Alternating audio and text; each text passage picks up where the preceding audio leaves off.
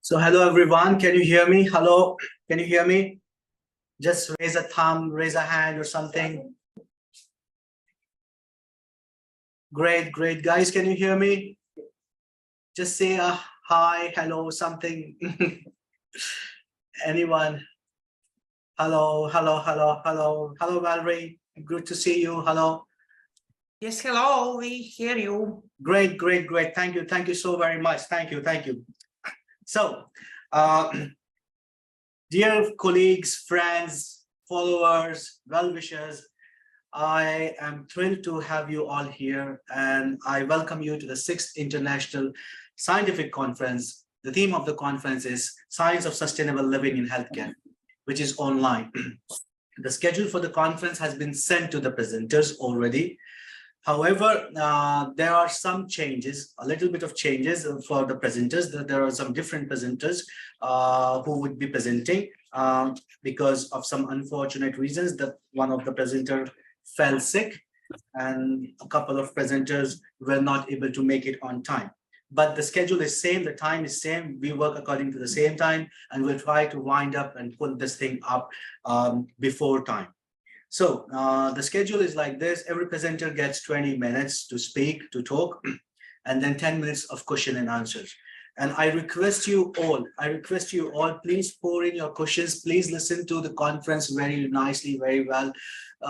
Please take out your curiosity, just write your questions, tell us what you expect from the presenter. And the ones who send excellent questions, as always, we do not disappoint them, and we have this goodie bag to give them as a present, as a token of well-wishing. So please make sure that you pour in your questions, and we'll be making sure that we account your questions and we give you your reward.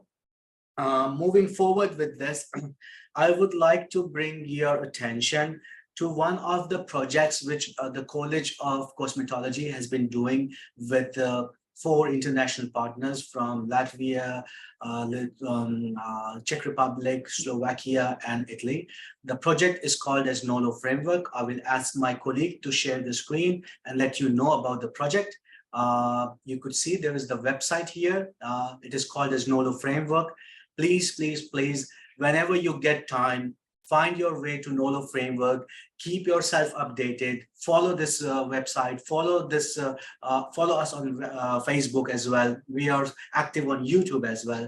The project is aimed for 3 years, and what we aim in this project is we are hoping to develop a framework, a tool which will help traditional learning organizations turn into modern organizations. So this is going to be developed by the end of December 2023. The tool will be available for everyone for free. It will help self-evaluation techniques. It will also help organizations to evaluate their own selves. So please make sure that you go to this framework, have a look at it, and make yourself aware of what's going on with ICC and according to the Erasmus projects. So thank you, Elena, for sharing this. The presenters for today, I will quickly go around, are Christina Petersone, Natalia from Poland, Liga from Latvia, Kinga from Poland. We have Eslanda coming in from Lithuania. We have Weronika from Poland. We have Dr. Uldis coming in from Latvia. We have Dr. Daniela coming from USA. Dr. Ramaya coming from Malaysia. Agatha coming from Poland again. Dr. Lezik would be coming from Poland, and Weronika comes from Poland again as well. We have a lot of Polish speakers as well. A lot of local Latvian speakers, plus some from overseas, 7 seas apart, USA and Malaysia. So before I tell you more about the conference, I would like to invite our chairwoman, Marika Gederte, to open the conference. Marika, please. Thank you very much, Modesir. Good morning, everybody. Dear colleagues, the speakers, and their guests. Good morning. Yes, thank you to each of you being here with us today. We are really pleased to be able to welcome those of you that have been with us a long time and those who are here first time. Believe it or not, this last year passed so fast. So here again, we are here and again to motivate and inspire you by different wonderful presentations. It's my honor to open our sixth international scientific conference, Science of Sustainability, Living and in Healthcare, sorry. And I welcome all speakers of today's event. So they have come from different countries, around 6 countries, and they are going to share their valuable knowledge in healthcare. Sustainability is not only a trend. We are in the face of situation that transformative changes is necessary immediately, everywhere. In every industry, in every home, in every body's hurt. Sustainability is mainly ethical concern, care and responsibility, care of our good friend, our planet, and responsibility towards our future generations.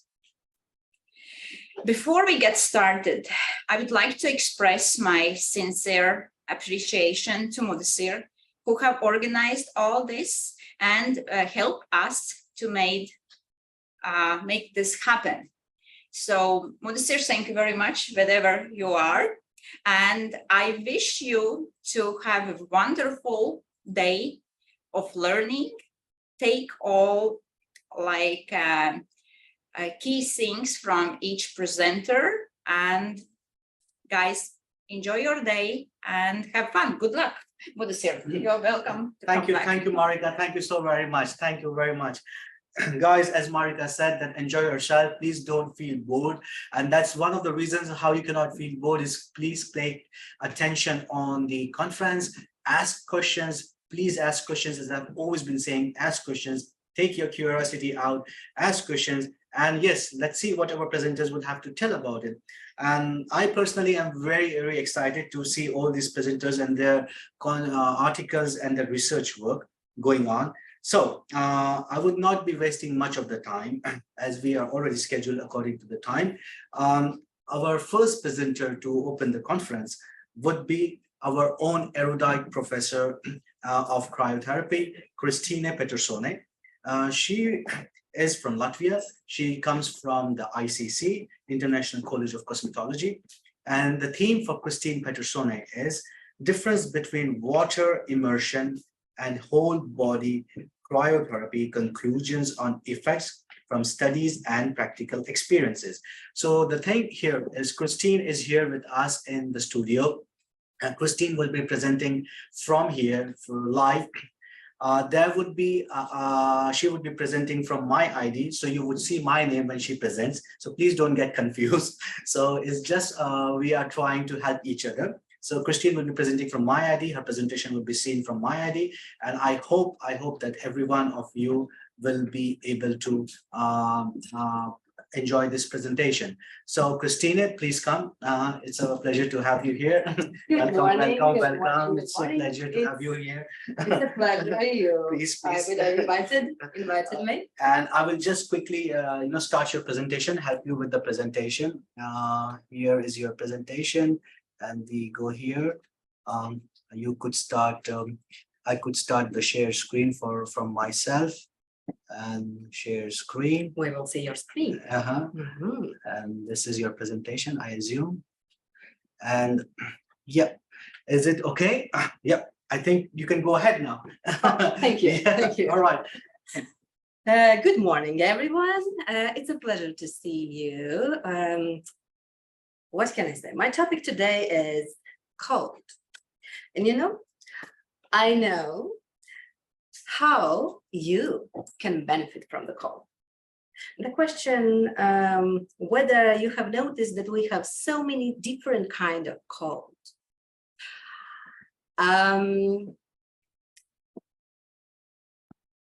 So, yes, I have noticed that there's another camera I have to look. Thank you. So, I know you can benefit from the cold.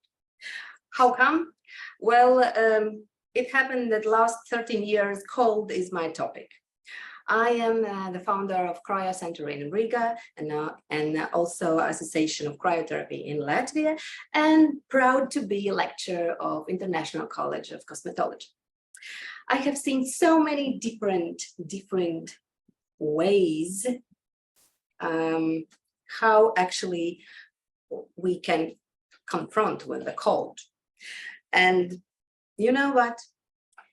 In more than 20,000 procedures I have done, and many clients and many people I have met and talked about the cold, in 95%, I can say that 95%, they are in discomfort with the cold, which is completely normal thing. And I will reveal you today how come it is and what are the differences between different kind of colds. So I assume that the warm spring is the thing you are waiting the most.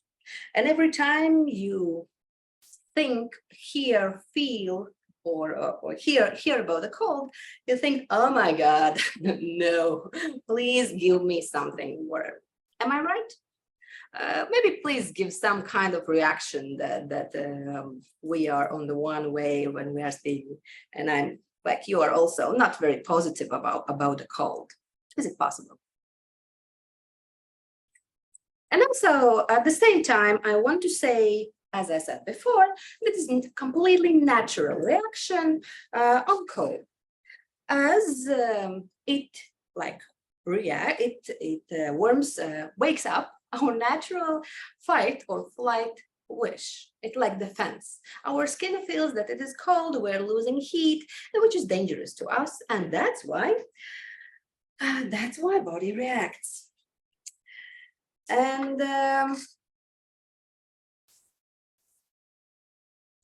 also, we are reacting quite often because we have so many different kind of colds. For example, you see just few of them. The most simplest ones are ice, water, air. But have you ever thought that there is a huge difference between them? And I'm not talking about the temperature. I'm talking about the completely different factor, which is important. About the cold, if I have looked in archives of studies, and I can say that we have many thousands about the topic cold, whole body cryotherapy, cold immersion, cold ice packs, and so on.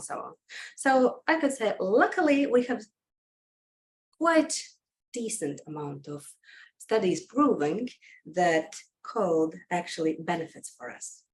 One thing is, of course, so we are quite lazy, and of course, no one, or just few of them, not a lot, what of course, I would like to do nothing and get a million, but it doesn't happen. So that's why cold gives us as discomfort and makes us move.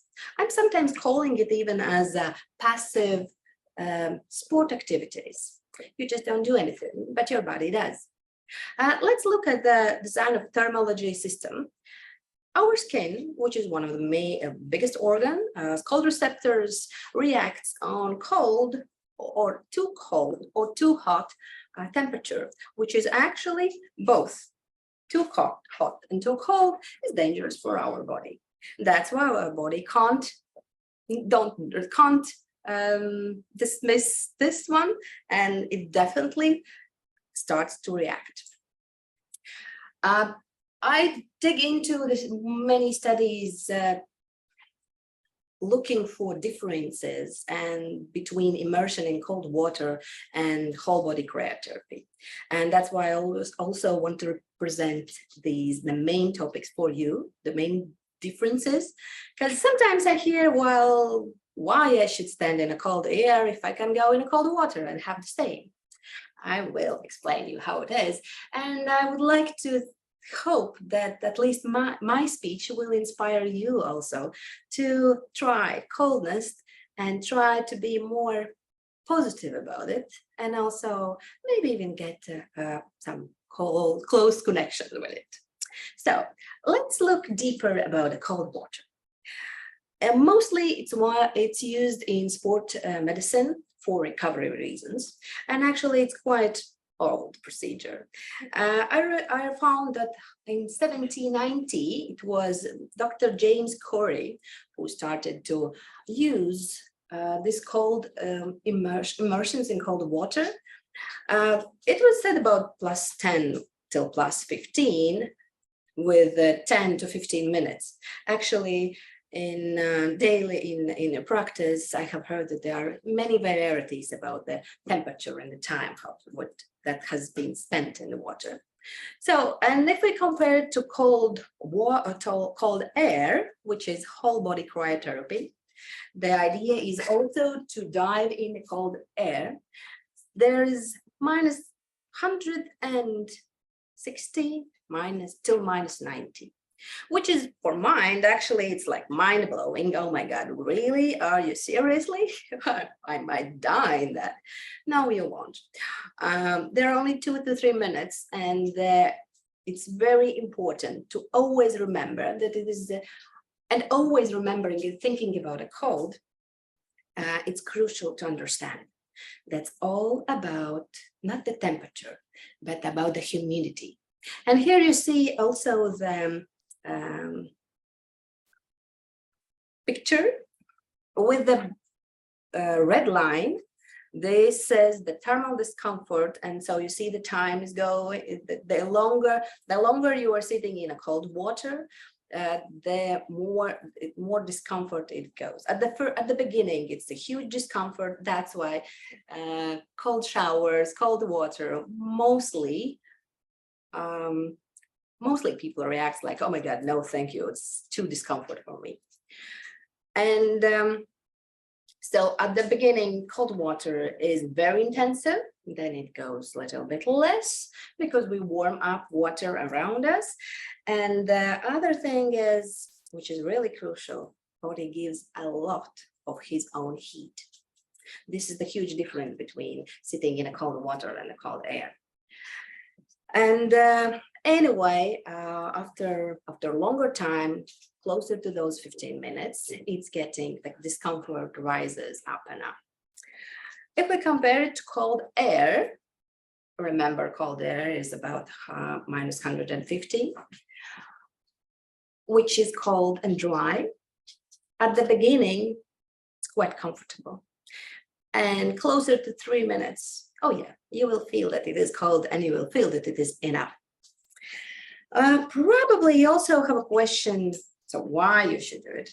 And again, one more thing I would like to emphasize that the difference between cold water and cold air is that in a complete different processes that's going in a body.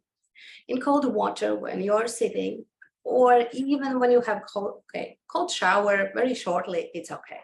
But if you think about cold water, sitting or swimming in a cold water, sometimes it might be a little bit dangerous, or you have to do it quite smart.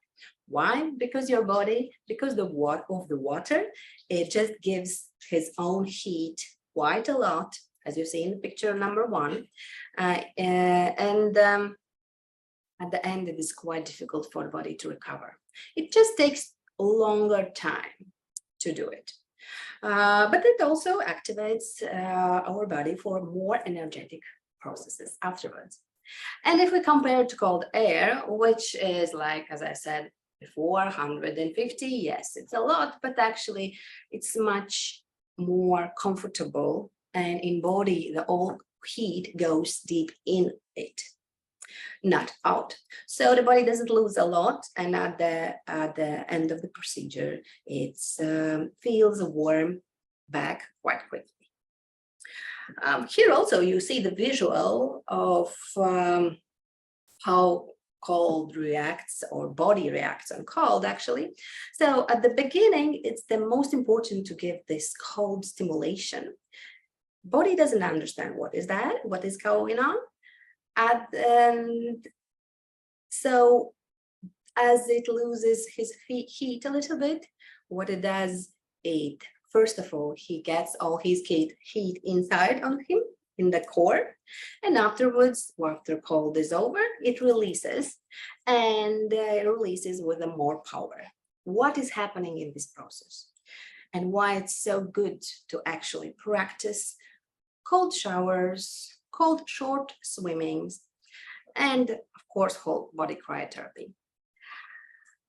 Because coldness, in a very positive, in a very short way, gives the impulse for our body, for health, for moving on, for moving energy, for healing,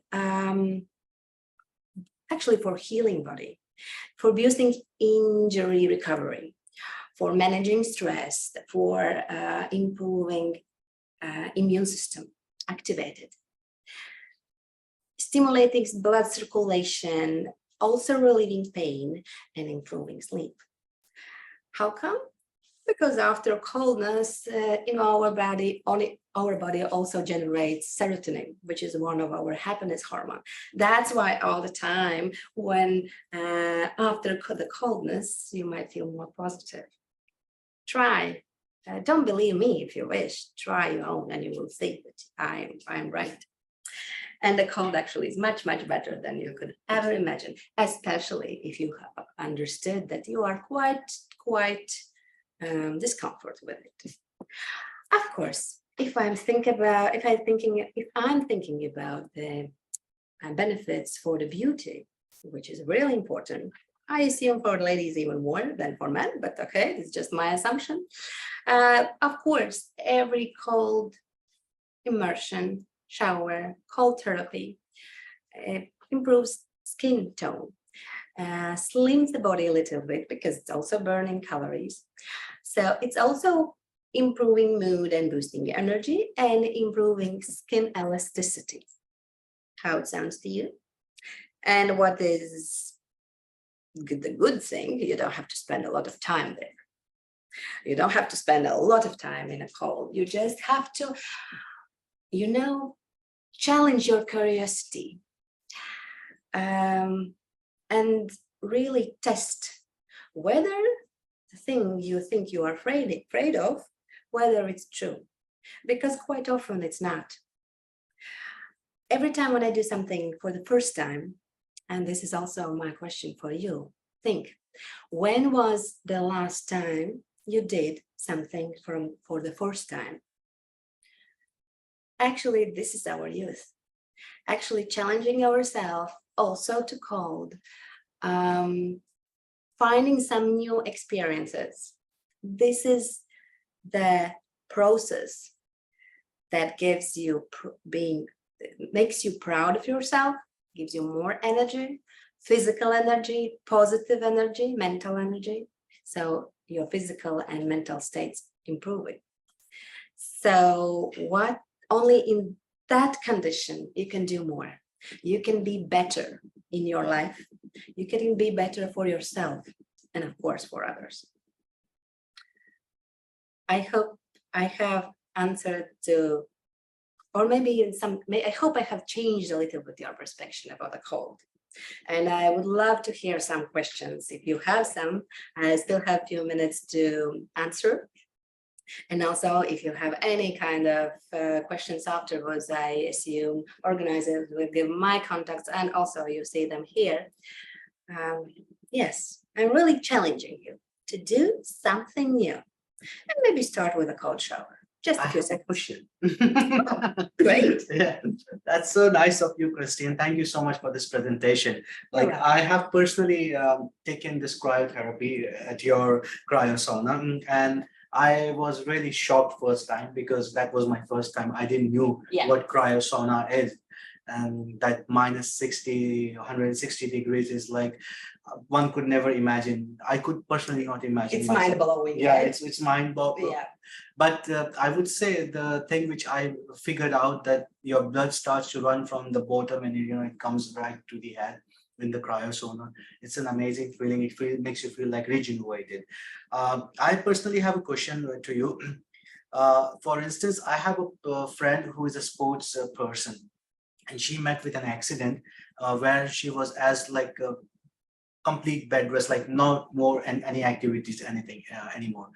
So she started taking this cold dips in the cold water. And I don't know, is it a miracle or what, or maybe it's due to this therapy that she is now competing in the swimming championships. So my question is, what is better? What do you suggest? If somebody has a sports injury and they want to regenerate their muscles, their ligaments and other things, is cryosauna the best thing, or to dip yourself in cold water? That's the right thing to do. What do you say? Well, first of all, it's important to work in such cases together with the therapist. And in sport medicine, actually, cold immersions and also cryotherapy, whole body cryotherapy is quite well known. And it's always, I can say that it's, like better to do a little bit than nothing. If the only thing you can, or the closest thing you can do is cold shower, cold immersions, do that. It really helps. I have seen it so many times. I have heard it about it so many times and read, and I'm so really thankful that we have so many scientific proof of that the cold really works. So yeah, the first moment would be the cold immersions. If you can have it in your bath, in your shower, closer also, it's easier. And the whole body cryotherapy is easier. Although, of course, the first time it's like, it's mind blowing. Yeah. The head is like, oh my God, it's screaming. Are you really sure what you are doing? Are you not? That's very difficult, yeah. But if we're looking on the process, that quite often is so much easier to be in a cold air than in a cold water. Yeah. And it also somehow it gives like a deeper, more dangerous feeling for the body, and that's why it relaxes a little bit different. So one question pops up out of this, like how careful one should be. Like there's always chances of getting frost bites and all these things. So like often we have seen like our parents have been like asking us to wear warm, keep yourself covered. So if you go out, you will get frostbite. So what limit should we measure ourselves so that we don't get these frostbites or something, which would harm ourselves? What should we do? Really good question, because this is also always one of the comments I have heard so many times. Oh, I don't like, I'm always freezing. I don't like winter. I don't like cold and so on. And there's a huge difference. And you have to be very careful when you are outside and we have a winter, and you really should wear your gloves because you are freezing and you don't even noticing that. And other thing completely different is when you have this for the short period of time and very intensive cold.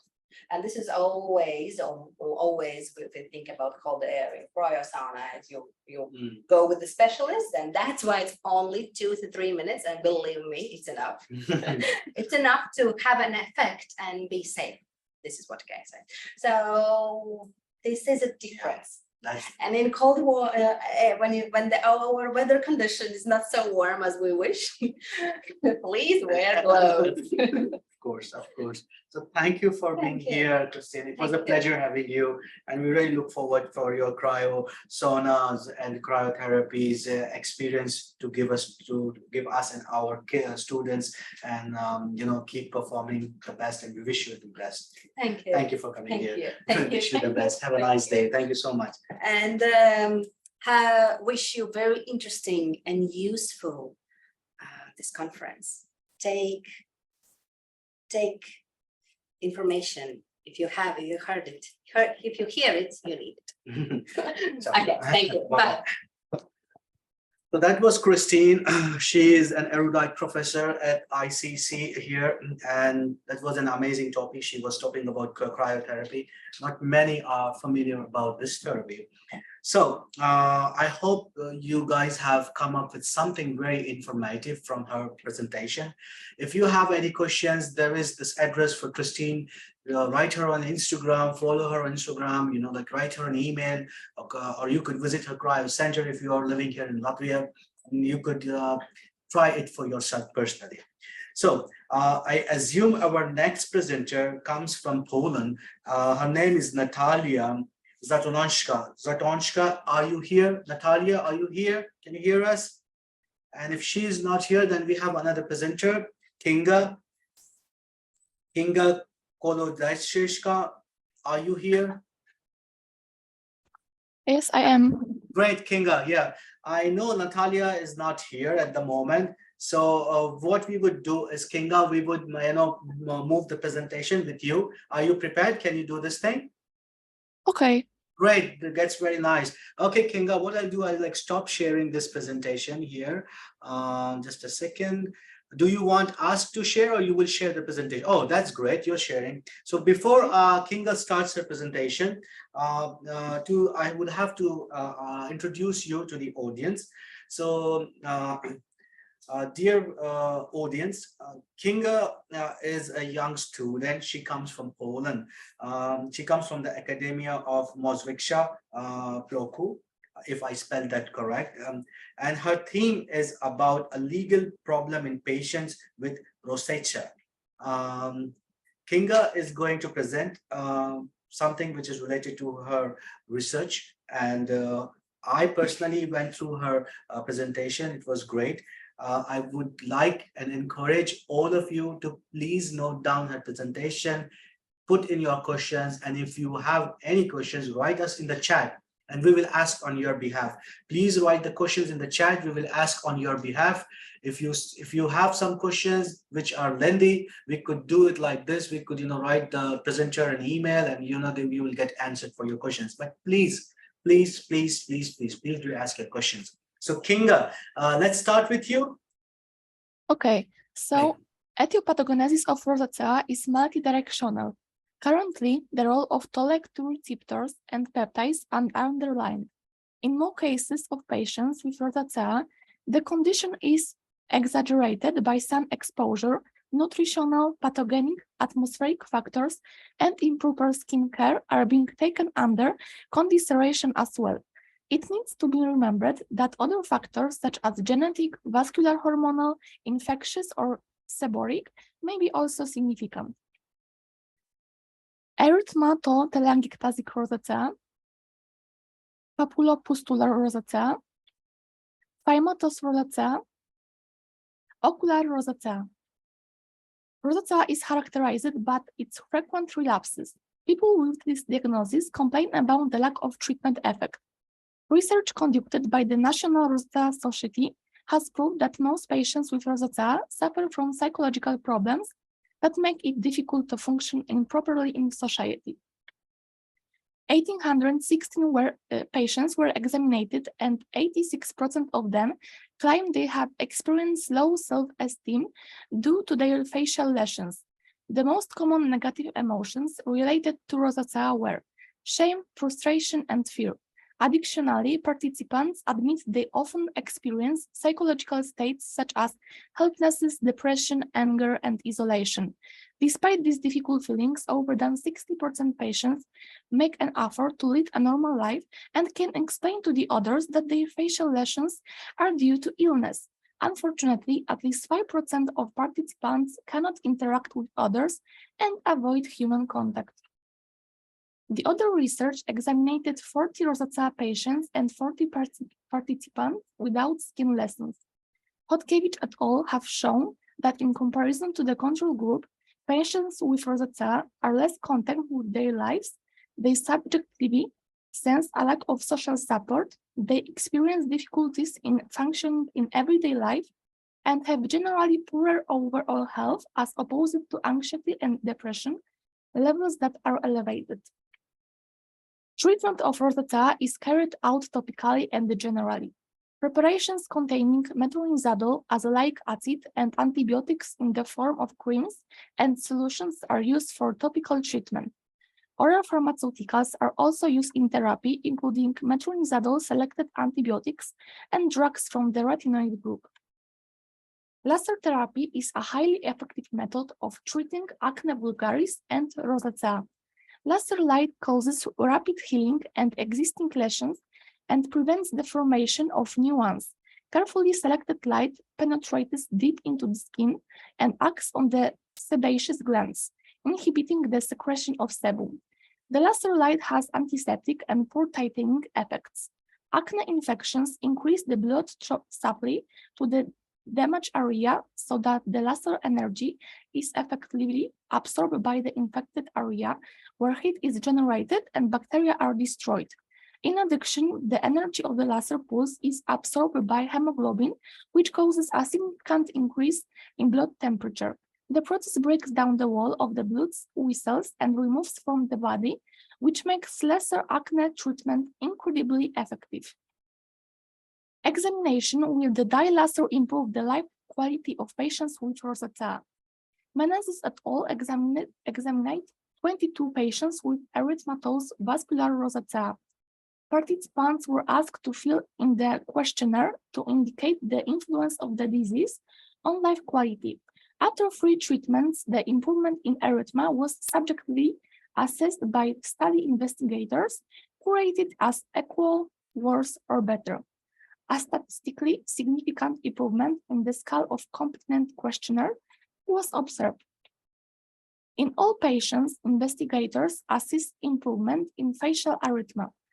Research has proven that the use of pulse dye laser in the treatment of erythema vascular rosacea is extremely effective, highlighting that it also possesses the ability to improve the life quality of rosacea patients.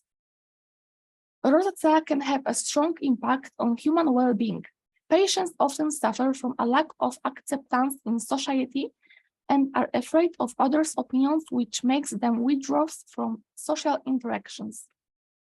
Rosacea patients who are not able to cope with their disease on their own are capable of undertaking professional psychological treatment that will help them learn the mechanism that results in the emergence of difficult emotions such as misery, anger, or anxiety.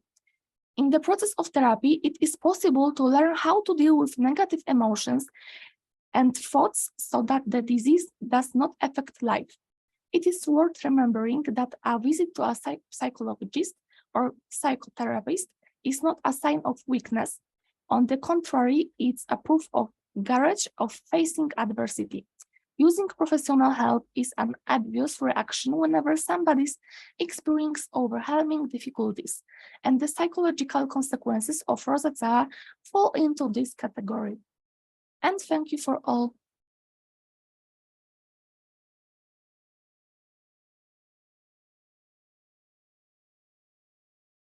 Kinga, thank you very much for your presentation. So I would just check if we have any questions. Just give me 1 second. Let me see in the chat if there's any questions for you. At the moment, there are no questions. Okay. Okay, thank you very, very much. Okay. So Kinga, thank you very much for your presentation. And it was a pleasure to have you here. Please tell us something. Do you think this research work which you have done will be available for in the future for public? Do you think it will be available for the public? Yes. Okay. And what do you think? Is your work going to be right now in a beta stage? Like, are you doing some trials on it? I think yes. All right, Kinga, we wish you the very best with your academic life, and thank you for participating in the conference, and hopefully we'll see you again. Thank you so very much. Bye. Thank you. Thank you very much. So, dear colleagues, as I said to you, Please try to pour in your questions and please try to pour in your curiosity. We are really looking forward for you to work towards this conference. And this is an effort from the entire team of ICC to bring you this international conference, to bring you this platform where you could hear researchers, academics, students, and doctors from different organizations, different countries with their research work, who are looking forward to provide you some information which is fairly new or which has been working upon from taking a base from older research and innovations. So moving forward, I would quickly ask my colleague to share this screen for those who are joining us now, to let you know about the framework which I have already told. I will be repeating about this framework again and again. So if my colleague can share the screen and show you the NOLO framework website, that would be great. If she could share the screen and let you know. So those of you who are joining us now, this is the NOLO framework. This is an acronym for the project which ICC has been doing and is engaged with. And we look forward for you to join this project in terms of as a stakeholders. This project is done to help traditional learning organization become modern learning organization. It will also provide you a tool to self-evaluate yourself and self-evaluate the organization itself. By the end of December 2023, this project will be completed and you will be able to have access to it. Thank you for letting us see this. And if I can ask my colleague to stop sharing this. So our next presenter is Liga, but at the moment, I have a presentation from our students, which I would be sharing from you.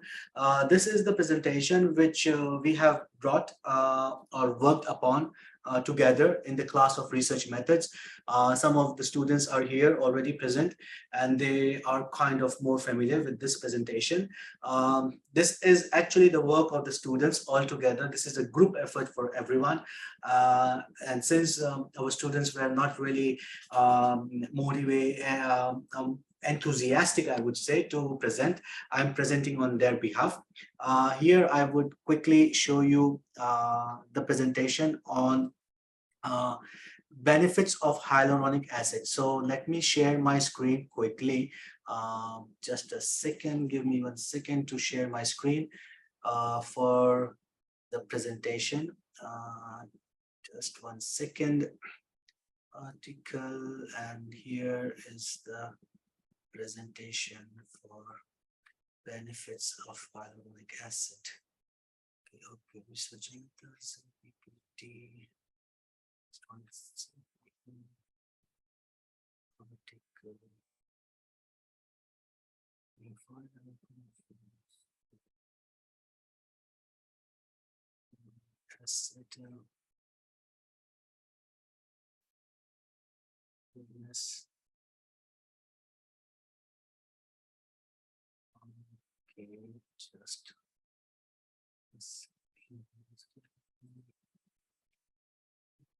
PDF.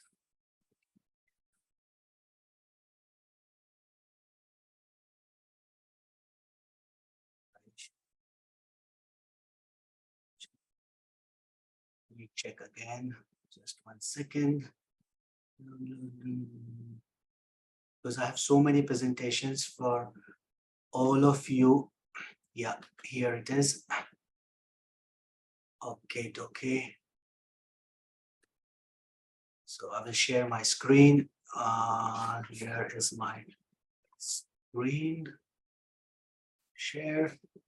And yeah, so as I said again, this is the group work of all the ICC students together.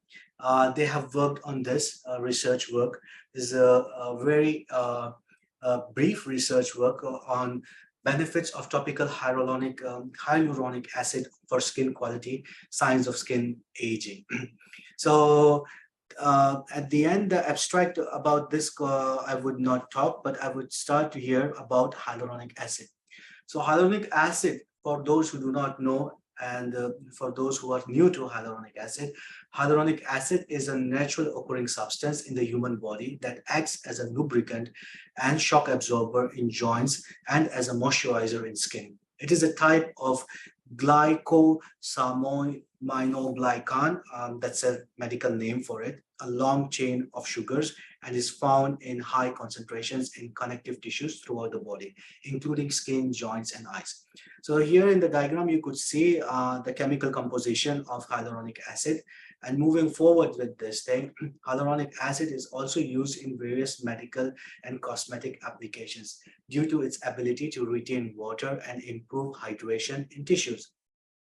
It is often used as a derma filler in cosmetic procedures to reduce the appearance of wrinkles and fine lines, as well as to add volume to the face.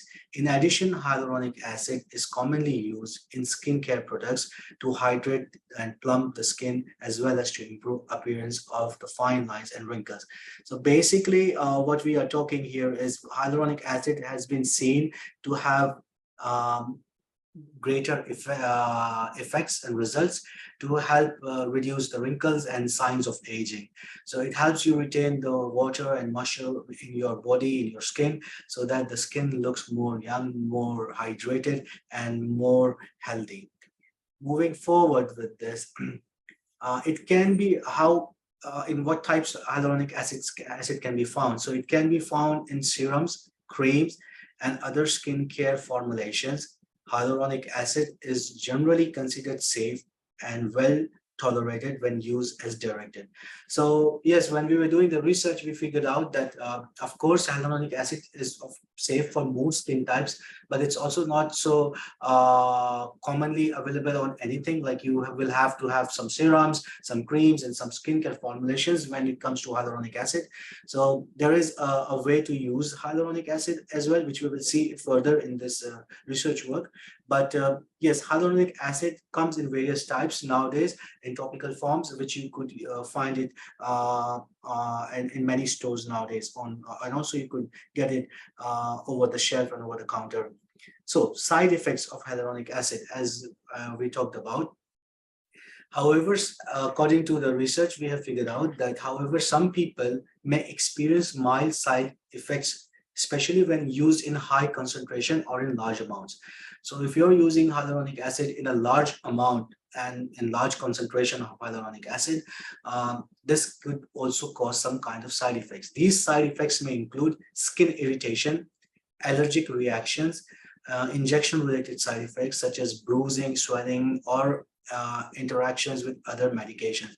So skin irritation, I could personally relate because I have been using this hyaluronic acid myself personally, and when used with a large amount or in a large quantity or not properly, then it gives a feeling of skin irritation, which is not bearable sometimes, and you really have to wipe your face or wash your face with water.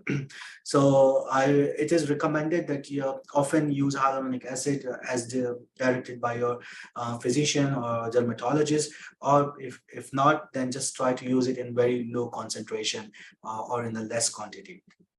So about the discovery of hyaluronic acid, hyaluronic acid was first discovered in the year 1934 by two scientists called as Carl Meyer and John Palmer, who isolated the substance from vitreous humor of cow eyes, which is very interesting. However, it wasn't until the 1980s and 1990s that hyaluronic acid began to be used in medical and cosmetic applications.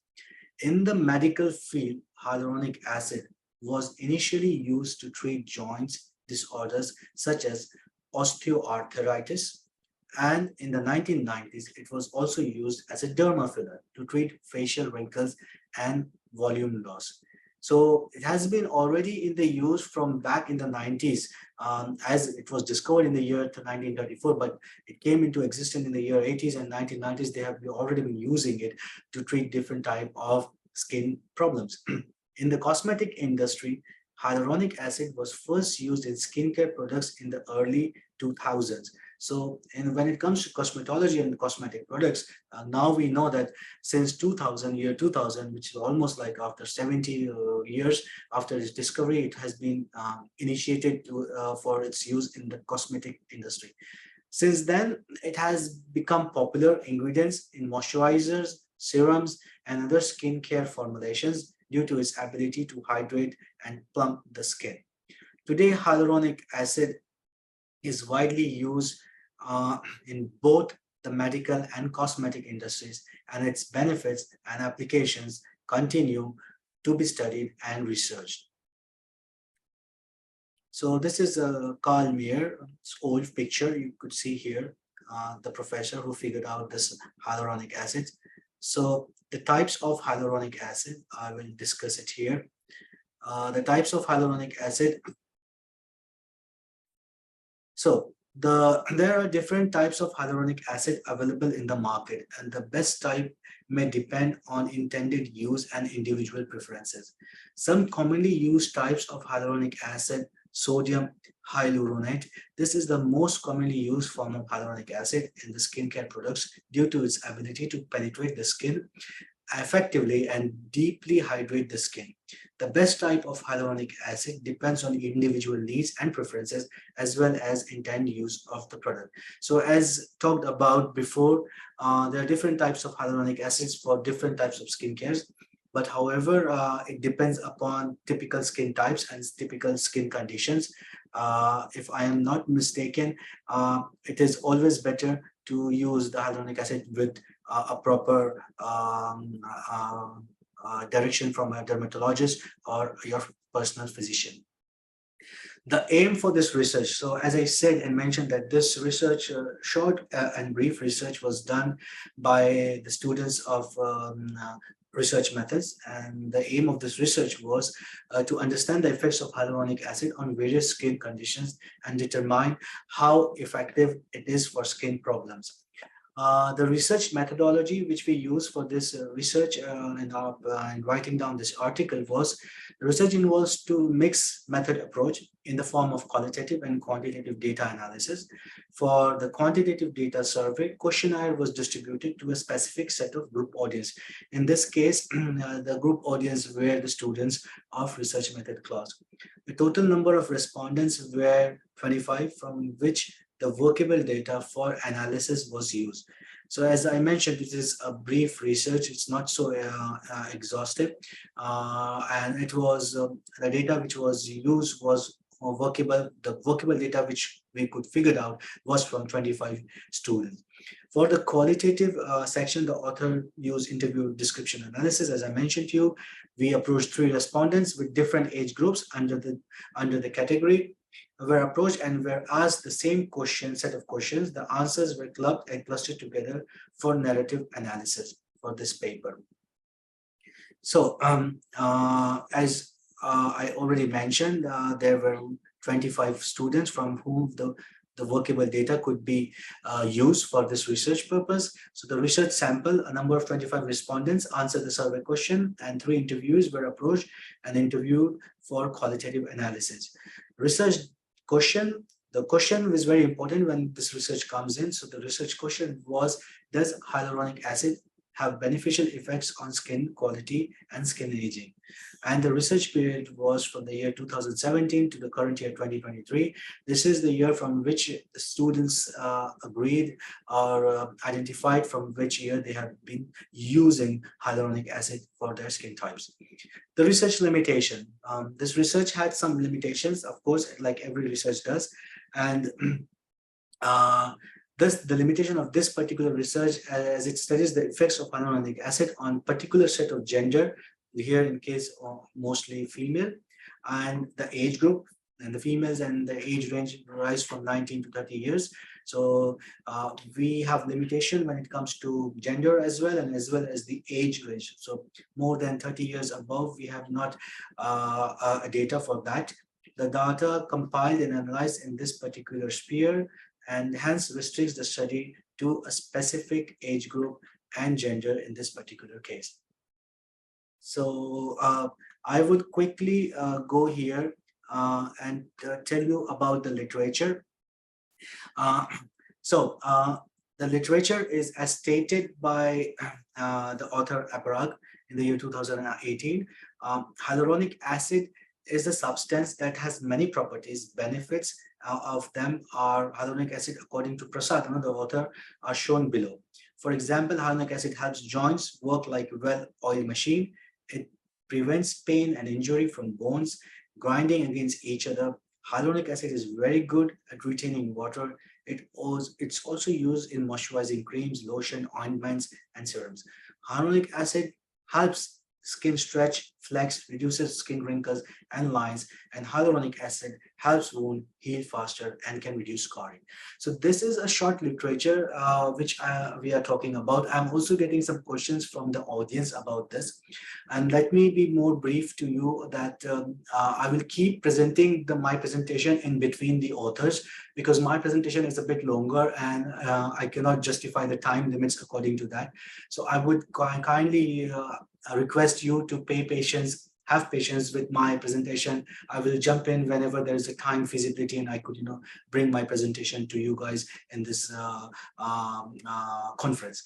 But to wrap up here for the time being till the literature, I would quickly tell you that many authors have been stating about the hyaluronic acid, and I have also been getting some questions which I will answer during the conference. I have noted down the conference. I have asked my colleague to note down the questions, and she has noted down the questions, and I will be answering them as we move further. So as I said, hyaluronic acid helps joints work like well-oiled machine. For sure, like hyaluronic acid is a substance which is helping you moisturize your skin, and it is really helping you with the joints as well. That's for sure.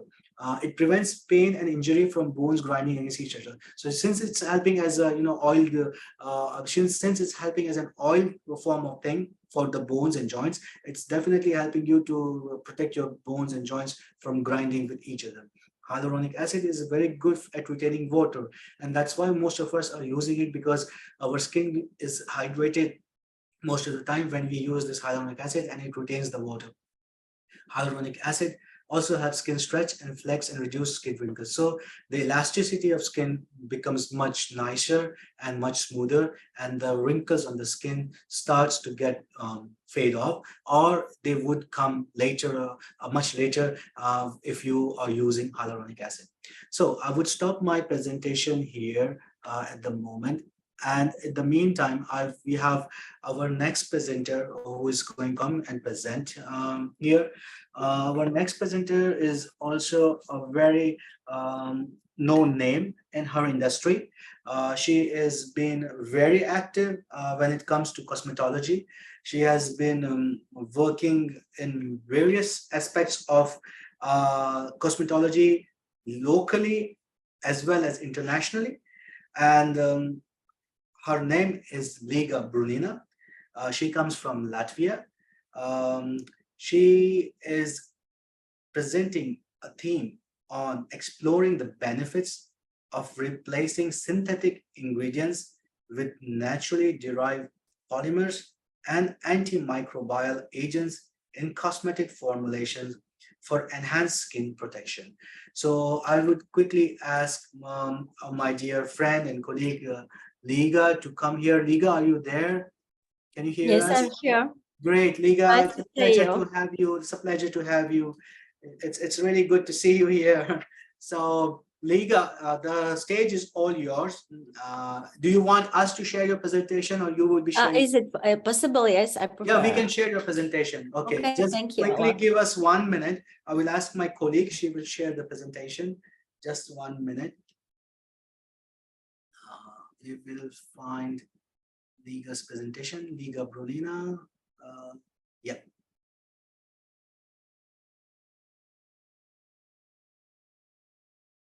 Okay, presentation. Okay, hello So, everyone. just a second, Liga. When you want to go on the next slide, just tell us that next slide and we will put the next slide. Yeah. Okay, Great. okay, Thank you. agree. Thank you. Go ahead. Okay.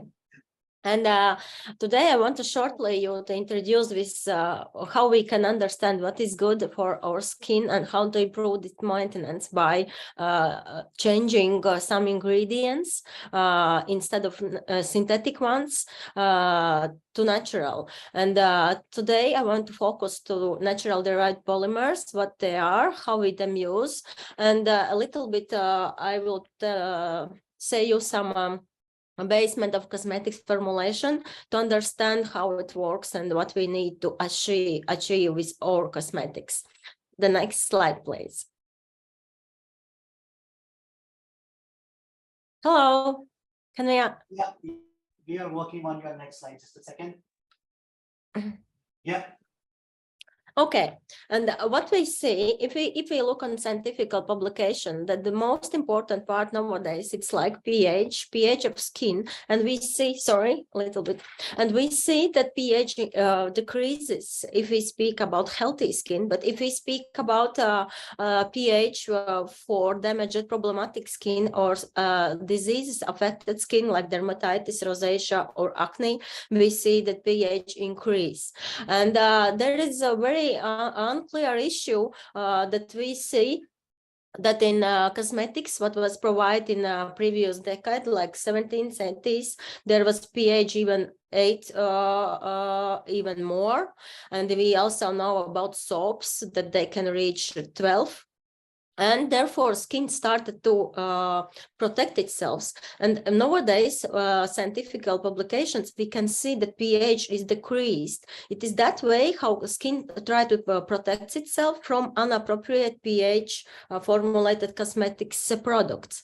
And we see that if we decrease pH, it means that the skin becomes more vulnerable. But anyway, that is very important part to protect itself.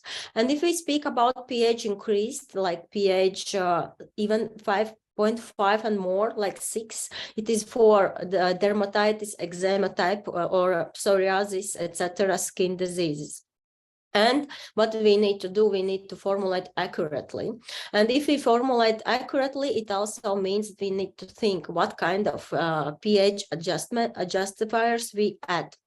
When we see increased pH, we also see that microbiota becomes not so versatile. We need to think how to improve biodiversity, and it is like if we decrease pH, we can see observe that Staphylococcus aureus, which loves pH 7 or pH 6, etc., decreases by decreased pH level.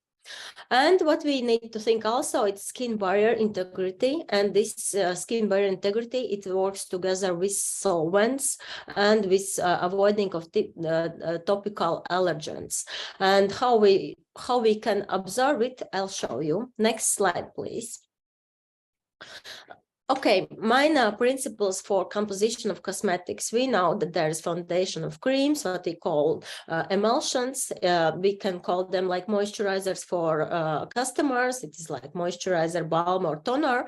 But anyway, it means it is emulsion or gels mostly. Yes, and if we speak about emulsion, there are two separate phases mixed together, and we have emulsifiers who decrease tens of different surfaces of oil and water. We can mix them together and catch in one stable emulsion.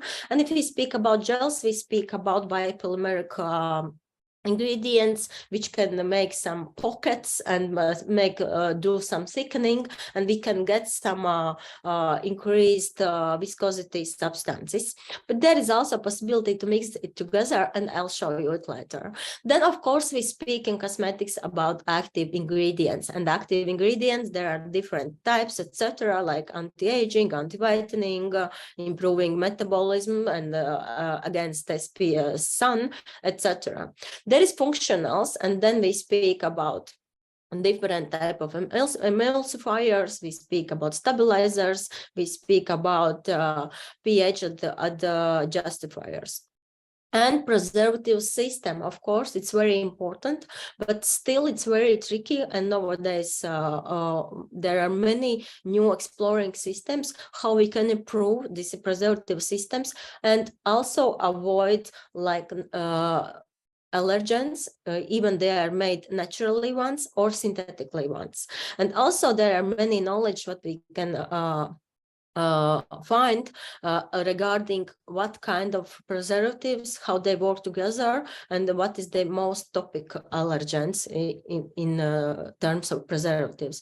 And of course, there is pharmaceuticals like adding fragrance, adding color, adding some different type of texture. And for that also we use different type of ingredients. And if we speak, the next slide, please. Okay, and if we started by these main phases, we see that foundation or base of emulsion, it's a mix of water and emollients. Emollients, they can be oils, waxes, butters, stabilized oils, or they can be silicones or plastic ingredients. And there is also possibility to mix water with silicones, and there is no like the tangible feelings different from oils to water together. There are many plastics, there are many acrylates, silicones, that are used to getting oily substance, and that means that we think that it is oily or creamy ingredient which can be nutrition for our skin also, but instead of this oily oil, natural oil, there is plastic, and it feels the same. And when we have this plastic or acrylate or silicone, it is not possible for our skin to use these ingredients as nutrition. It can only work as occlusive or etc. I will show you later how what kind of properties we can get from that, but you always must think, is it worth to use silicones instead of oils if we can get the same texture? Nowadays we see that there are many natural derived ingredients what can help us, like also the same old used jojoba oil. The next, please. Related to active ingredients, there are many ingredients, and even we see that in synthetic cosmetics, they use mostly natural ingredients. We see that many huge companies, branded companies, they say we use like 98% or even more naturally derived actives. And therefore also please think about, if they want to focus on good properties of naturally obtained ingredients, is it worth to incorporate them in a plastic base? And if we use plastic base, of course it's more convenient for manufacturer because it's not so active, it works like for a longer shelf time or etc.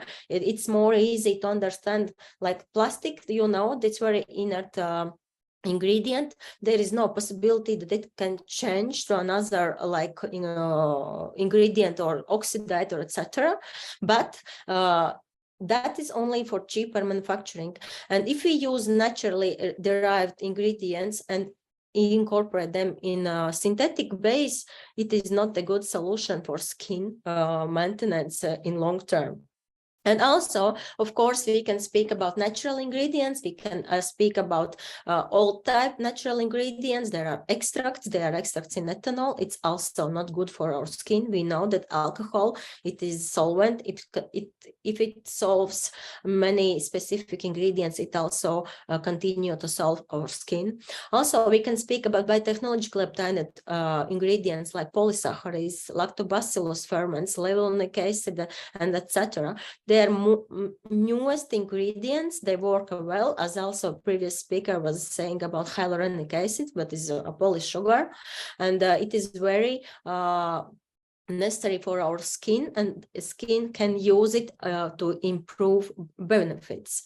And also we can speak about ingredients which can be both ways obtained, like naturally or synthetic. The same tocopherol acetate, it is D vitamin, also vitamin C, it also urea, they can be obtained in both ways, naturally or synthetic. And Again, there is plus and cons, and we can think about, but what is the best way? But also it depends from manufacturer. But of course, you must be sure that within the manufacturing process, there is no added or it's refined from any unnecessary ingredients which were used for getting this substance. The next, please. Next slide, please. Thank you. Functionals, and again, the functionals, there are different the texture makers, rheology, is it like more viscosity or less? Also, we can speak about penetration possibilities in the skin. Do we need to penetrate more, deeper or stay on surface? There are surfactants, different types. We can speak about sulfates, surfactants for cleansing properties. We can speak about surfactants as emulsifiers for binding properties of oil and water or different type of phases. And there is also about this touch feeling after scent, soft, silk, matte, greasy or sticky. Mostly if we speak about this soft, silk and matte touch feelings, they are acrylates, they are plastics, and they are added only for this property to get good feeling for your texture on the skin. Of course, there is pH adjustments, and there are natural like phytates, and there are also synthetic ones. And if we speak about, again, natural, they can be used in your skin as nutrition. If we speak about synthetic ones, it's not so easy to your skin to use those. Moisturizers, there are different types of sugars, again, chelating agents, it's for binding of heavy metals and metals in the cosmetics and avoid some toxic properties. And of course, antioxidants, it's for stabilizing of oils. If you use plastic oily solutions, you are not you don't need to use antioxidants. You can use them only for some properties to reduce reactive oxygen species in your skin.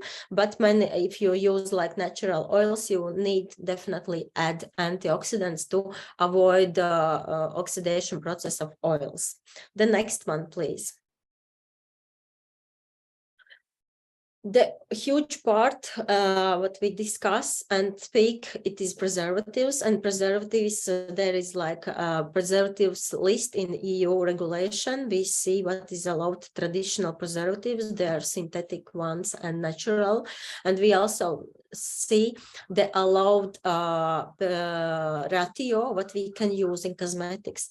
And there are like pentylene glycol, we can use it like till 5%, sodium benzoate 2.5, phenoxyethanol, what is synthetic ones, it's a very good one, and we can use it with till 0.5. Also, there are different type of parabens, but what is the most important that we see that parabens together with propylene glycol and phenoxyethanol, because usually there is no one preservative, there is mix of them, and there is very specific ratio when we can see many top allergies. And we also see this long-term effects what can be obtained, like contact dermatitis, etc. And now we speak about that you can switch from these traditional preservatives, like from natural benzyl alcohol, capryl glycol, ethyl hexyl glycerin, phenoxyethanol, synthetic ones, PEGs and parabens. You can switch to many active ingredients which are obtained by a technological way from bacteria. You can switch to derivative of plants, like different type of anisates, etc.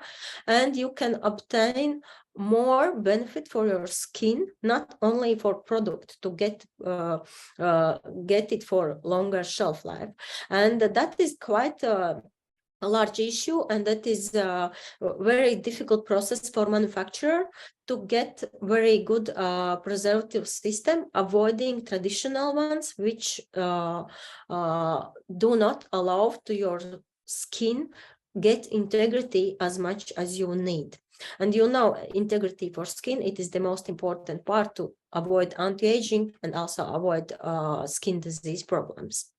The next one, please.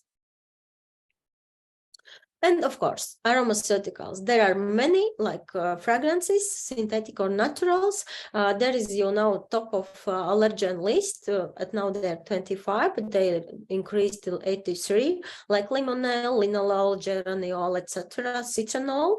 They are allergens, and therefore in natural cosmetics, many people say that I can't use natural cosmetics because there is added these natural allergens. That is synthetic fragrances, but also we see that there are some possibilities to allergic issues, and many these like color, glitters, flavors.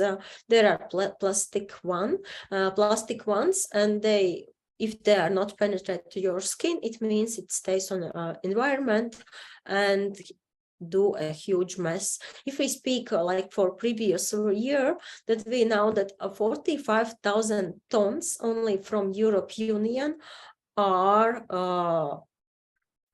annually wasted in our environment.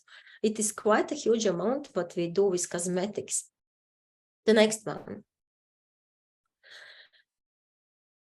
Yes, and I was like mentioning like these 5 main parts, but if we speak how they can divide, that we can speak that the ingredients in cosmetics, they are like solvents, they solve process the ingredients, they're emulsifiers, they bind together different type of phases, they're thickeners, they do more thickener, they're humectants that they can help to increase moisturizing properties in your skin, emollients like oils, different types, surfactants, cleansing agents, texture enhancers. They're this like soft or matte, or they're mostly these polyacrylates or plastics. There are active ingredients which help to work for specific purpose, antioxidants to provide stability of oils. We can see colors, fragrances, preservatives, occlusive agents. Occlusive agents, there are many important to make a biofilm for especially problematic skin. They can be very heavy oils, or mostly we can see that it's mineral oils, petrolatum, etc. But also we can switch it to lanolin, which is the natural one, and we can get the same properties. There are pH adjustifiers and stabilizers. But what I want to stress out, that that is like a different type of characterization what we can find in cosmetics. But one ingredient, it's not like specifically only solvent or only thickener or only humectant. They can be divided in the different of these many of these categories, that like E vitamin, it can be antioxidant, it can be like active, it can be as preservative, it can be also as active, I said, yes. It works for many different characterization of benefits for our skin, and therefore we need to understand that there is no one ingredient, and when we formulate cosmetics, we need to think how to avoid what we don't need, because for many ingredients there are side effects huger, and how we can combine them. Let's go further. And that is like my purpose. The next slide, please. But we must understand that like propylene glycol, we see that this is one of the allergens. It's commonly used in natural cosmetics. Also in synthetic ones, they have both ways, synthetical and natural derived. Synthetical is from mineral oils and oils. And we see that propylene glycol, it works as solvent, it works as preservative, it works also as emollient, it works also sometimes as moisturizer. It is have these moisturizing properties, and there are like no need for antioxidant because propylene glycol is quite stable ingredient. But still, we see that because of these many properties or these many characterizations of possibility to use this in the cosmetics formulation, it is used too much, and therefore because of this properties to solve skin, and that many often commonly used, we see that at now the American Dermatitis Society included as one of the top allergens, like it is the allergen of 2018, and it is a very important issue what we need to think about. And if we speak about formaldehyde, what is more used as also as solvent and preservative, at now it will not be directly formaldehyde in cosmetics like for moisturizer, etc., but there are still used formaldehyde releasers, and we can find very branded and expensive cosmetics, and they use a preservative system which is formaldehyde releasers. And if you don't know that, and if you have skin problems and you didn't find out what is the main allergen, especially for you, it is very difficult to understand is it works for you or no. Also, the same if we speak about acrylates. Acrylates, especially, they are not like instantly showing this allergic or irritating properties. You can obtain them within a month or even later, and you have an idea that it is because of acrylates. And if you will find out, there are many cosmetics, even in pharmacies ones, they use acrylates. And acrylates are used for occlusive, they are used for texture enhancer, they are used for many properties, and it is not so very nice to understand how it works for me. My suggestions is to avoid of those ingredients which are not necessarily used for your skin benefits. Is it necessary for manufacturing of cosmetics, for texture or touch feeling, or is it really necessary for your skin? Always try to think in that way. And if we speak about many like also moisturizer or emulsifier, we can speak about some PEGs or polystereates, we can speak about cocamidopropyl dibetain, and we see that the biggest problem what we can at now want to work is are emulsifiers. Please show the next slide. Like allergens in cosmetics, 32% preservative system, 26% fragrance, and 15% of emulsifiers. And that now, if we understand how works preservative, and we know the most commonly used preservatives, we try to avoid them. Like somebody knows that they have to benzoic acid or PEG or some parabens allergy, even not PEG, I think there's some paraben. Then emulsifier, there are many types of emulsifiers, and it is quite a huge proportion till 20 up to 25% what can emulsifier can be in cosmetics. And if we speak about emulsifier, it has this ability to catch water and oil or synthetic oil or synthetic liquid. And when it goes to your skin, skin takes oil, this synthetic liquid stays as waste, or if it is oil, your skin uses this oil, but this emulsifier, it stays alone, it is active, it wants to catch again this water and oil part or lipophilic part. And what we need to think at nowadays, how to decrease this impact of emulsifier, because emulsifiers, their importance for skin problems, it's not still open issue as it needs to be. The next slide, please.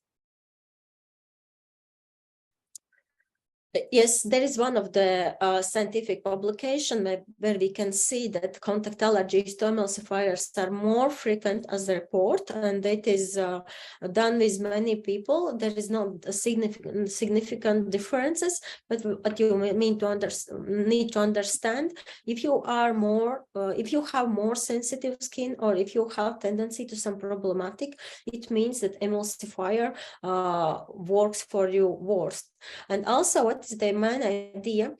When you choose your cosmetics, or you want to change for different ones, to like not get to use to one type of creams, if you choose from different manufacturers, you are didn't do research what was emulsifiers in one cream or moisturizer or another one, you can switch to another manufacturer cream, but the emulsifier will stay the same, because there are some common emulsifiers if we speak about the synthetic ones, and they are used very commonly, and you can overload your skin with the same type of emulsifier, and it means if you have some problem, you increase it more and more. And therefore, if you want to switch from one moisturizer to another one, or etc., always be sure what kind of emulsifier were used in your previous moisturizer and what is incorporated in new one, and what to do. For what we do for decreasing impact of emulsifiers, we of course speak about natural derived emulsifiers. We can speak about combining with different type of polysaccharides and polymers. Can I ask for next slide, please? Yes, and we can use not just like emulsifier, but do emulsifying gels. And if we use more gel system, emulsifying gel system, it means that we can decrease emulsifier. We can add more oily substances, what can help to decrease activity of emulsifier. And if we know that like for such type of emulsifier has possibility to catch your ceramides in your skin, we know that what kind of actives, I mean oil actives, we need to add to decrease this negative impacts. And that is always very important to understand what your emulsifier does and how to decrease the impact. And if somebody says that they don't use emulsifier in emulsions or moisturizer, it's not possible. They use maybe lecithin as we do, is the best emulsifier, but anyway, we need to understand that it's not very good. But if we speak about this lecithin together, these polysaccharides or different polymers, like we can speak about xanthan gum, we can speak about cellulose, we can speak about sugars, and etc., we can decrease amount of emulsifier. The next slide, please. And what we can use for decreasing of emulsifier, there can be different type of polymers. Again, you can see there are synthetic ones, there are semi-synthetic, and there are natural ones. And what I want to stress out here, if we see that there are many polysaccharides, many very mandatory for skin ingredients, why you need to switch like vinyl acetate, polyamide, polyethylene, polyester, or silicone. For those synthetic ones, they are not needed for your skin. What you need maybe for your skin, if you want to obtain like anti-aging ingredients, we can speak about vitamin A, like retinol. We can speak about urea, we can speak about peptides. They are synthetic ones, but the use of mineral oils or synthetic oily substances instead of natural ones, when you can use polysaccharides, they have so huge benefits for reducing inflammation, for improving skin integrity. That is like, I could say, old style thinking, and maybe try to find good actives, even they are synthetic, but incorporated in natural ingredients. Avoid these plastics, which can be irritant and which can be top allergen for you, maybe after a few years, because we know nowadays that there is very huge skin problems observed by dermatologists, that people after 50, they come with a specific problem. They have skin disease, contact dermatitis or allergens, and they have chronic inflammation, and it is non-typical, and that is mainly caused that it's because of this plastic what we can find in our body now. Okay, the next one. Yes, there was this polysaccharide. No, that is back. That was like additional information.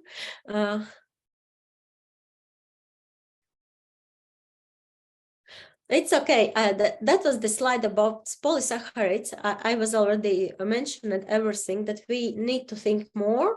And there are many from algae, there are many for fermentation processes, there are many obtained by bacteria growing cultures. And we see that there are many good properties, and we can switch, we can decrease emulsifiers, we can increase different type of textures in a cosmetic formulation, we can increase benefits, what we can get, and we just use nature instead of synthetics where is not needed. Thank you a lot, and if you have any questions, please do not hesitate to ask. Liga, thank you for this presentation. We have plenty of questions for you. So let me begin with the first question. The first question is coming from our audience, and it has been asked, can 100% natural cosmetics cause skin allergies? Sorry, I didn't catch. The question is, can 100% cosmetic, which is herbal or which is natural cosmetic, can it cause any kind of skin allergies if used? Of course, yes, of course, skin allergies can be also from water, what you use daily. And people often misinterpret, they think that if it is natural, it can be allergic, or if it's synthetic, it can be, there is many different individual allergic possibilities. Like we know that somebody has allergy to egg, yes, like lecithin, to soybean, to nuts, and we are not able to avoid that. I speak about this long-term impact, and we need to search what is not allergic for us. And that is maybe quite a huge problem, that of course many of allergical, like preservatives, benzoic acid also, or propylene glycol, they are used in natural cosmetics a lot, and therefore people think that natural cosmetic is not for me, because they don't know that is because there is this propylene glycol inside. And in versus to synthetic ones, there can be the same. Somebody said that it's not good for me use synthetics because I got some allergy. I even prefer that way if you don't use synthetics, because I am afraid of accumulation process. What is better for natural derived cosmetics, that this accumulation process is not so possible. If you have allergy, it's instantly. For synthetic ones, you need to accumulate, and when you accumulate a lot, it comes more in some disease. Yeah, it's more dangerous, we could say like that. Okay, so what we assume or make out from your answer is, like, if somebody is using synthetic cosmetics, the allergy would not be instant. It will take some time to show up the allergic results. However, if somebody is allergic to something which is natural, it will be very instant, very spontaneous, and it could be seen, so that somebody can change. Thank you. This is very informative. Thank you. This makes very much sense. Another question before I let you go, there's another question which is also very interesting. And the question is asked from our audience. The question is it better to use a completely natural cream without artificial preservatives with a very short shelf life, or better to trust a cream created by a laboratory with a longer shelf life? If you use some created cream where is no preservatives added, and you bought it, it's very suspicious. I never trust that. I think that because of that type of manufacturers, also there is many problems what we got in related. This also natural cosmetics. If you make cosmetics by your own at home, and you prepare like emulsion together, different type of active sugars, and use immediately, and use for 3 days, and then prepare new fresh again, it's very good. It's the best approach what you can do if you have time and also wish to do that.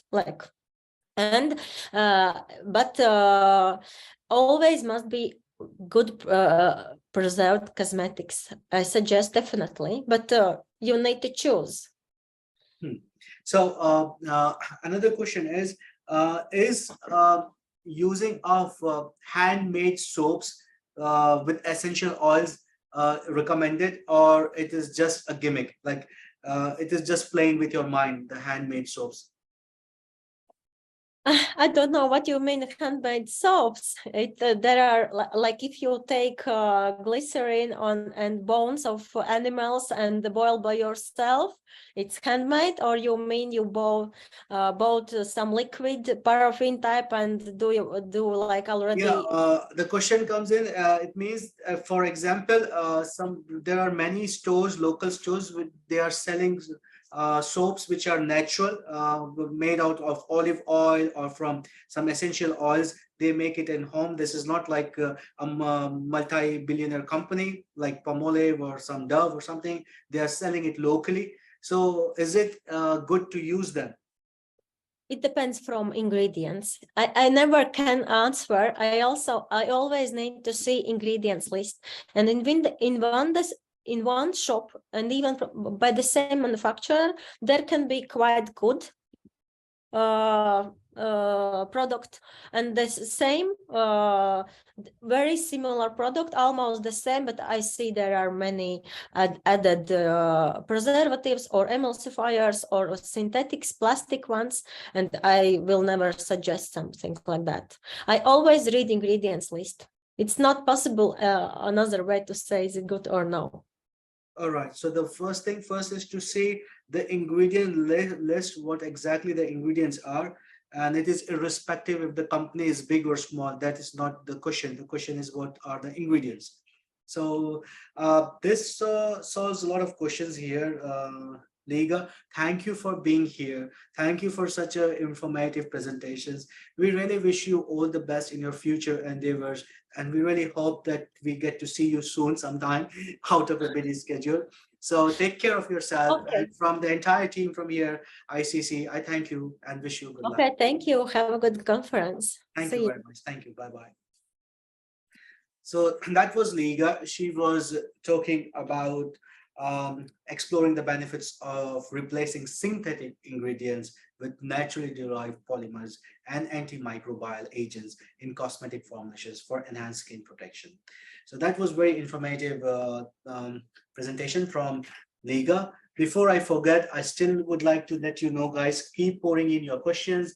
We have your goodie bags here, which we will be giving you. So please pour in your question. Like every year, we give the goodie bags to the best asked questions or the most interesting questions asked. So we keep a record and we will send you your goodie bag. So I would not waste much time. As I said before going out of the presentation, that I will be answering the questions asked for my presentation by Valerie. I will ask them during the course of this conference, but as my presentation is a bit longer, so we'll keep fluctuating in between. Please bear with me. Our next presenter is going to be an academic, Natalia Zatońska. She is from Poland. Her theme is about effects of seasonal variation during annual cyclist training on somatic function, white blood cells composition, immunological system, and selected hormones. So Natalia, are you there? Can you hear us? Yes, finally I'm here. Great, Hello. great. It's good to see you. Hello, hello. The stage is yours. Please go ahead. Do you want us to share a presentation, or you will be sharing your presentation? Yes, please share my presentation, okay? The presentation, I will ask my colleague if it's a problem, I will share my desktop. No, we have your presentation. Let me check if we have. We have for Natalia? Yes, I sent it, but I'm not sure that if you saved that. Yep, we have it. We have your presentation. We are sharing it. Great. Is this the Okay. one? Yep, this Yes. is it. Yes. All right. So All right. when you want to go to the next slide, just tell us next slide, please, and we will put you on the next slide. Great. Okay. Thank you very much. Thank you you. very much. Good morning. Sorry for my interrupt the plan, but I forget about one most important thing, that we've got differences in time. So today I would like to show you and share with you my part of my research. It's effect of seasonal variation during annual cyclist training or somatic function, white blood cells, composition, immunological system, and selected hormones. Please skip the slide. I would like to just finally show it, the interaction between physical activity and the answer of hormonology, endocrinology, answer, immunology, and another systems. Today, I would like to just direct focus on creatine kinase, LDH, which are responsible for inflammation. I would like to show the results of MDA, lactate level, and selected hormones, especially irisin. Irisin is the kind of hormone which are selected to physical activity hormones. Irisin are responsible for increased thermogenesis in our body. They are responsible also on transform white fat tissue to brown tissue, so they are responsible for being more healthy. And also inflammation got impact on immunology answer, so they increase. Some research showed that irisin increase also in the answer on increase on creatine kinase. So if we've got inflammation in our body, they increase also. The secretion from irisin will increase from our muscle tissue, especially. So it's important to not forget about this, because they increase only when we are physical activity. So I and my team ask myself what we should recognize in this area. The most important is to measure it if the training workout, annual training cycle got impact of that, and we ask ourselves if they connected each other with immunological answer and endocrinological answer. So please skip the slide. I would like to now talking about materials and methods. The study involved 9 well-trained cyclists. It's not a lot of persons, but we can't forget that it's the professional athletes and professional cyclists. So it's not so easy to accumulate them in one group. So it was only, and it's typically to measure it, the small amount of that. Now, then they've got the age of this person was approximately 25 years old, weight 72 kilograms and height 181. The inclusion criteria was physical capacity of order of 5 milliliters per minute and professional participation in sports and training experience of 5 to 7 years. Please keep the slide. Here, I would like to show you the average values of training loads in volume, in intensity. It's important to say that we checked these parameters, the morphology parameters and endocrine and endurance parameters 4 times per annual training cycle. It was during the transition period, preparing period, competition 1 and competition 2. During the competition 2, it was the main competition, so it was the most important. And during the transition period, it was pretty the same like in typical for society physical activity, so it was not so heavy, not so tough. Then we skipped the preparation period, which was characteristic with huge amount of endurance effort with aerobic zone, as you see here.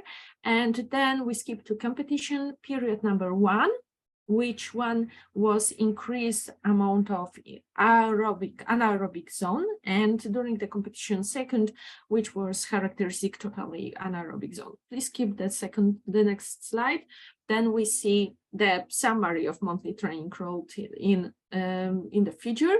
So as you see, the the training volume was pretty the same, but the quality of them and the share of aerobic, anaerobic, and mixed zone was different, and it was shown for the next slide, please. Here we've got on the blue one was the aerobic zone, so we see here just finally that they decrease significantly, and the anaerobic and mixed zone, which was the orange and the gray, was increased then. Please keep there for the next slide. And data collection.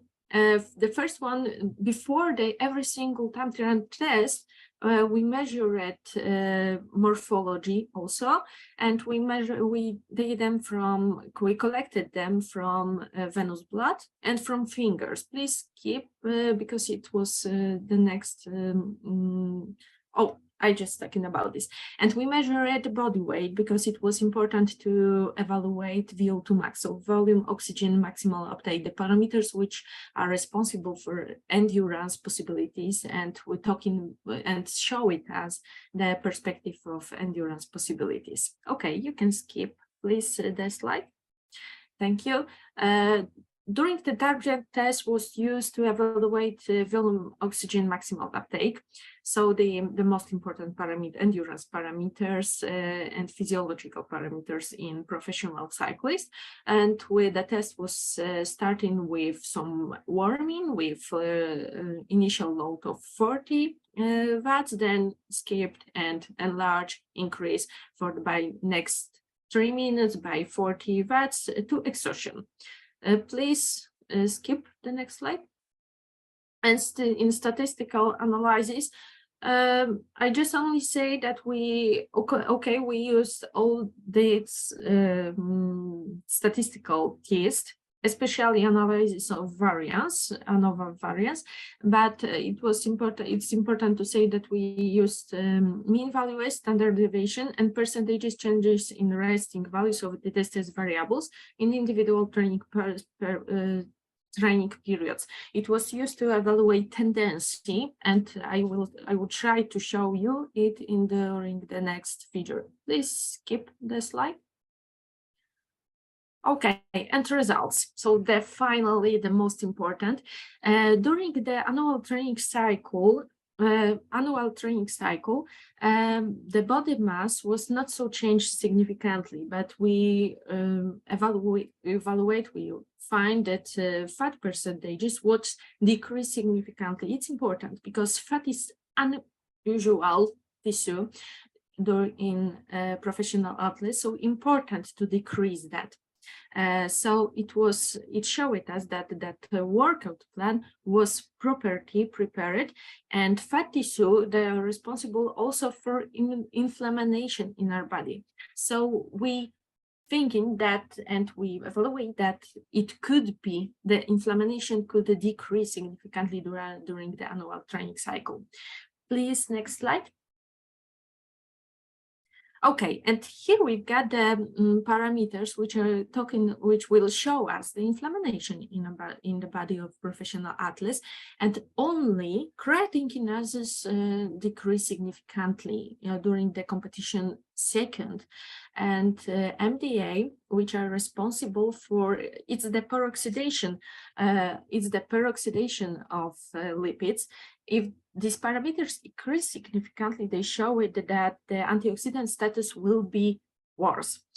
So during the annual training cycle, we haven't got significantly changes, but it's increased like LDH, but creatine kinase decrease significantly. It's not usually, but it's I can't not say that creatine kinase is individual markers, so it could change individually, and during this research we recommended that in lactate, so LA, it's in the lactate threshold, we checked that it is in decrease during the training cycle, annual training cycle.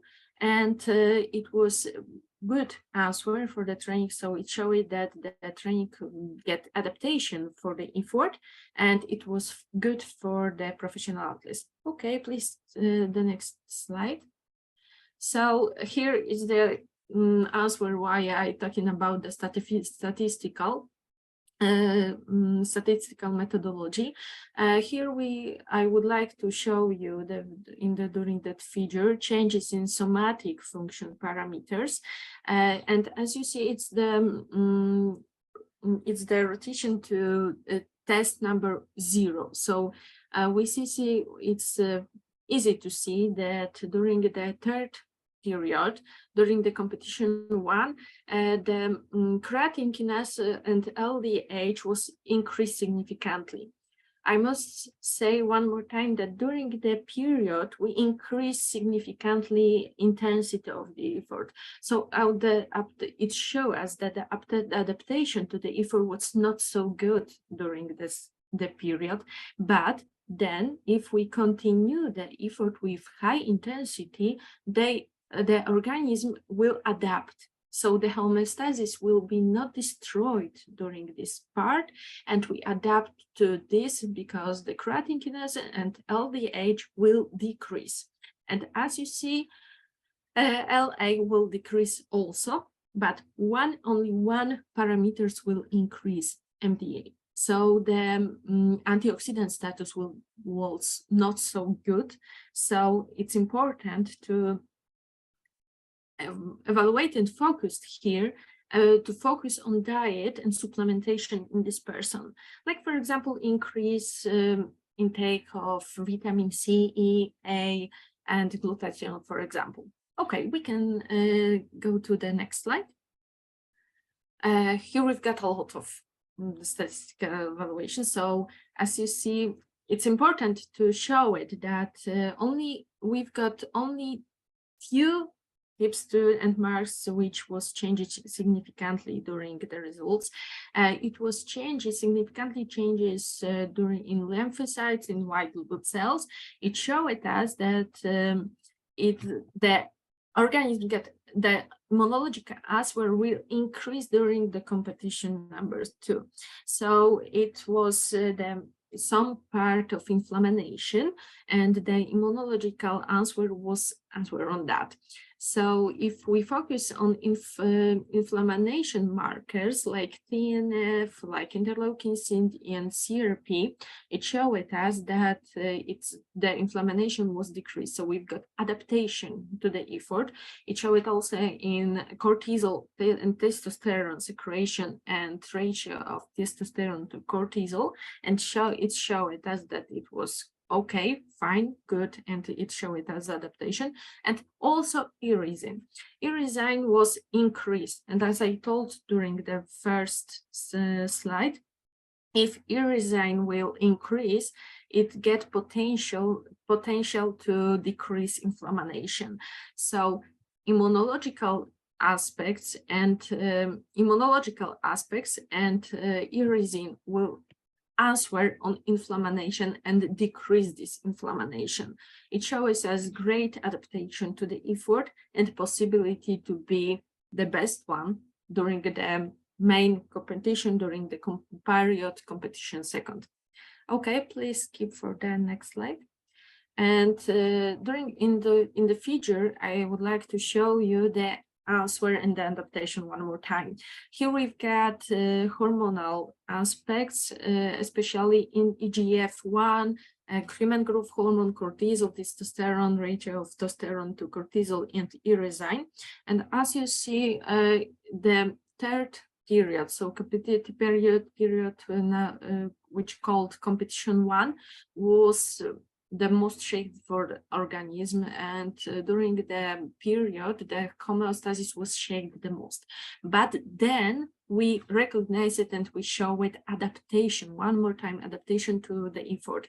So it's important to not forget during this period, during the time in professional athletes, not forget to safely the things that get impact of immunology and protect on overreaching and overtraining.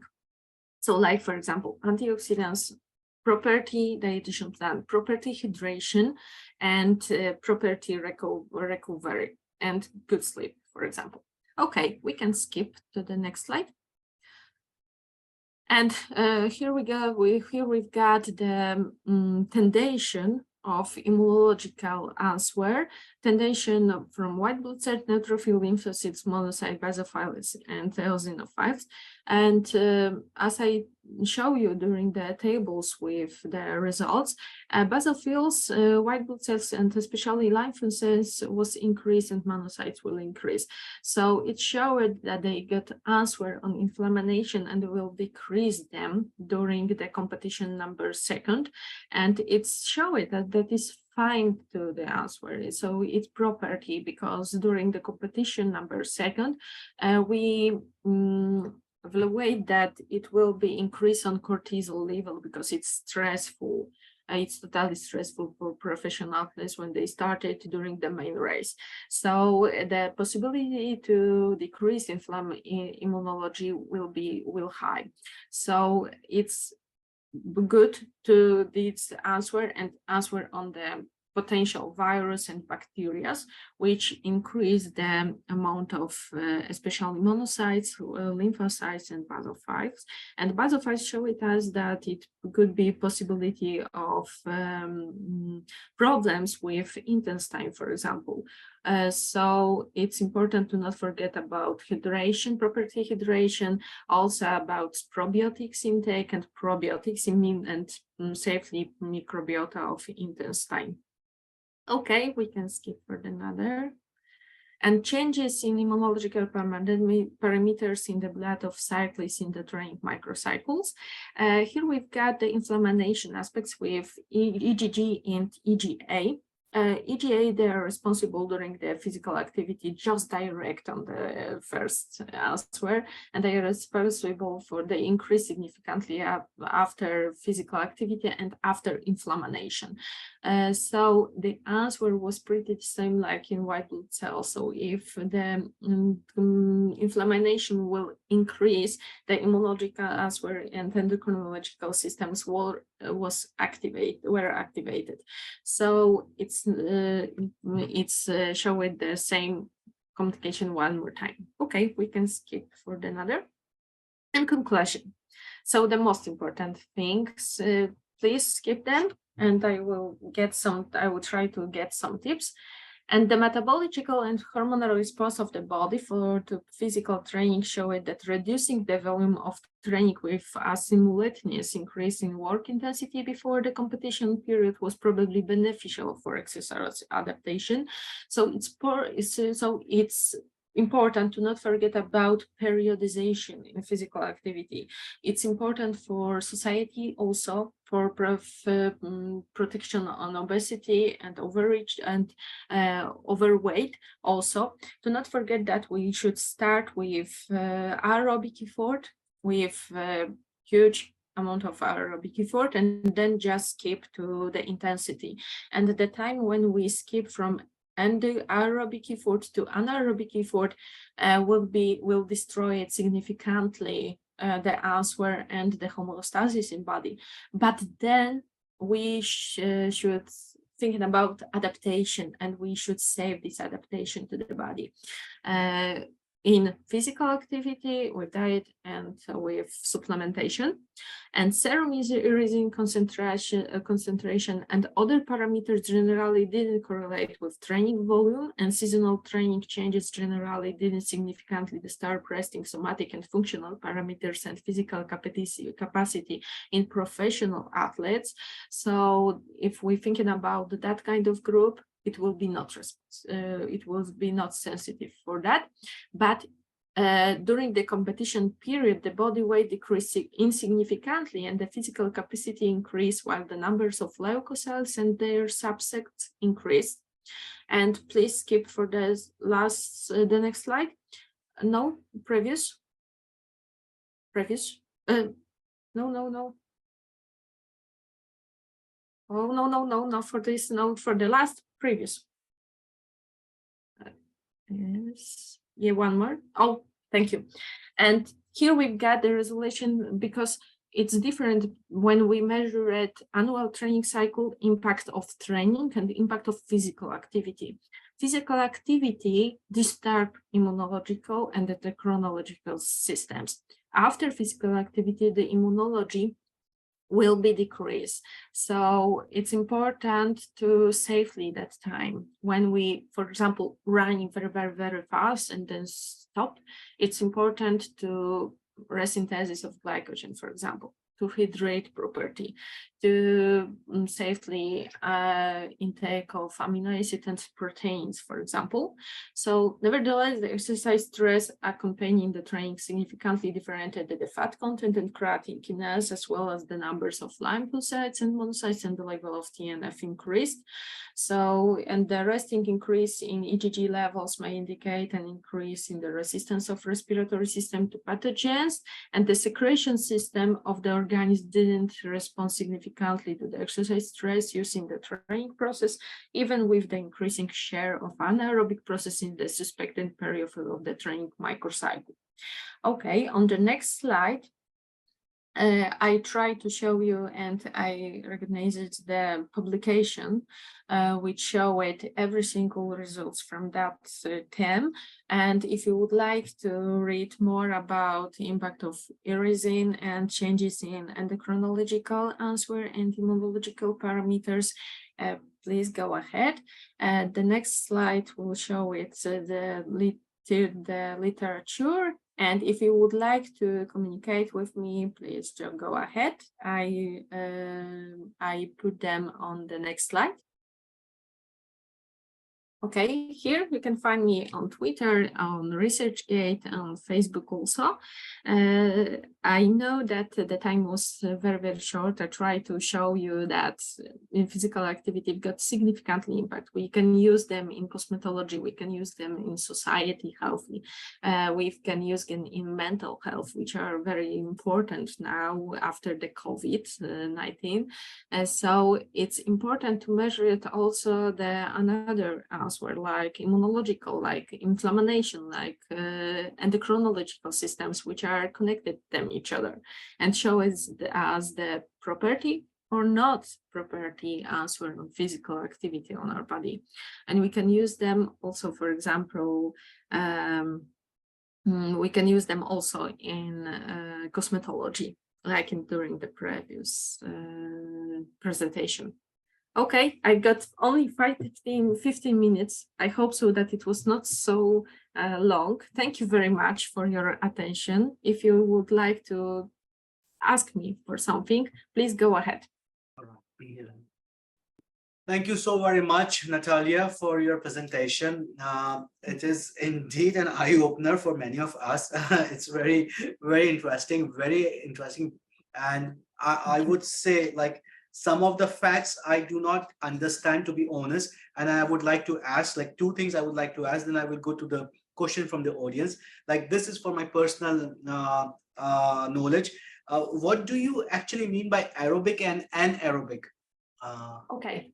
Okay, so it's a very good question, because it's a problem for the society, for example, for understanding, because World Health Organization talking about totally aerobic and anaerobic, and no one knows what does it mean. Yeah, so aerobic effort is when you've got a lot of oxygen, so you can talking for me, for example, now, and you activated only aerobic effort when you get walking or running very slowly, or when you cycling, it's typical aerobic. But when the intensity will increase significantly, when the speaking and talking with each other will be disturbed, it's showing you just direct that it's anaerobic effort, so effort without oxygen.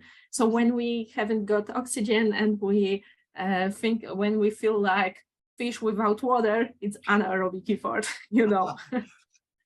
So it's pro-health is generally aerobic effort, and they generally got pro-healthy in fact, and they maintain the homeostasis and maintain health, but aerobic effort will be disturb homeostasis significantly. So in simple words, if we are struggling to breathe or for oxygen, that's anaerobic, right? In simple yes, words. aerobic. with oxygen aerobic, aero, and without oxygen anaerobic. Yeah, great. Thank you for this knowledge. I did not know this. Also, we have a question coming in from the audience, which is very interesting question. Perhaps you could answer this. So the question comes in as from our student, Liana. Is it possible that hormone fluctuations affect the slimming result? For example, after polycystic ovary syndrome. Okay, so when we thinking about, yes, of course, it's the typical knowledge, because when we've got destroying endocrinological systems, like for example, with estrogen disturbing, with problems with our organs, or for example, like that, it's and just direct polycystic ovary syndrome is connected with inflammation. And as I told you during the presentation, the inflammation got significantly impact on answer on the endocrinology and immunology as well. It connected each other. They've got the same syndrome of Down. So so if we've got inflammation in our body, the system, in the simplest way, if we've got inflammation in our body, like for example, during the polycystic ovary syndrome, it's typical. We accumulate the water, we've got inflammation. It's not possible to burning fat just very, very good, because the insulin will increase, because when we've got inflammation, our bodies getting us information. Okay, something's going wrong. We must activate at our body, our tissue. We must get energy from something simple, so from sugar. And the reaction, biochemical reaction, showed that we get in the energy just direct from muscle, for example, from glycogen storage, not from fatty. So fat was totally safely during that. So it's the problem. And during the same time, that inflammation stopped increase and secretion of human growth hormone. And human growth hormone, they are responsible for increased metabology, because they increase the muscle in our body. So the most important thing, if we don't decrease the inflammation in our body, which are characteristic, for example, for polycystic ovary syndrome, there will be not possibility to burning fat in our body. So hormone fluctuation, which are connected with inflammation, will get impact of that. I hope so that I answer of this question, because it's a huge problem, you know, but the most important is not forget that the inflammation is the answer of this question, because the inflammation contact with each other in hormone disturbation, fluctuation, and we can't decrease fat in this situation. We can forget about property hydration, property dietitian plan with huge amount of antioxidants, for example, and things that could protect us from inflammation. And you ask me about aerobic and anaerobic effort. Aerobic effort will help in this situation, because they will help us maintain the homeostasis and will decrease inflammation. And it's the knowledge for population, you know, not for professional athletes, because professional athletes and physical activity, biochemistry of physical activity person, it's not the same like in population. I must say about this and exertion depth, because it's not the same. But in population, when someone got polycystic ovary syndrome, for example, they should check and maybe use aerobic effort, property dietitian, and supplementation, and then just go for the thinking about slimming results. Because without inflammation, it's possible, but with inflammation and hormone fluctuation, it's not possible. So maybe it's possible, but it doesn't work. So properties. It's a bit tricky in human, yeah. Yeah. Thank you so much, Natalia. But before we go, I also would like to ask, research which you performed on the Cyclist, right?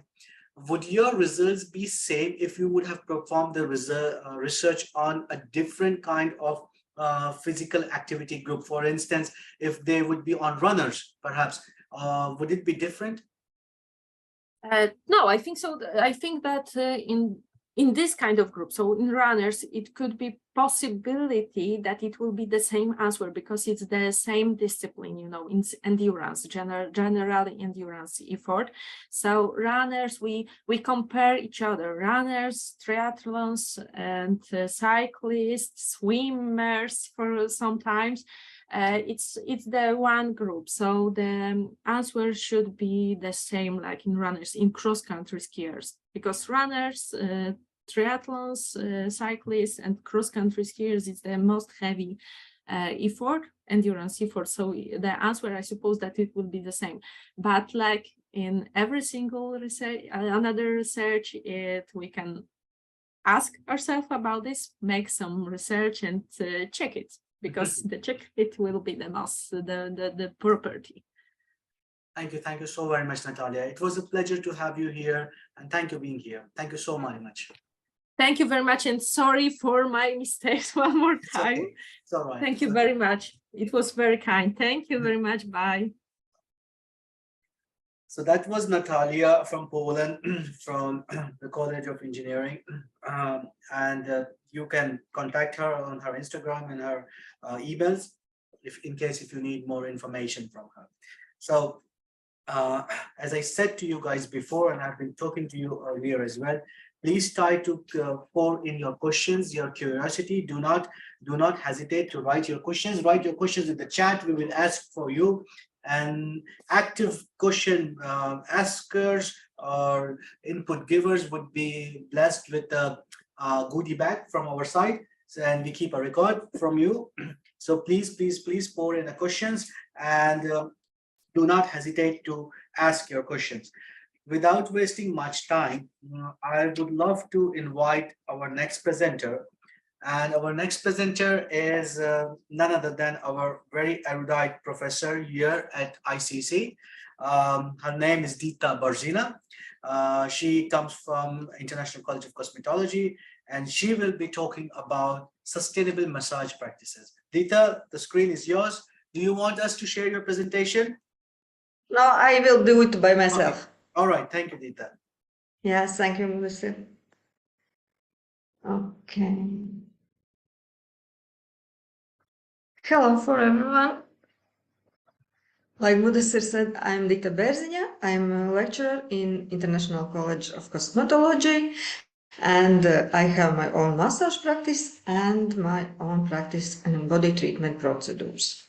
And when I think about sustainable massage practice, about this conference, I think what to tell you, what is new, and let's see. Okay. What about sustainability? What is it, and what the United Nations says about it? It's meeting the needs of the present without compromising the ability of future generations to meet their own needs. And it stays on 3 pillars of sustainability, and it is, like we all know, it is environmental pillar, environmental sustainability, social sustainability, and economical sustainability. And I thought everything already is clear, because when we are talking about environmental sustainability and thinking about massage practice, we are thinking about what? About eco-friendly building materials, about about this LED lights and energy economy and good colors in your cabinet, yes, like chalk paints or milk paints with not intensive smell, and natural fiber flooring, and also eco-friendly supplies like oils, not paraffin oils, but like olive oils or sesame or almond, but not petroleum, natural linen, cotton, not one-time using materials, natural wax like bee wax or soy wax, not petroleum wax or paraffin. And but it is we all already know, and it is nothing new for us. Also environmentally sound cleaning products and scented and degradable cleaners and washing detergents. We all are thinking about recycling and rubbish, not making so much rubbish, and it's about environmental. But one more thing, what is from me, it's when we are offered massage in clients' offices, and it is also we can use in content with environmental. And when we see about social and economical sustainability, then we come back to this slide, and I will talk a little bit more about this massage in client's office, and it you will get from me. Of course, social sustainability in massage practice, it's from us, from massage therapists or from beauty therapists, it's qualification raising because we need to make the best procedures for our clients. We need to be the best specialists, and then our massage practice will be sustainable. And we need to know communication skills, of course, because with communication we can make our clients happy also. And you see, offer massage in client's office also, it is here. And if we are looking the next slide, then economical sustainability in massage practice. Of course, at the first moment, we are thinking about our business plan, how we will make our money in our massage practice, but it's not only money about what we are talking when we are talking about economical, because in our business plan, we need to think about all things. What will be our client, what we can do, what is our education, what we can do, also how effective we are using our knowledges and our cosmetic, not so much or not so less, because we need to get the best effect with the less cosmetic. But also you can see this offer massage in client office.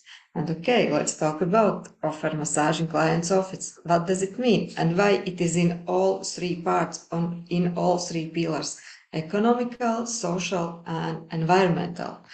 It is because we can look at this massage in client's office from economical sustainability, because when we are going to clients' offices, and employers is very happy when massage therapists come to clients' office and make massage for employers' employees, because it is good from economical side from these employers, because employees don't take many time for massage. You're going to office, you make massage, and client get massage for about 20 or 30 minutes, and it is all. They don't need time to go to you. It's economical for your clients, but it is also for you, because you usually when you are making massage or beauty therapy in a client's office, you don't need to pay for your cabinet. But if it is social things or social sustainability, you can get more clients, and you can give them good massage in their office. Also for them, it is time economy, and you know time is money for all, for you and for your clients. And also it's well-being. It's well-being for your clients because they can do or they can take massage in their working hours. And it is from my practice because 10 years I was working in clients' offices. I was going to clients, and what they are talking to me, they are talking that they can get massage, and the employers are very happy because they don't going away from their work. They take just 20 or 30 minutes, and they are lucky, and they are well-being. And if we are looking from environmental side, from this massages in a client's office, it is also good for environment because, for example, in one office, usually you have about 7 until 10 clients. And if this 7 or 8 clients are going by car to you, to your cabinet, to your office, it is 7 or 10 cars are driving in the city, and it is not good for environment. But when you are going to your clients, you are going alone with your own car or with a tram or taxi, but you want go to 10 clients, and it is also very friendly for environment, and it is friendly also for your it's friendly for your money, for you, because you work only hours. How many clients you have, you don't need to wait them. If, for example, in your own practice, you come in the morning and you know you have 7 or 10 clients, but after 1 hour someone call you and told that he don't come because he's sick, for example, then you have a window in your client list. But in offices, you can take the next one because they already are there in this place, and they can come to you in another time.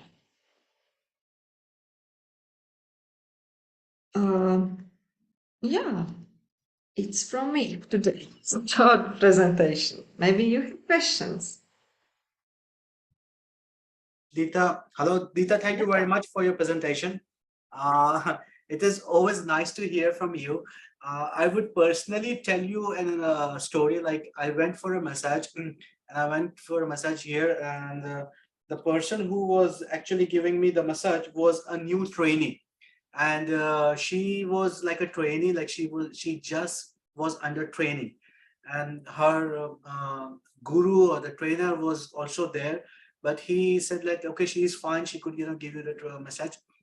And I don't know what, she pressed some points on my back somewhere, and I was literally not able to bend down like this for almost 6 months. It was so awful experience for me. Sorry. So I personally would like to know, how would I, if I go for a massage, what type of massage or what type of a massage therapist should I look for so that I do not hurt myself? Because everybody of us wants to go to have this massage for body relaxation and feel better and get rejuvenated, but sometimes we end up in a place where it's not helping us or beneficial for us. So what things should we look forward first? If I understand you correctly, then I understand that you want to know how to know what massage is better to you. Yes. No, it is you need to talk with your massage therapist. And massage therapists need to ask you about your problems, about your wishes, and about previous experience also, of course, and then decide what to do. But I think classical massage always is really good. It's not so bad, not so harmful. Yeah. Yes. So the And first more is not better. Sometimes less is better. okay. Not to go to the extreme, but just do the normal Yes. ones. Yeah. Yes. Yeah. So in a way, like I always try to be on a lower side, not to push a bit harder. So you are safe and your body is safe. So the first thing first to do is when you visit a massage therapist, we need to discuss what things we have, what problems we suffer, or some kinds of allergies to oils perhaps we might have. So what oil should not be used on our skin. So these things are Yes, or important. maybe some problems in your back. For example, maybe you have some diagnostical Mhm. measurements. Maybe Yes. you have RTG or computer tomography or magnetoresonance, something. Maybe if you have a really problem, and sometimes you need to consult with your doctor about massage. Maybe you can't get massage. It's also possible. Thank you. Thank you. Thank you Massage very not much. always for all people.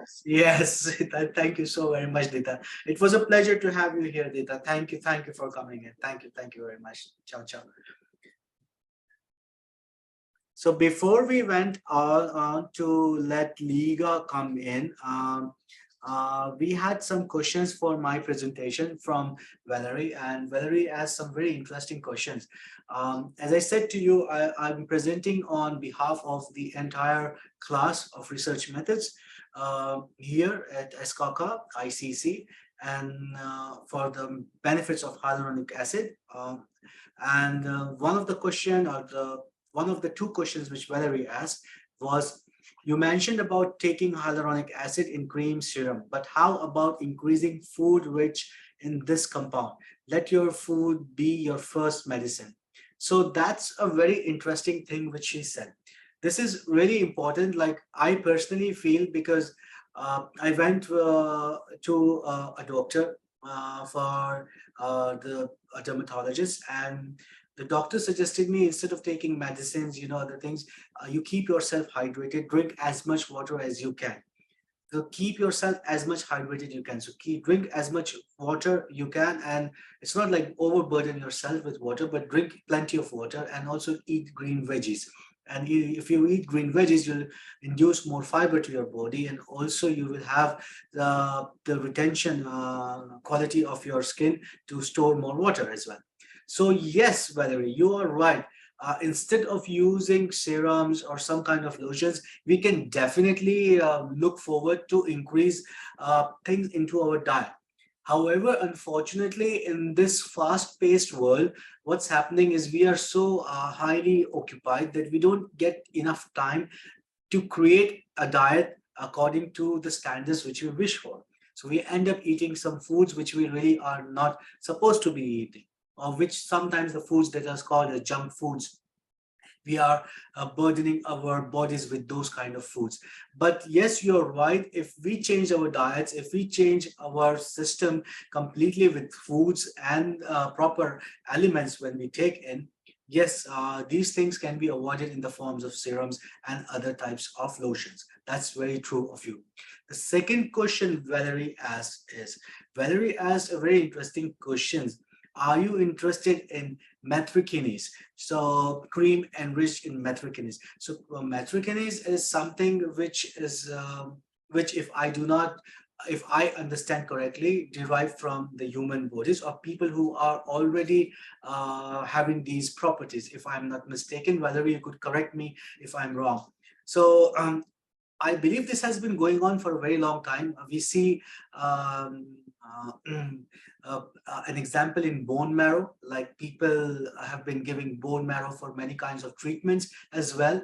So it has been going on for ages. Like stem cell in the medical industry has been going on for a very long time. If I am not mistaken, this has been a process which has come into effect from a very long time into the medical history.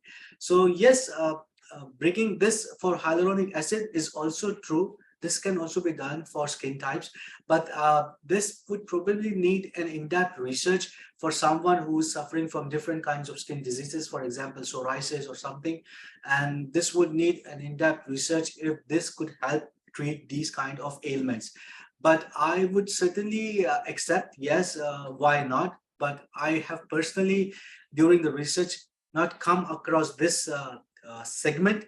But this also has opened, your comment has also opened a direction which we would be looking forward when we make more efforts in the hyaluronic acids benefits to look out for this type of innovation in terms of medicinal structures. But as you are also a biologist, you could also help us in this field, and perhaps you have some comments. If you have some inputs, you could definitely give it to us. So I'll be sharing my presentation over and over again, but now I think we all are hungry. It's almost half afternoon, noon, and even I am hungry, and I assume all of you must be hungry.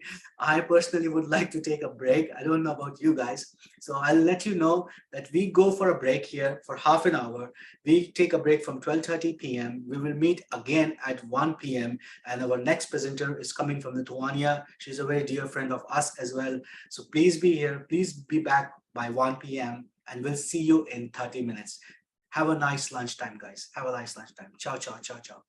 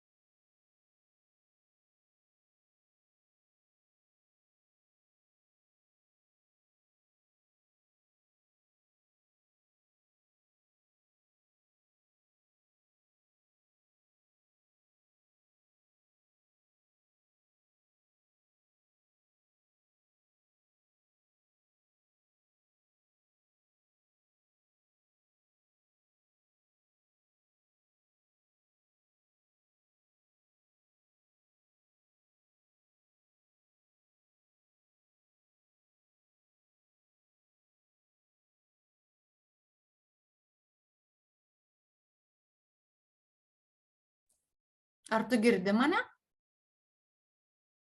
Aš girdžiu.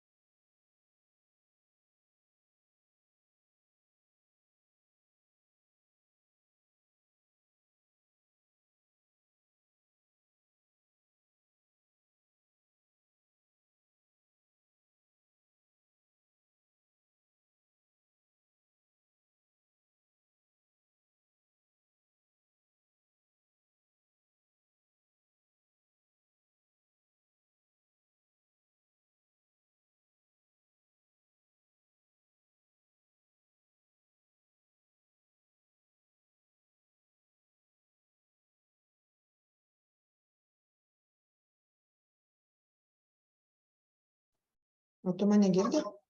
Aha.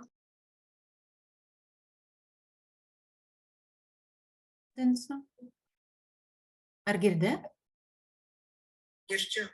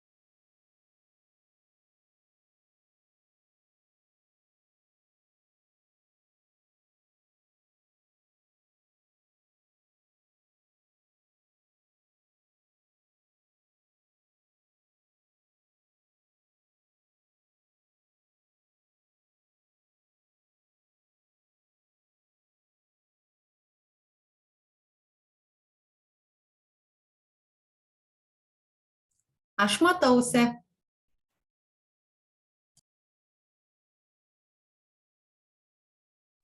Taip, tu mataisi, bet aš kažkokia šviesa. Nežinau. Hello, guys. Welcome back to the conference again. We are back from lunch.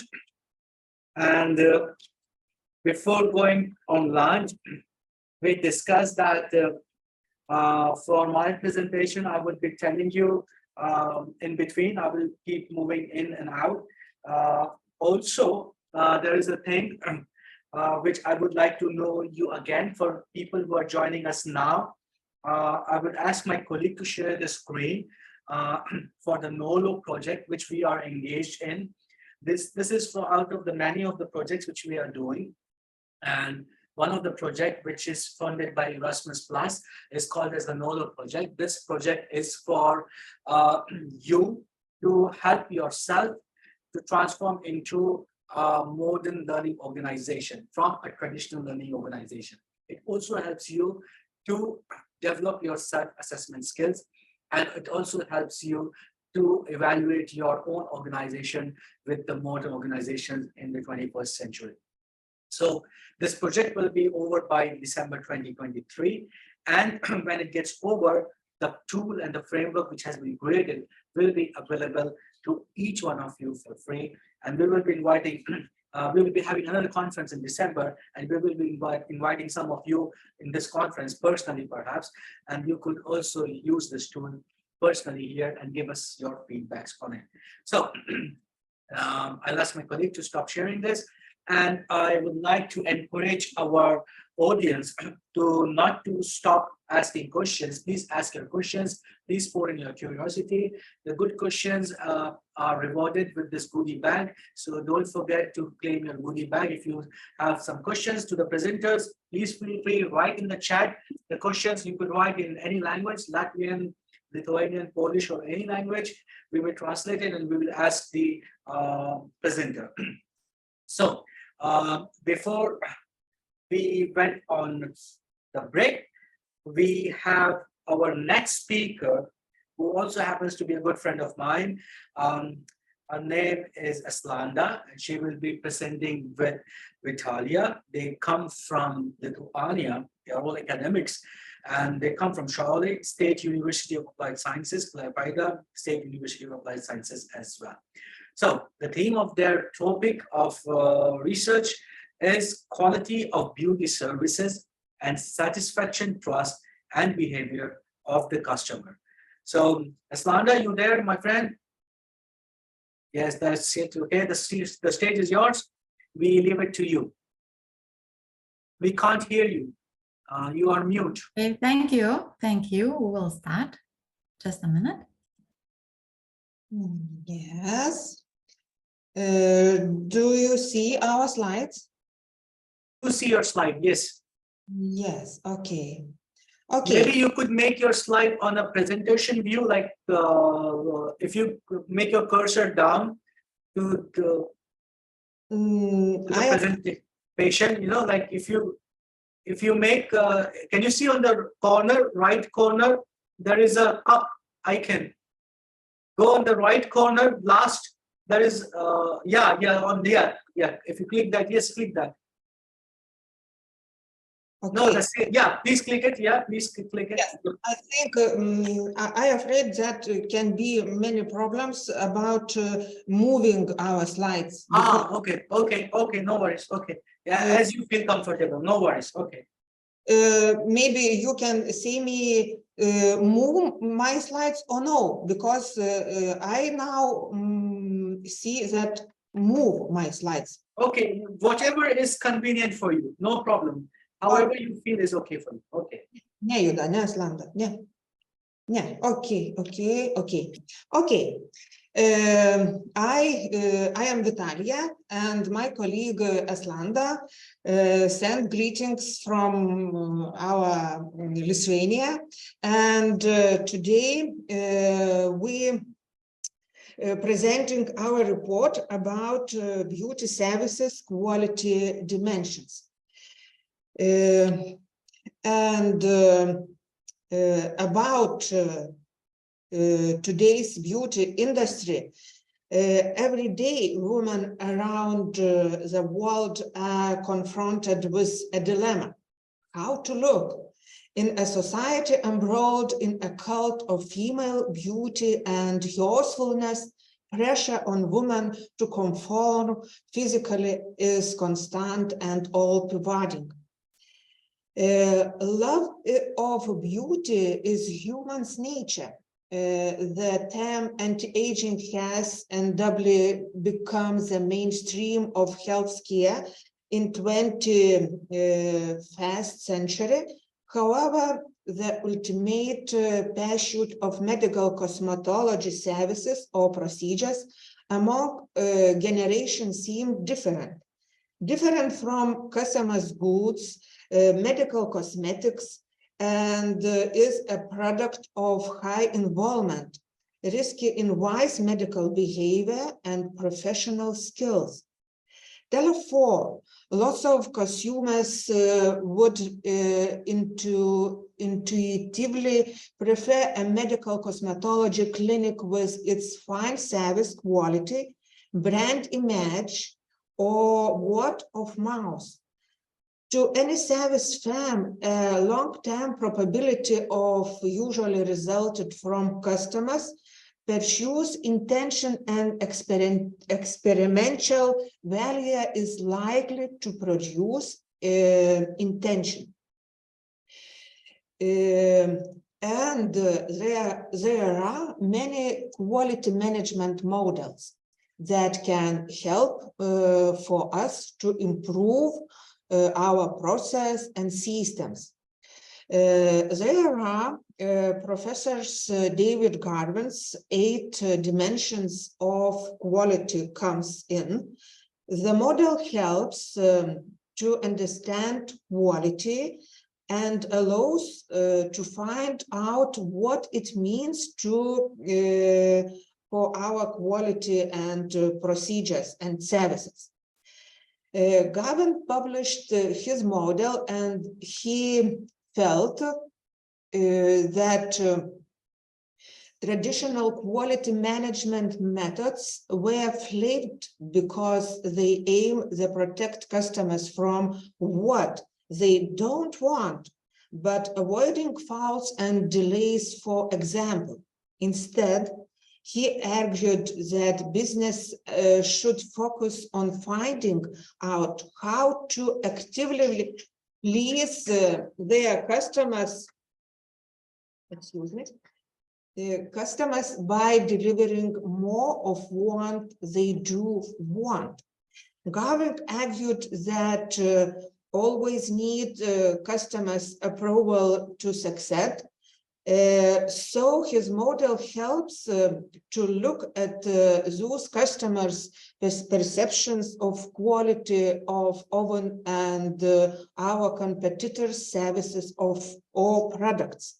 According to Garvin, we can develop an aggressive strategy to gain or hold markets if we judge quality in this way. He said, quality is not simply a problem to be solved.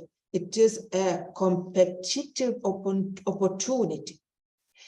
And in this slide, you can see 8 criteria of quality: performance, features, reliability, conformance, durability, serviceability, aesthetics, smell, taste, feel, or sound might to the only qualities that differentiate it from another. Perceived quality.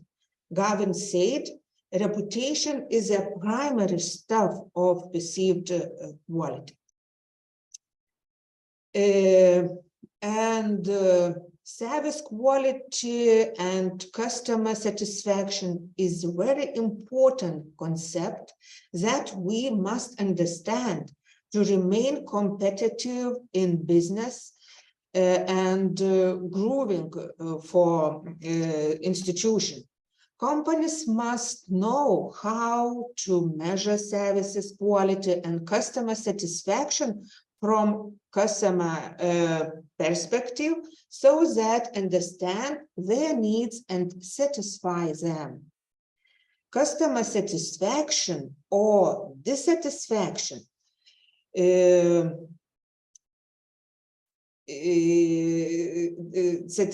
is function of the disconfirmation arising from disappearance between prior expectation and actual performance. Scientific publications show 8 conceptual framework of service quality dimensions for customer satisfaction: responsiveness, reliability, assurance, courtesy, access, competence, communication, and understanding or knowing the customers. Empirical researches indicate that the personality was the primary reason for clients to revise beauty salons. The factors such as intellect, extraversion respectively have been prioritized as the most effective reason for revitalizing is the view of customers. From the services quality side, the dimension of tangibility is ranked as the first reason to revise the beauty salon. And we would like to introduce our research, and the aim of our research was and is to analyze quality of beauty services and satisfaction, trust, and behavior of customers. And we formulated a research question: what criteria do a client apply when choosing the beauty services? And we used quantitative research and anonymous questionnaire, and we used random sampling to select study participants.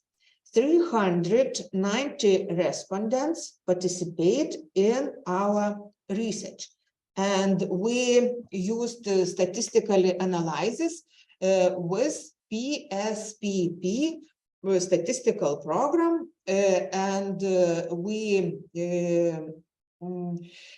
see value P when it is less or when less 0.05. And now my colleagues Eslanda introduce our research results. Please, Eslanda. Like my colleague said, so 390 people participate in the survey. Most, it's 62% of the respondents are 20 to 29 years old. The majority, 96% of respondents are female. Only 4% of the respondents are male. So there you can see distribution of answers about respondents' education.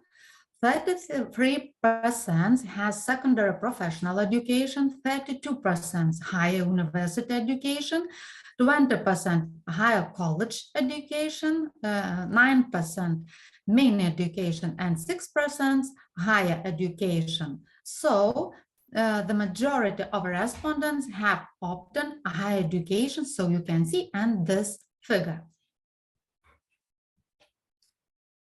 Survey has shown that over a half of respondents, it's 58%, are married, 34% are single, 5% are decovered and 3% are widowed.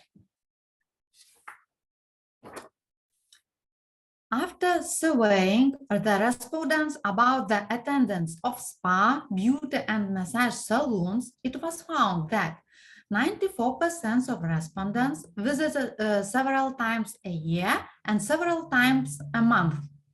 4% of respondents never visit, while 2% said that they visit salons several times a week.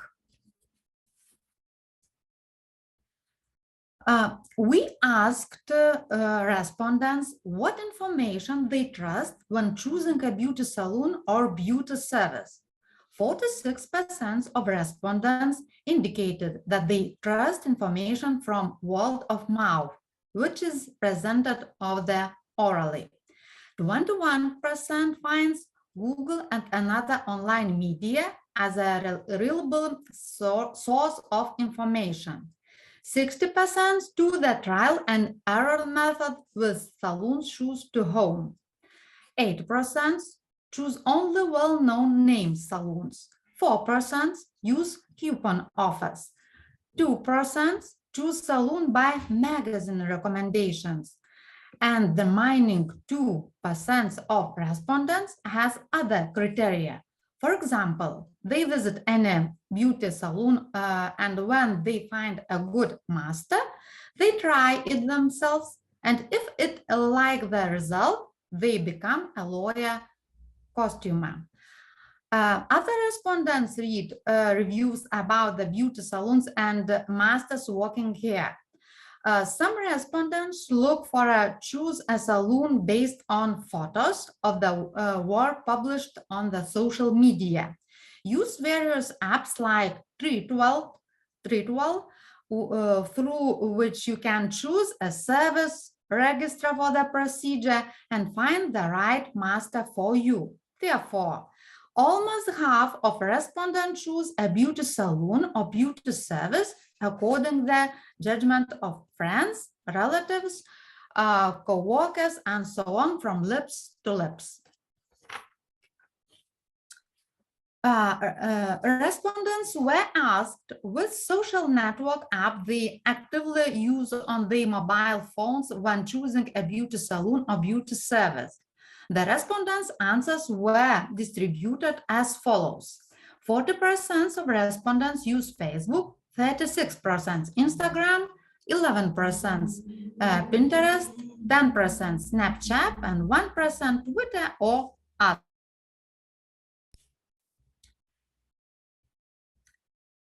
"94% of respondents recommended their family or friends to visit the spa, beauty, or massage salons they visit themselves. 88% of the respondents started. That is very important that the beauty specialist they visit is careful, competent, and well versed in their field of activity.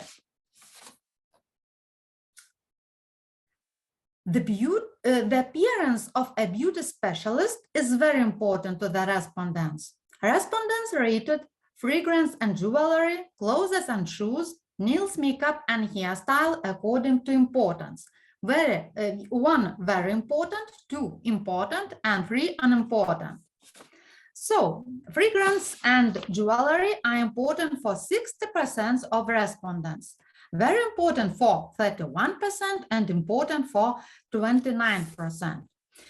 Footwear and clothing are important for 73% of respondents, very important for 32% and important for 41%. It is not important for 27% of the participants.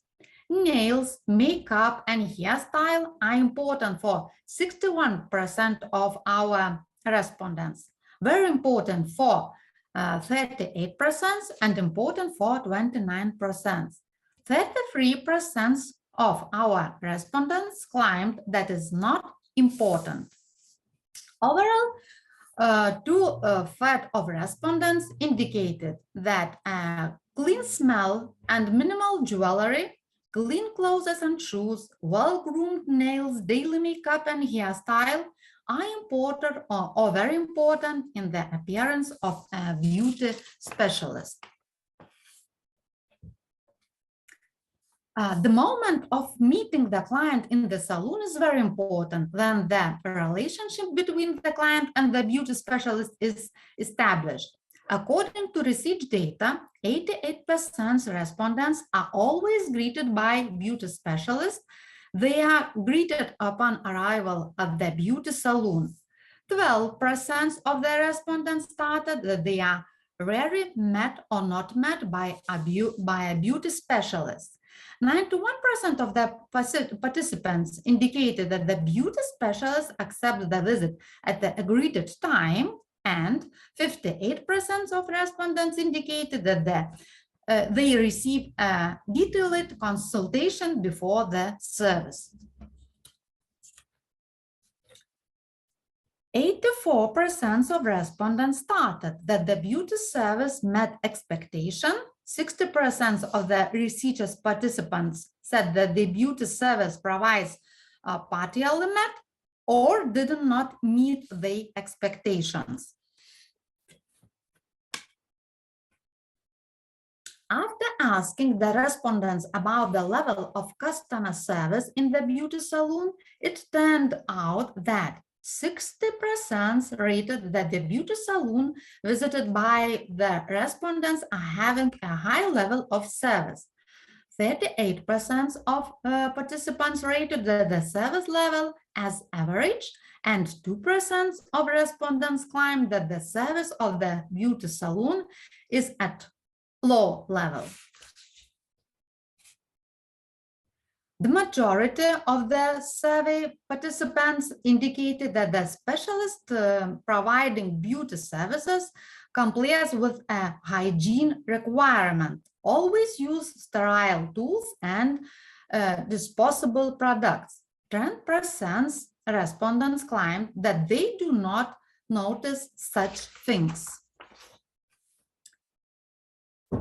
66% of respondents said that the beauty specialists are polite and solve problems professionally. However, 1% of respondents stated that they are not satisfied with the beauty specialist because they did not receive adequate information and professional communication when the problem arose. A third of participants did not have such experience. The survey data revealed that 72% of respondents know that the beauty specialists use certified and professional cosmetics, but 26% respondents were not interested which cosmetic products are being used during the procedure. 73% of respondents stated that the beauty salons has a price list. 81% of respondents claimed that they pay the price specified in the price list for beauty services.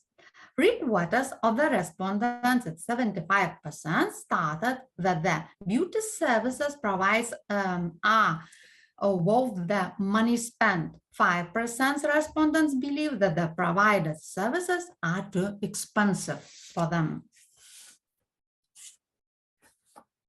Most beauty salons accept cash payments. It was confirmed by 33% of respondents. 63% of respondents. 35% of respondents indicated that it is possible to pay in cash and by bank card in the beauty salon. Daily skin care at home is very important for everyone. According to the survey data, 57% of beauty specialists recommended cosmetics products for skincare at home, but a fifth of beauty specialists do not advise their clients on which cosmetic products should be used at home to properly care for the skin of the face and body.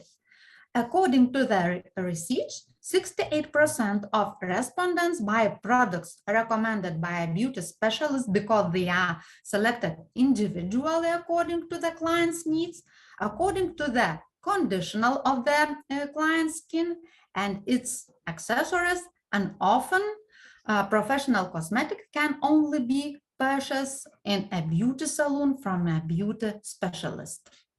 So, Vitalija? Yes, and that's all. And we would like to introduce our conclusions. The results show communication with customers, high competence and polite behavior are biggest advantages in the field of beauty services these days. Customers like to be relevant and feel connected by communication in a variety of ways. The location of beauty services is very important, and customers increasingly pay attention to the environment in which the beautician works. Second slide, and the price list and social networks also influence the opinion of customers when choosing a beauty salon or service. The appearance of a beauty service provider is one of the most important factors attraction to the attention of customers when choosing a beautician. Thank you for your attention. Thank you very much, Eslanda and Vitalija, for your in-depth presentation on customer satisfaction when it comes to the beauty industry. That's very true because we have been focusing this thing here as well and teaching our students as well. It's one of our subjects as well when it comes to communication in salon or salon, rather I should say, salon management. And this is very important thing which you mentioned to us about the criteria effect. And one thing which I would like to highlight, which you said in the end, that appearance of a salon plays a very important role when it comes to customers coming to the salon or having this customer service, feeling more comfortable with it. Can it also be like this? For example, like I have seen in many countries, I'll give an example of a country, for example, Bali, and there has been a massage parlor. He has a massage parlor, and it's in a like a small hut type, shack. It's not so fancy, no nothing, but it's like small. But his customer service was excellent. Excellent means very best, and he had a lot of tourists coming in. So can this be something which is extraordinary, or as you said in your presentation, the appearance also plays an important role, which I totally agree. But sometimes, for example, the people like him, his appearance in the massage parlor was just ordinary, but he still had managed to have many tourists. How is this possible? Can you highlight something on this?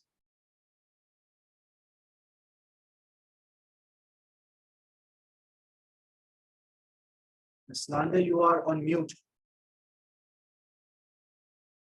Can you tell, is it really necessary to have a good appearance in the salon, or good customer service, and ordinary salon can still manage good customers?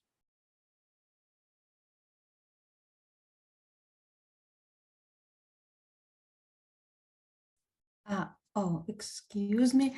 So I think it's very important, both of these criteria, because when we talk about salons, it's very important how to have connection with your client, yes?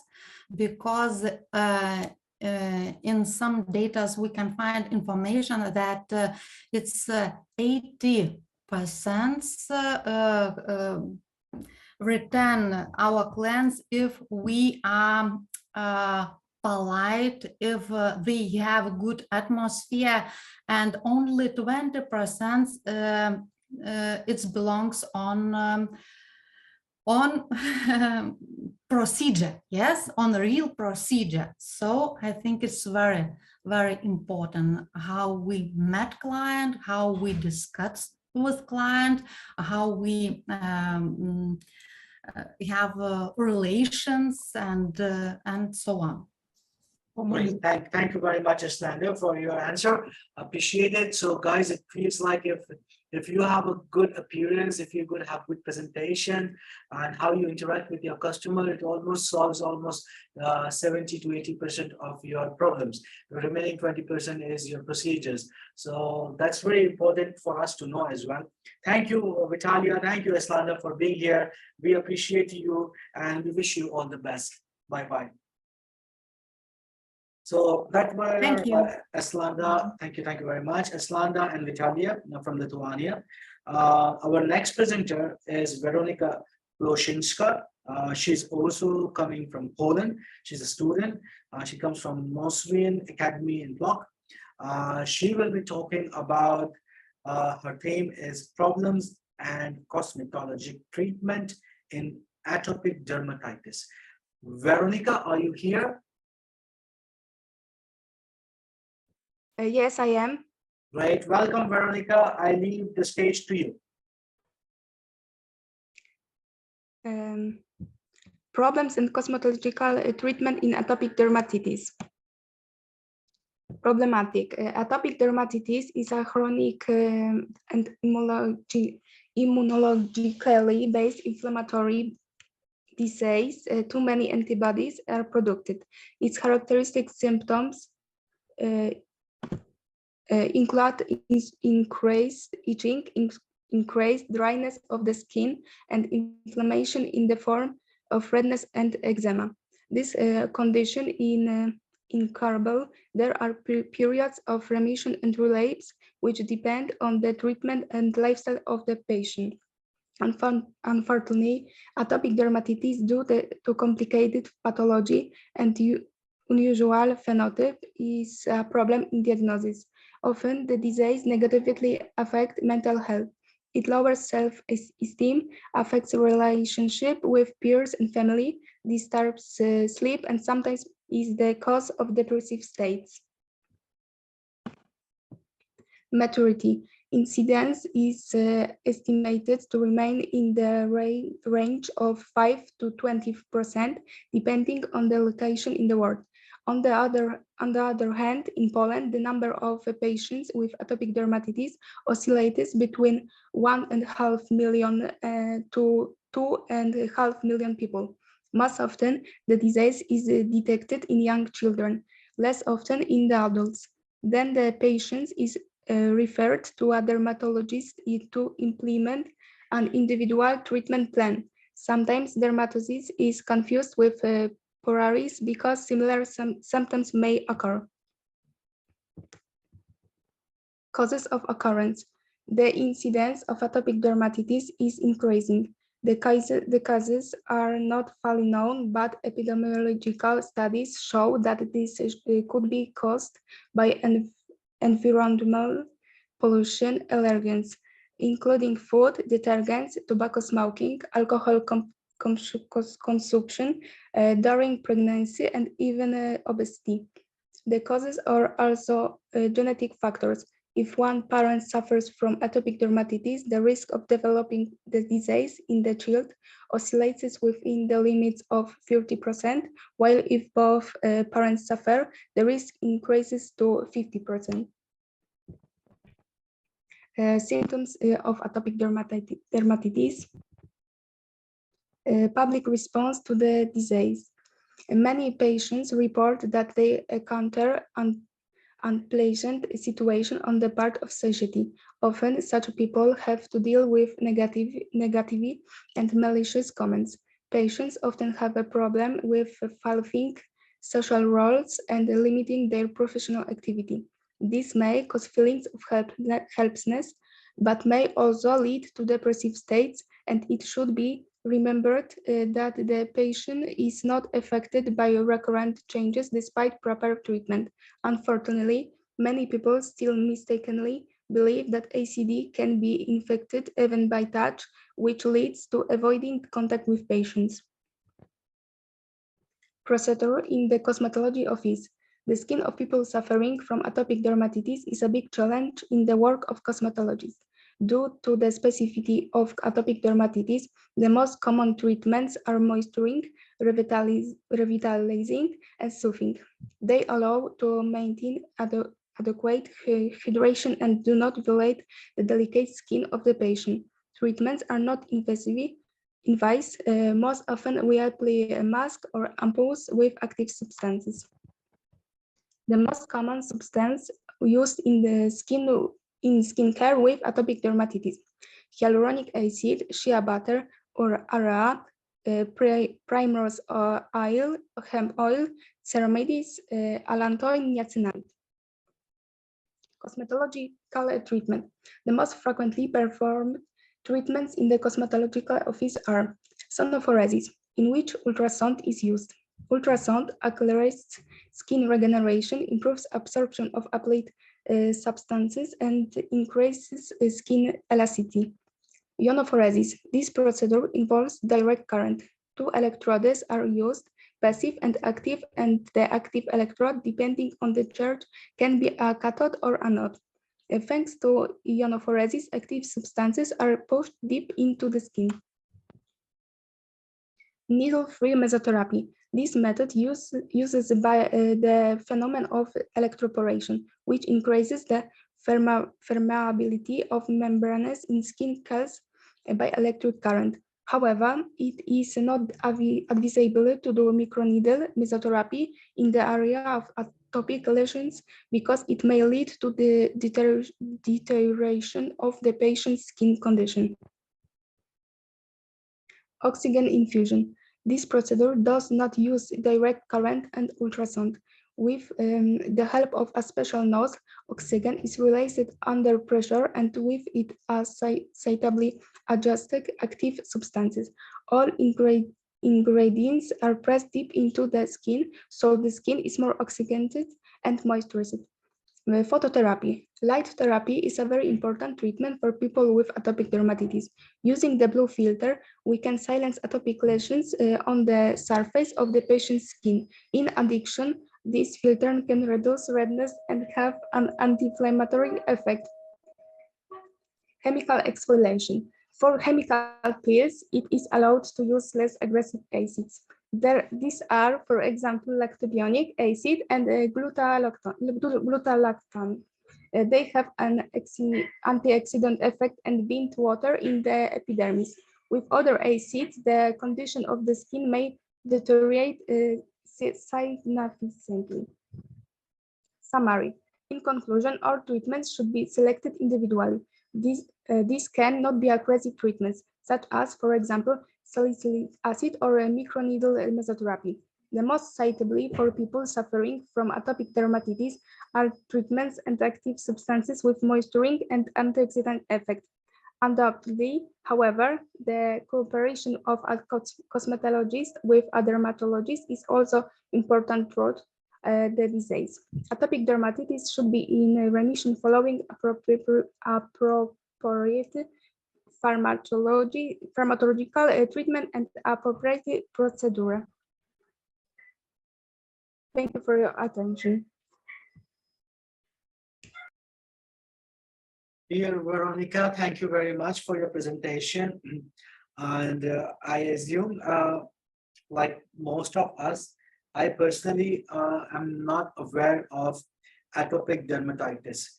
I would take this opportunity to ask from on behalf of other audience members as well. Like, can you explain some reasons why atopic dermatitis occur? What are some common symptoms and what are some common reasons?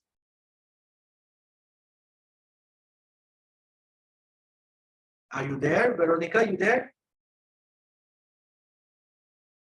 Weronika, can you hear us? Yes, can you repeat?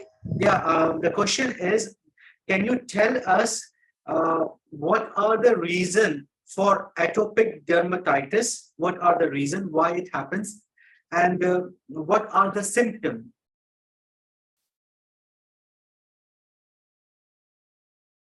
A symptom of atopic dermatitis, Yes. a redness, skin, dry skin. And is it different than psoriasis? It is different from psoriasis? Yes.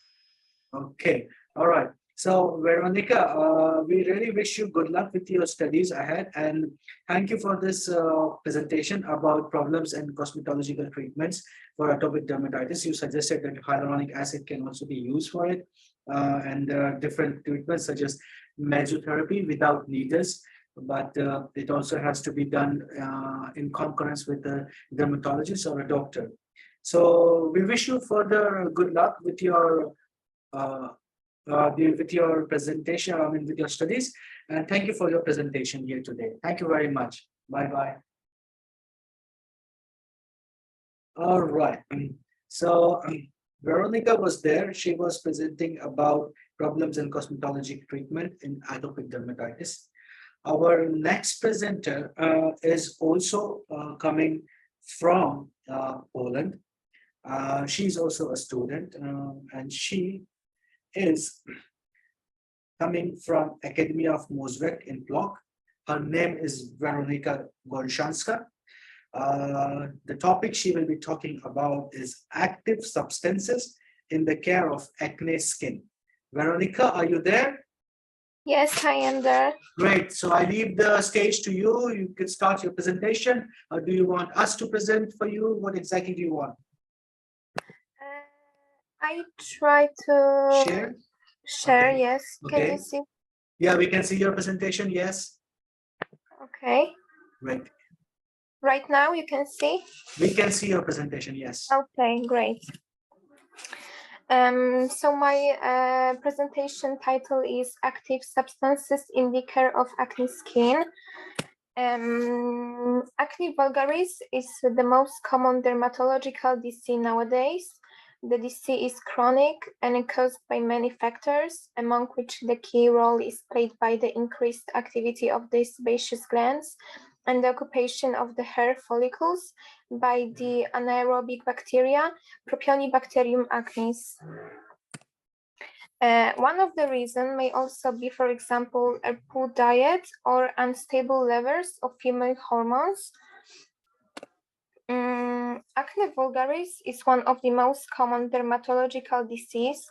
Research shows that over 90% of the population between the ages of 11 and 30 experiences ailments related to this dermatosis. This dermatosis is characterized by a wide variety of clinical forms, numerous skin eruptions, a chronic curse, and difficult long-term treatment.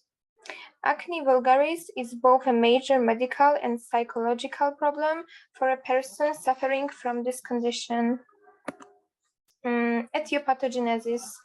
Endogenous factors are hypertrophy of the sebaceous glands and their excessive activity, disorders of keratinization of sebaceous glands, colonization of hair follicles by several types of microbes, and hormonal disorders. And exogenous factors are diet, stress, and climatic conditions. Active substances. Niacinamide is an ingredient that has a multi-directional effect on the skin and can be used in the fight against various skin problems. There are the most important advantages of using cosmetics with niacinamide. Niacinamide normalizes the work of the sebaceous glands, so it reduces the secretion of sebum.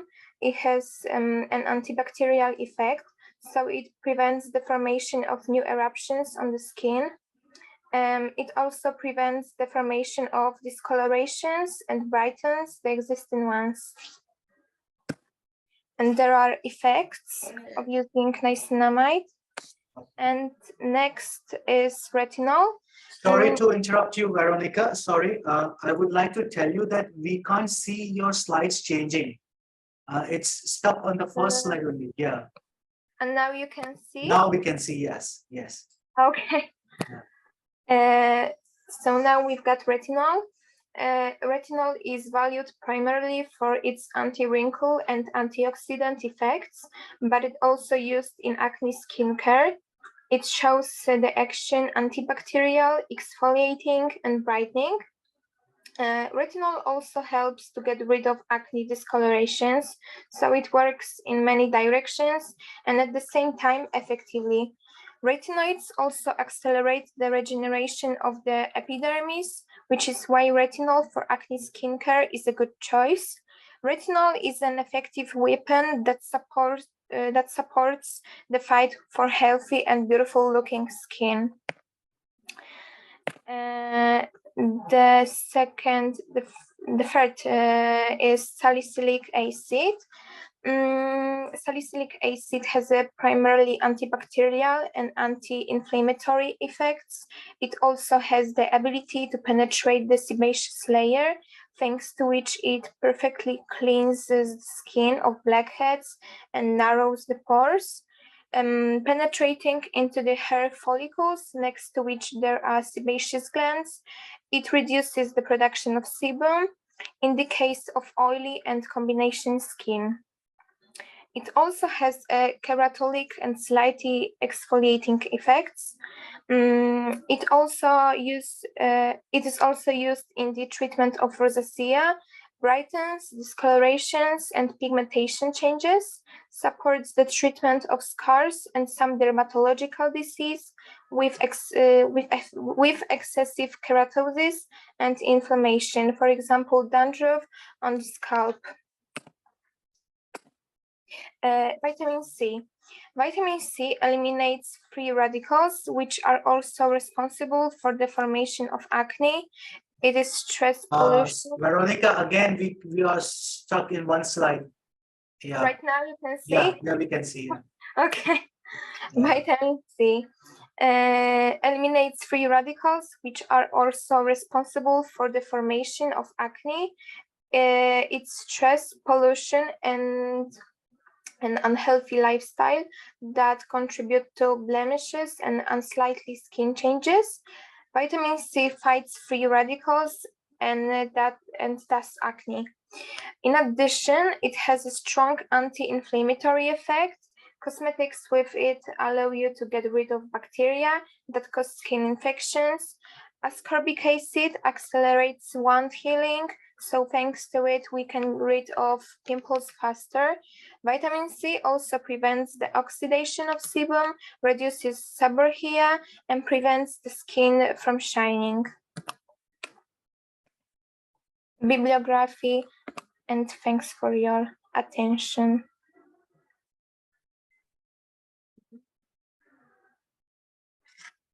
I can't see your slides, Veronica. Yeah, okay, all right. So Yeah. Thank you for your presentation, Veronica. Thank you. The thing here is, like, as you mentioned about vitamin C and retinol, which one do you think is more effective, retinol or vitamin C? Could you ask me again? I'm asking you, which one do you feel is more effective, retinol or vitamin C?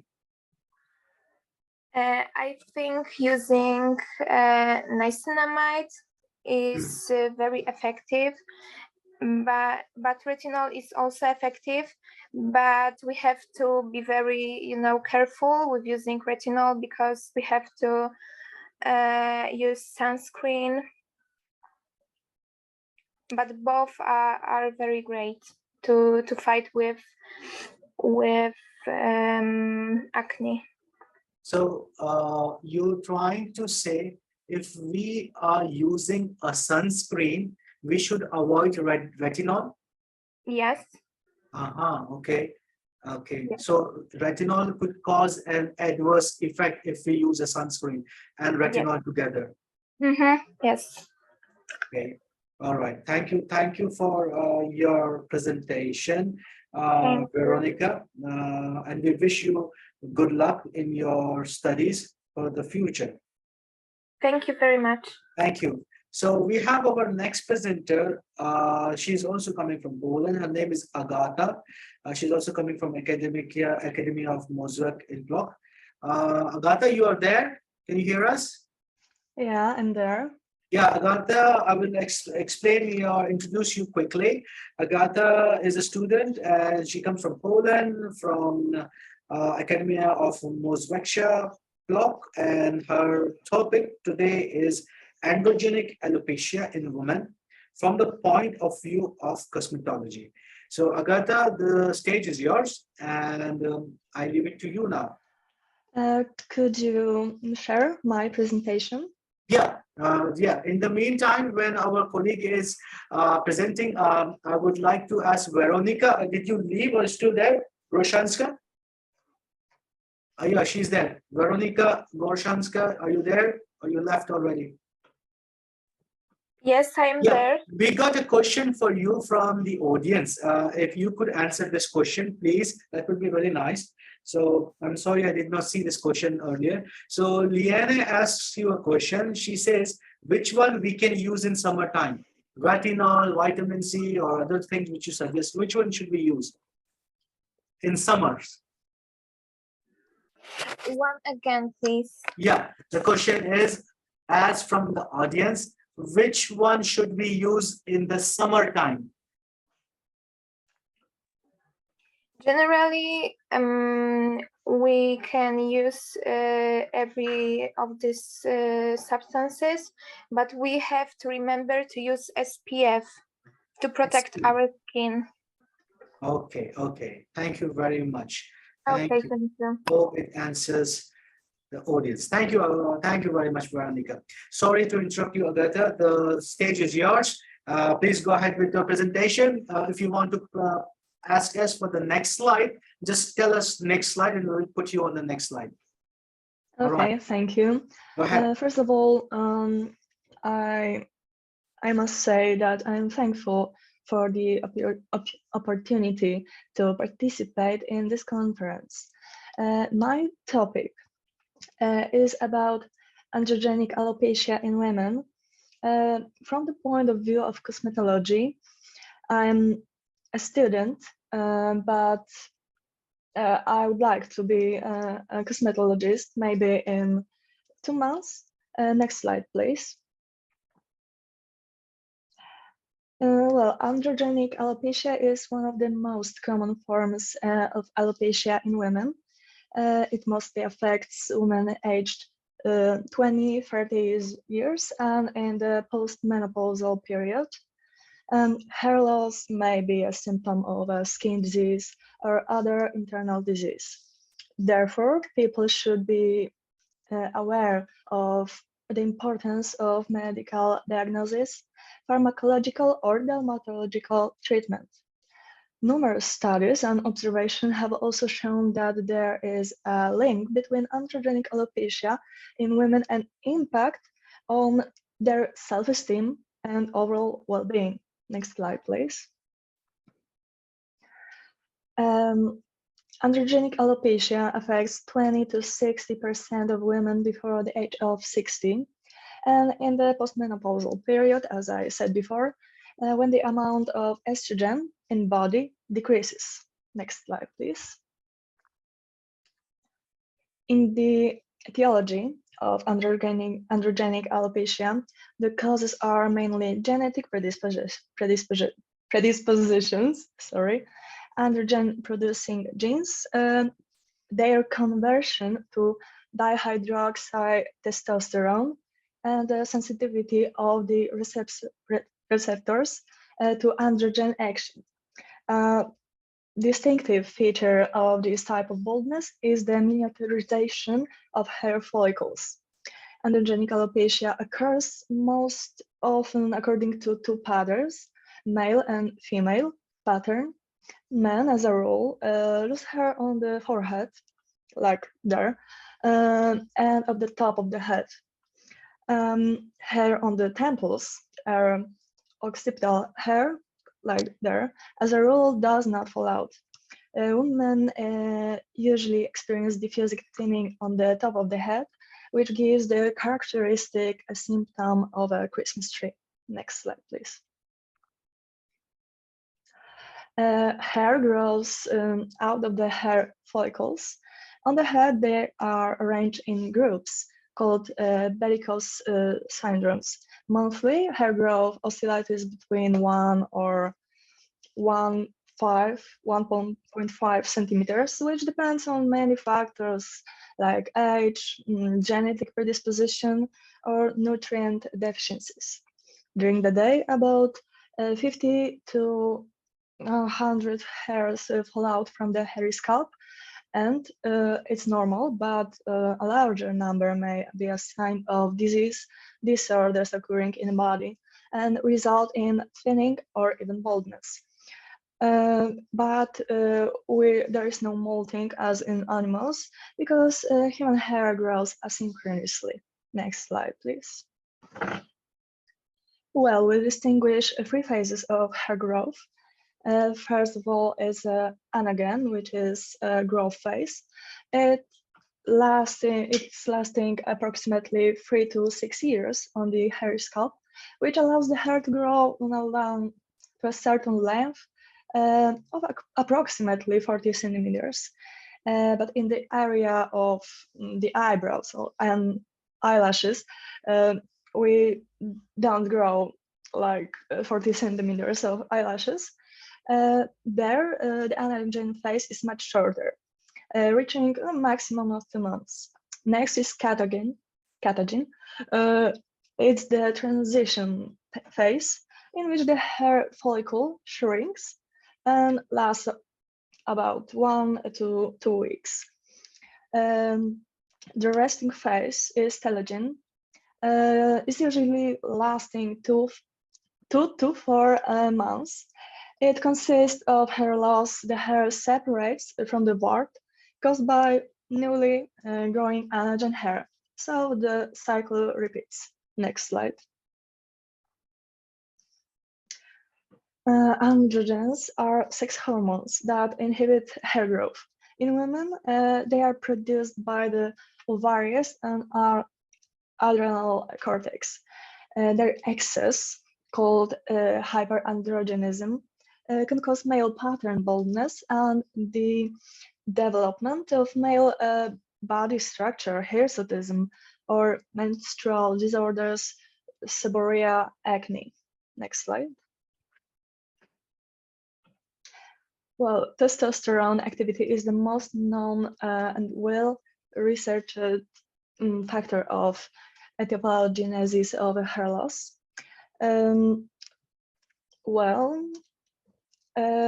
Hormone binds to androgen receptors in the hair follicles, leading to cellular processes that reduce the length of anagen phase, and the hair quickly passes into the telogen phase. I would not say out loud that names because it's too hard. Androgen receptors are found, among others, in the cell nuclei of hair follicles. Depending on the body area, hair follicles show different sensitivity to androgens. Next slide.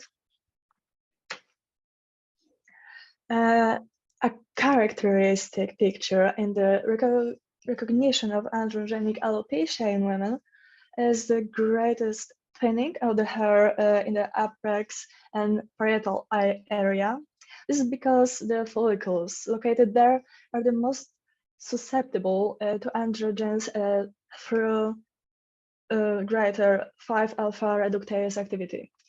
No hair loss is observed in the occipital area, as the hair follicles are less sensitive to androgens due to higher concentration of aromatase, which reduces the hair follicles' response to androgens.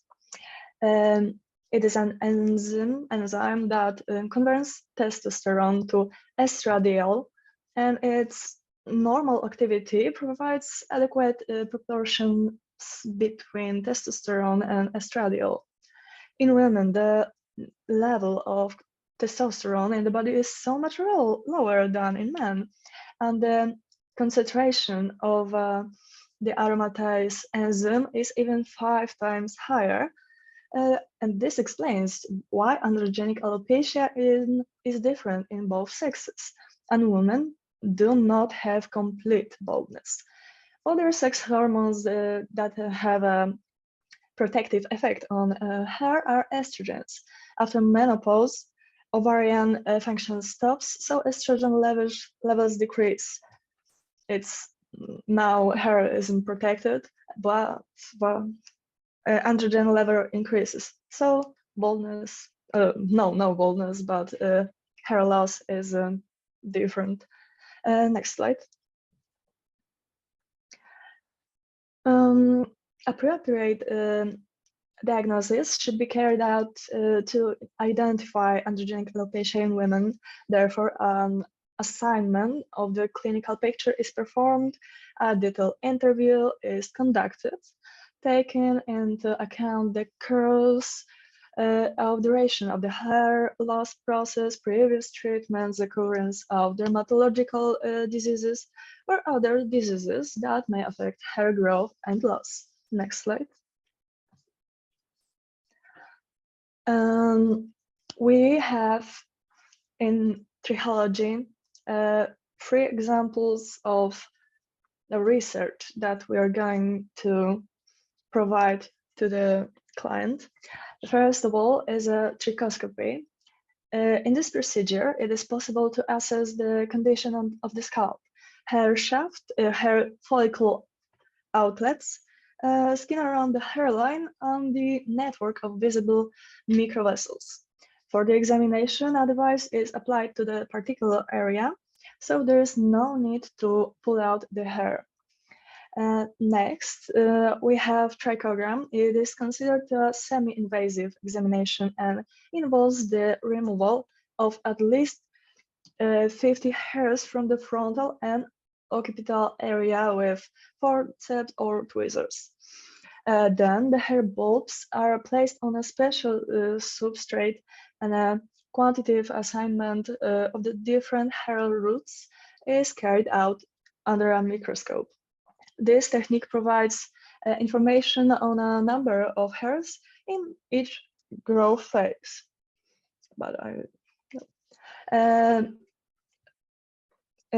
Last but not least, we have histopathological examination that makes it possible to evaluate on the density of follicles, the number of telogen and miniaturized follicles, as well as the average thickness of the hair. The test is helpful in diagnosing the type of alopecia and differentiating androgenic alopecia from chronic telogenal alopecia and chronic scarring alopecia. Next slide. In order to eliminate androgenic alopecia, various methods are used. Invasive, like hair transplants, pharmacological and cosmetic procedures, which can be divided into more or less complex one. There include carboxytherapy, needle mesotherapy, platelet-rich plasma, oxygen infusion, laser comp, LED irradiation. Next slide. In cosmetology, we're using mesotherapy also on the skin on our faces or the body, but on a hairy scalp, mesotherapy involves superficial pricking of the skin to deliver substances that activate hair growth and inhibit hair loss. Substances contained in preparations for needle mesotherapy of a scalp may be mioxidil, biotin, peptides, hyaluronic acid, D-pentanol, and minerals. A result of micro damages of blood vessels. Platelets are activated, which is secret growth factors, platelet-derived growth factor, transforming growth factor, and fibroblast growth factor. The observed effects after the treatment are regeneration of the scalp, stimulation of the hair growth process, increased density and thickness of the hair. Next slide.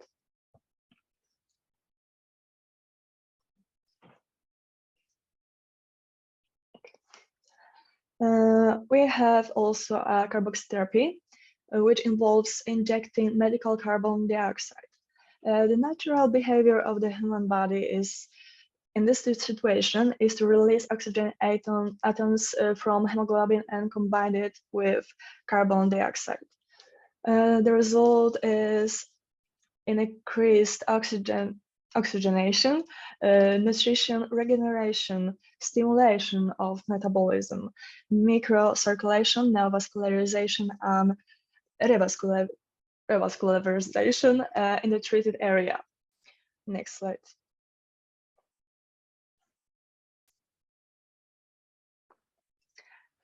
Platelet-rich plasma is administered intradermally using needle mesotherapy.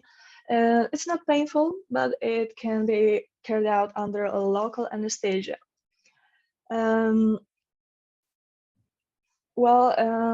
It has a very positive effect on hair growth. It stimulates hair follicles, putting them into an active state.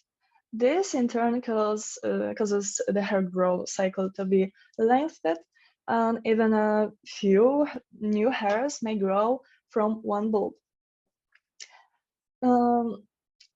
It's a procedure and can be performed in the center of part of the scalp and as well as in the temporal and occipital areas.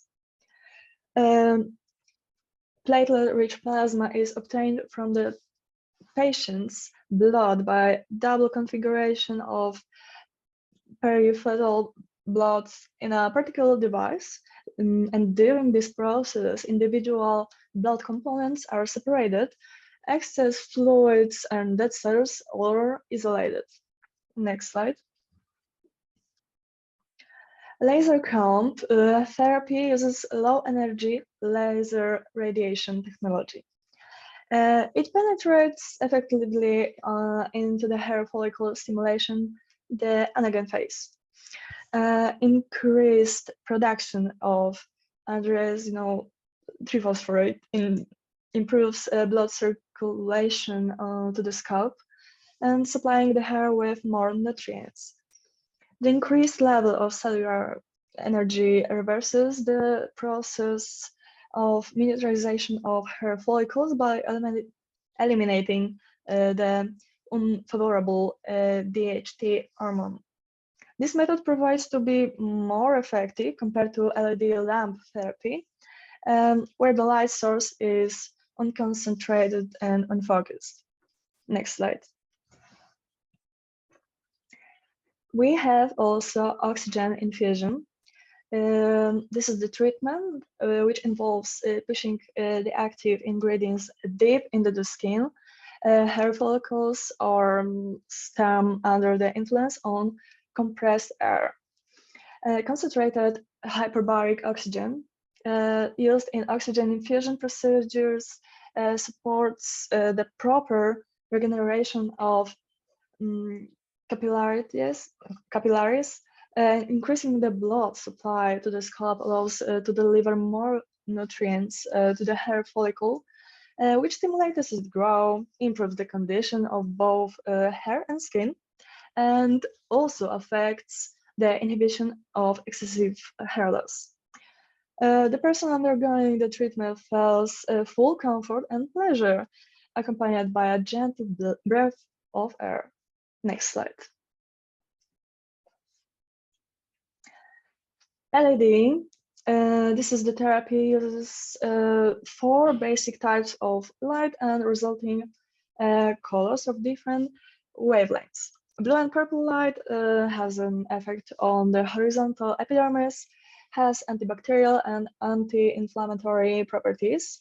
Yellow light acts on the layer of epidermis and dermis, reduces inflammation, irritation, and stimulates fibroblasts to synthesize collagen.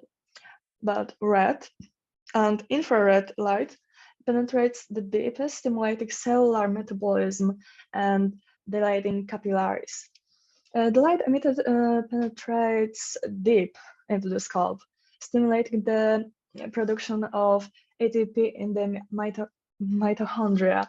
During irradiation, nitric oxide is released, which affects the dilation of capillaries and improves blood flow to hair follicles. Next slide.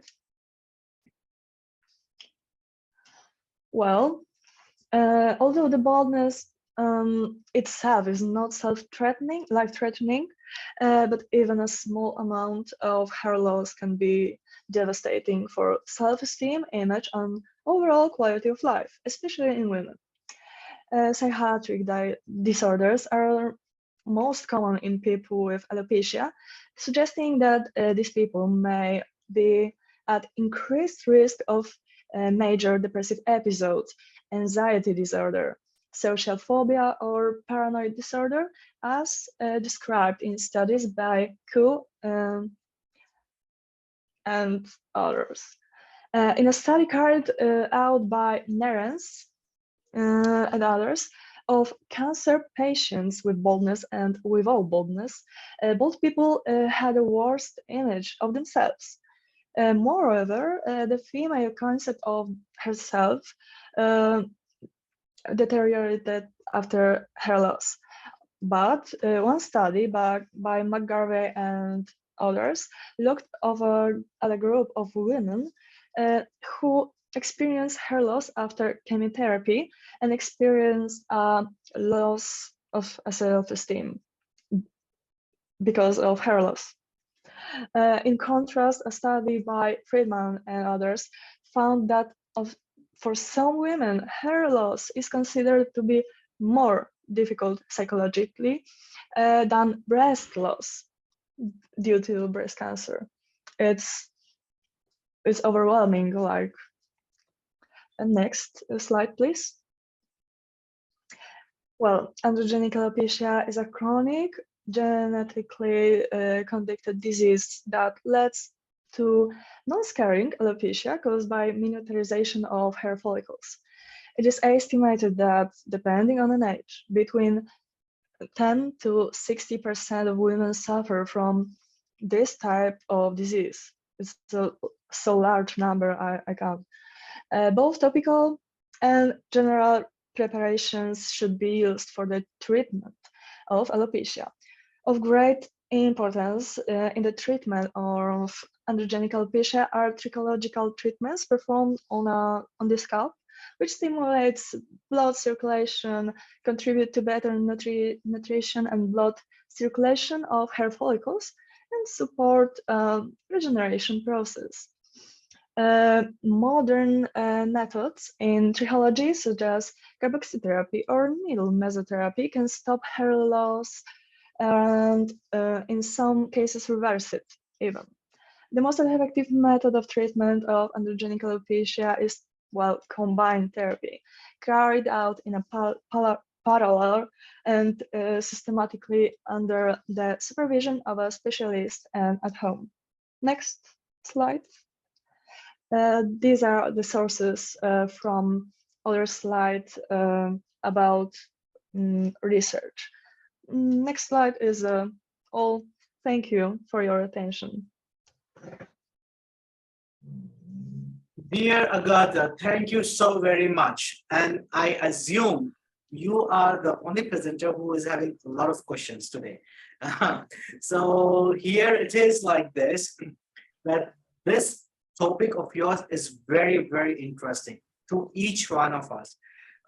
All of us in some way or the other face this problem of hair loss or hair thinning or something like this, alopecia. And if not us, then some of our family members, they are going through this phase in their life. Some way or the other, it does happen.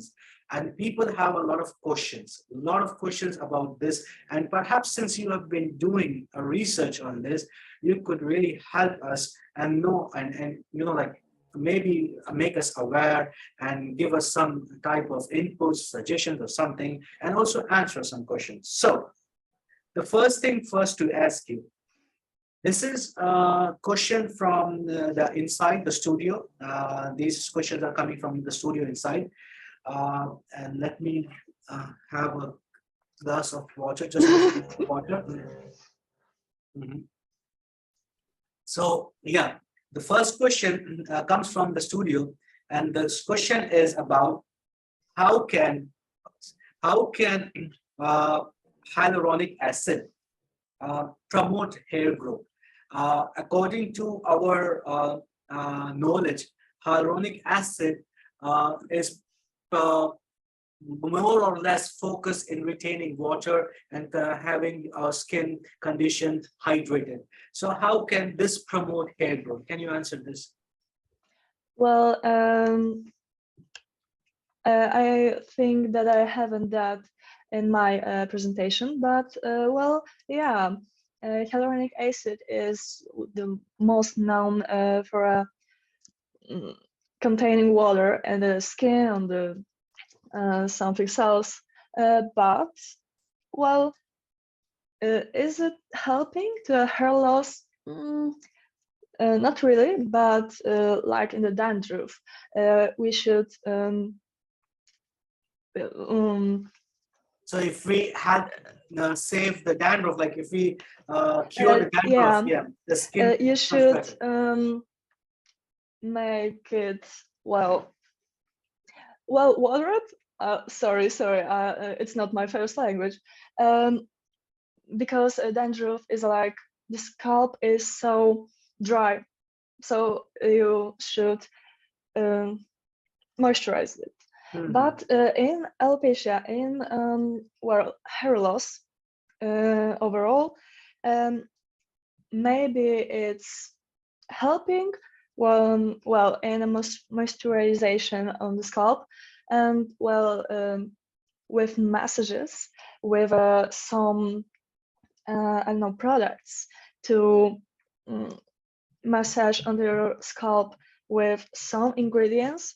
It's also one of the other ingredients in that products for your scalp. Great. Well, maybe, but not really. Well, maybe the massage is more is most of help in hair loss than hyaluronic acid. Thank you so much. So another question from inside studio, and the question is: there is a lot of debate to use more natural products for hair regaining and hair benefits on the hair, and there is a substitute which is commonly known as for minoxidil, and the substitute is more or less rosemary oil. So people are now switching more to rosemary oil. Have you any experience in this field? Can rosemary oil help prevent hair loss? Well, as I said, the most like effective method to hair loss or increase hair growth is a massage of the scalp. It's it may be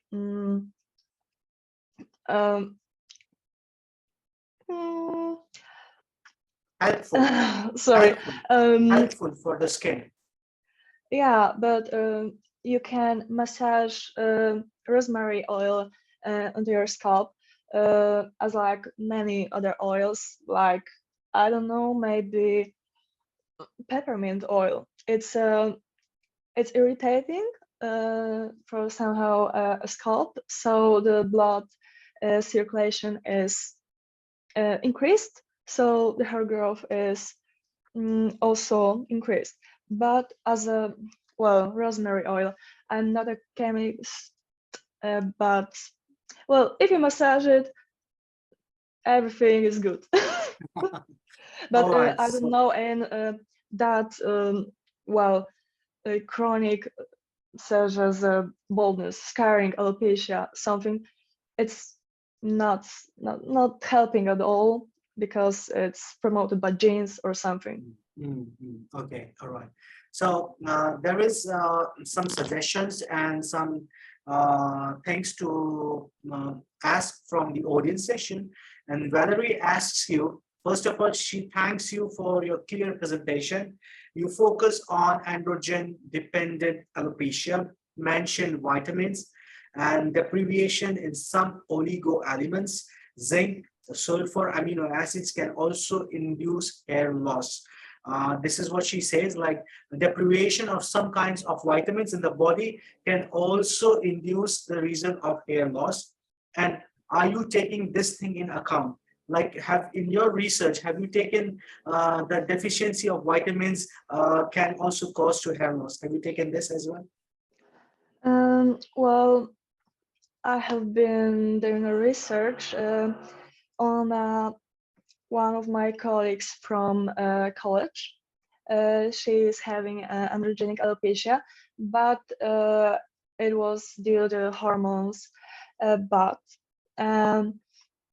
the nutrition level in our body, well, if you have some increased level of some well, oligo elements or amino acids in your organism, every process in your body is kind of it's going bad. But the zinc is a very, very fundamental even element which is helping to grow hair, is for acne even, it's good for your skin, or hair growth on your nails. So yeah, it's a very, very important element, even especially in the hair growth. And if you have a low level of zinc in your organism, in your body, this can lead to a hair loss. Okay. All right. So another thing which you already answered for Valerie about the scalp massage, which you already said, any type of massage is good. That's good. That's great. Another question is from our student from Vienna. She asks you about, can alopecia affect anyone, or is it more genetic? It's hard to say. I'm not a doctor, so I cannot give you that information as I should. But well, I researched it.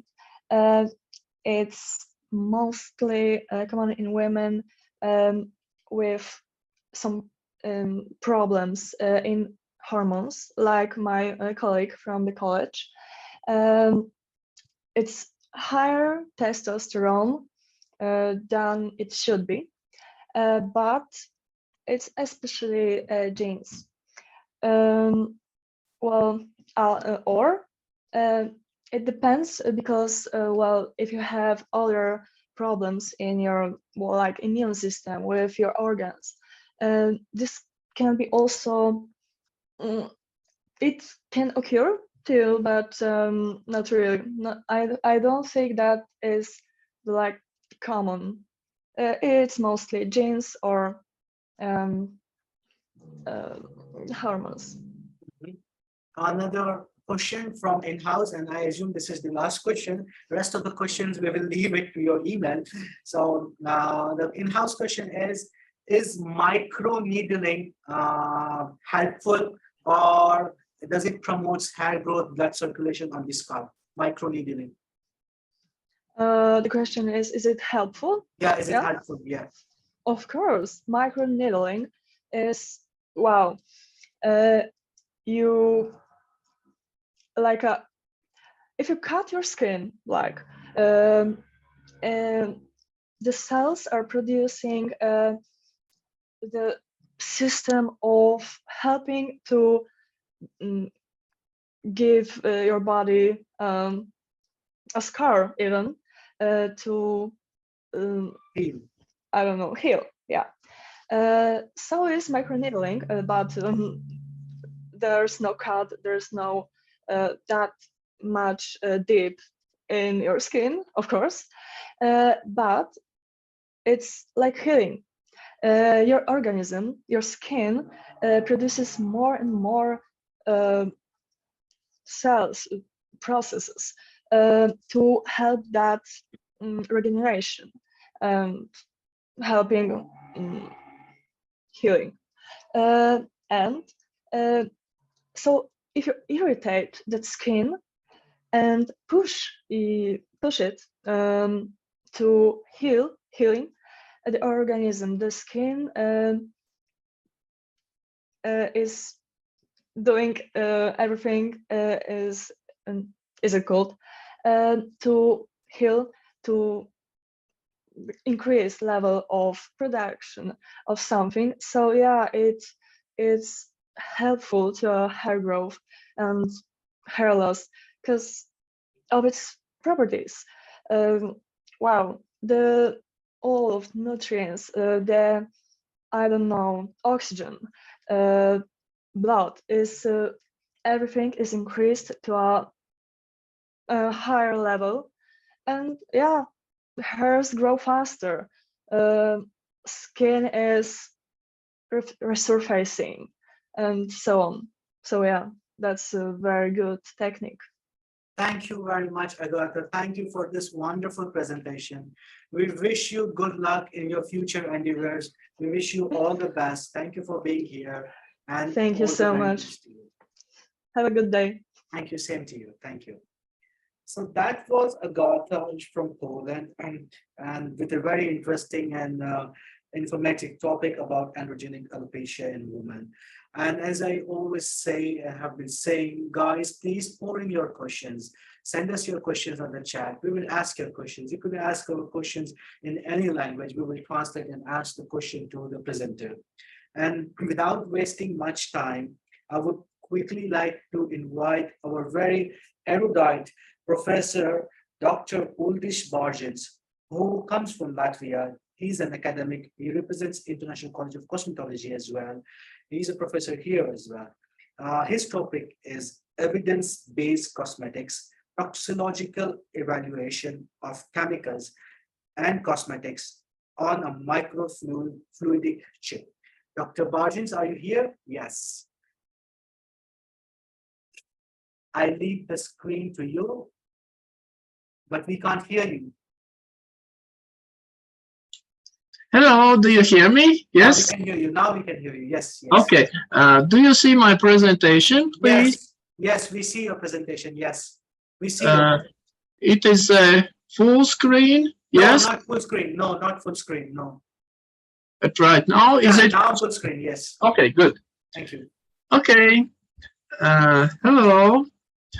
So my name is Dita Bērziņa, and I'm working in the International College of Cosmetology, and I'm a doctor, molecular biologist, and right now I work in Riga Technical University in Biochip Scientific Laboratory. And I would like to talk about evidence-based cosmetics,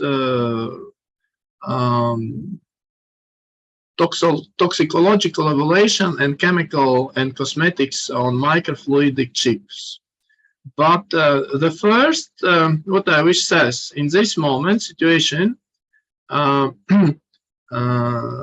is it cosmetic may have some benefits in terms of promoting skins and even whole body regeneration, acting against aging and improving one's appearance, but they should not be considered as a replacement for a health lifestyle or medical treatment for any underlying health condition.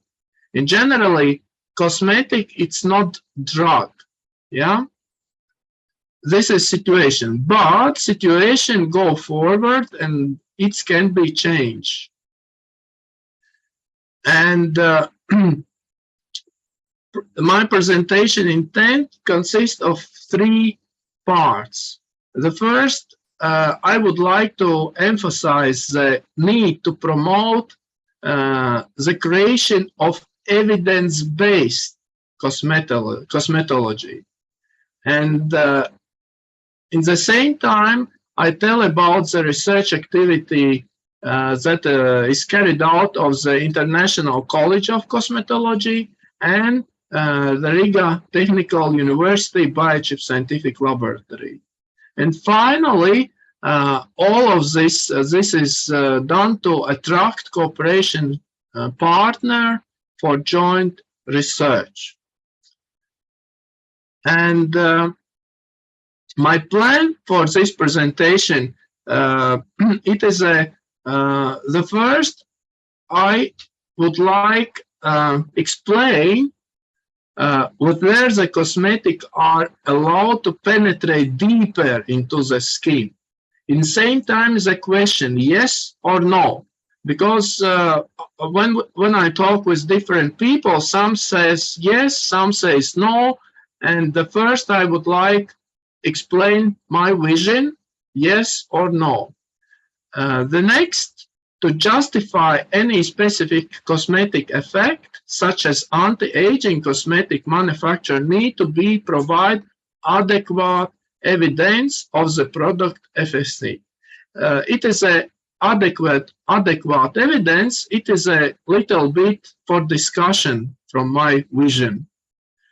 And next, what research movements is there in International College of Cosmetology, and after that, research at the Riga Technical University Biochip Scientific Laboratory. This is topics planned for my presentation. Okay, the first question, whether cosmetics are allowed to penetrate deeper into the skin, deeper. If we look in legislation in European Union, it is not stipulated in any European Union document that cosmetic can get deeper into the skin. However, it does not make any claims about the depth and which cosmetic can penetrate the skin. It is important to note that the efficacy and safety claim of cosmetic product should be supported by scientific evidence and compliant with the applicable regulation. In generally, no legislation who says no, therefore cosmetic can go deeper. It's allowed. Okay. And to justify any specific cosmetic effects, such as anti-aging cosmetic, manufacturers need to provide adequate evidence of the product efficacy. Adequate evidence, what does it mean? Usually, when we talk about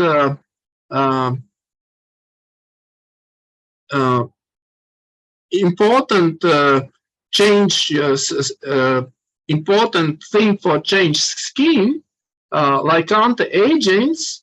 1 second. We think about what this cosmetic can make bad for skin, like allergical reaction or some inflammation, and therefore we tested cosmetic for that. For solving these problems, but new thing, it is a cosmetic therapeutics analytics. It is some new way for cosmetic who not treated skin, but make skin better, younger, and it's allowed. And therefore, from my opinion, this is a very important thinking about evidence-based cosmetic. And what does it mean? Overall, the use of evidence-based cosmetics and microfluidic chip technology in toxicological evaluation is an important step in ensuring the safety and the efficacy of cosmetic products. In both this way, inflammation and safety and efficacy. And to justify any specific cosmetic effect, like anti-aging cosmetic, manufacturers need to provide adequate evidence of the product efficacy, which include the following. The first, clinical trials, expert opinions, scientific studies, in vitro tests, and existing scientific literature. The first, if we talk about what we do, my interest mostly it's anti-aging cosmetology, senolytic. We work with new senolytic chemicals, and I see that can be usable in cosmetic. Okay. The first, what research movement in the International College of Cosmetology?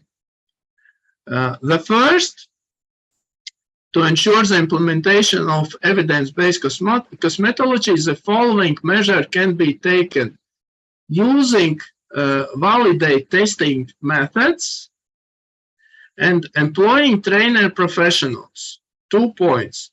And there I am with my colleagues. We participate Erasmus project and visited very interesting company in Denmark who produce different equipment for testing skin. It's Cortex technology. Cortex technology. This is one of the leader in skin analyze device market, and this company produce different equipment for detection skin hydration, skin rawness and brightness measurement, skin tone and pigmentation measurement, collagen and elastin measurement, and you can find this how this equipment used in YouTube. There's a lot of very nice videos where you can see how it can be usable. And our participate this company, we have experience and we have understanding how this equipment built. How this equipment built in the good manufacture practice, and other we have tested this equipment like Dermascan, where we can detect how much collagens stay in the skin, and this is very important for senolytical drugs, because if we kill the old like zombie cells, this fibroblast produce it more collagen, elastin, and we can measuring how this situation it can be changed, and therefore this equipment needs to be very usable for us. Another elastometer, skin measuring elasticity, it's other very interesting equipment. This is our experiments, and I wish see maybe sometimes we can use this equipment in our college for research, like testing how vitamin C help our skin. There's like one article for example. But very is important thing for that, it is they are not always guarantee of this efficacy. Any method, it's not perfect. But the best way to evaluate the anti-aging effect of cosmetic products is through long-term use and evaluate of its effect on the skin over time. It's think about evidence-based cosmetic. We need evaluate long-term this cosmetic effect on the skin. And another way how we detect this interaction with skin cosmetic, it is we work in biochip in Riga Technical University biochip scientific laboratory. But what is mean before I would like says this in Latvia it's very new term biochip. Before nobody says what is a biochip, and therefore we create this term in 2090s. In Latvian language is biochip, and after that we can create it biochip laboratory. Sorry.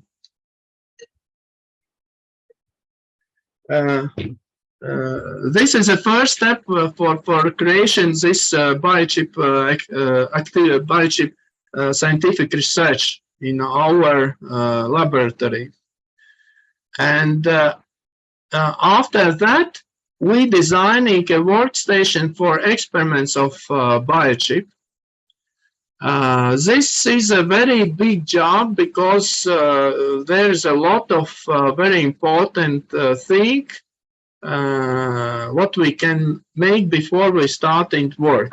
Before we make these boxes and test it, how we use it, how we working inside. After that, we build something like prototype for this Globox. This is a Globox system where we work with, where we can work with biochip, and only after that we make this artificial intellect program. It is a program who learning from our work, and this system automatically detect how cells feeling or skin feeling on the chip with different cosmetic. And we made program. You can see upper slide. This is a picture for computer vision pictures, and we put on the cells. This is a Urquhart cells. It is for control cells, like oncological cells, yeah, control cells. We put dye this trypan blue, and after 3 minutes we can see these changes. And really, if you're looking in microscope, these changes, it's you can see one cell is dead, another cell it's still alive. But computer see different, and he show us how this trypan blue go inside in one cells, but not go in another cells. And this is our know-how, and we started working with new method. It's like luminescence measuring or something, but it's doing by computer visions. And if some have interest cooperating work with creating this new technology, we are opening for that. And more than this detection, it can be in real time, computer vision detection, and computer work with this microscope table, microfluidic pipettes. It's going by automatically, all doing computer. So it is what we do there in Riga Technical University. And goal for us, it is testing senolytic and looking how senolytic cosmetics kill zombie cells. It is a senescent old fibroblast who wish to be killed, and its potential cancer, oncological cells, yes, and we work there with detection of this. Okay, in conclusion for the presentation, overall, implementing an evidence-based approach to cosmetology required a commitment to scientific research, quality control, and compliance with the regulation requirements. And thank you for attention. Thank you. Thank you, Dr. Uldis. Thank you very much for your presentation. We have some questions coming in from the audience. Perhaps if you can answer, like Valerie, she has been very interested in your presentation, and she has been very active following the conference. She says to you that great presentation and congratulations for the way you are answering to the questions. Thank you for your presentations. How long can you keep your cells cultures alive for the biochip?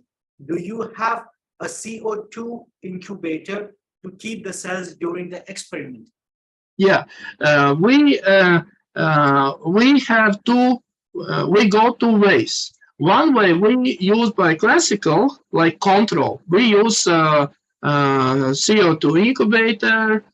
We other have hypoxic chamber. It is a classical way what we do. Another way, we made atmosphere on the biochip.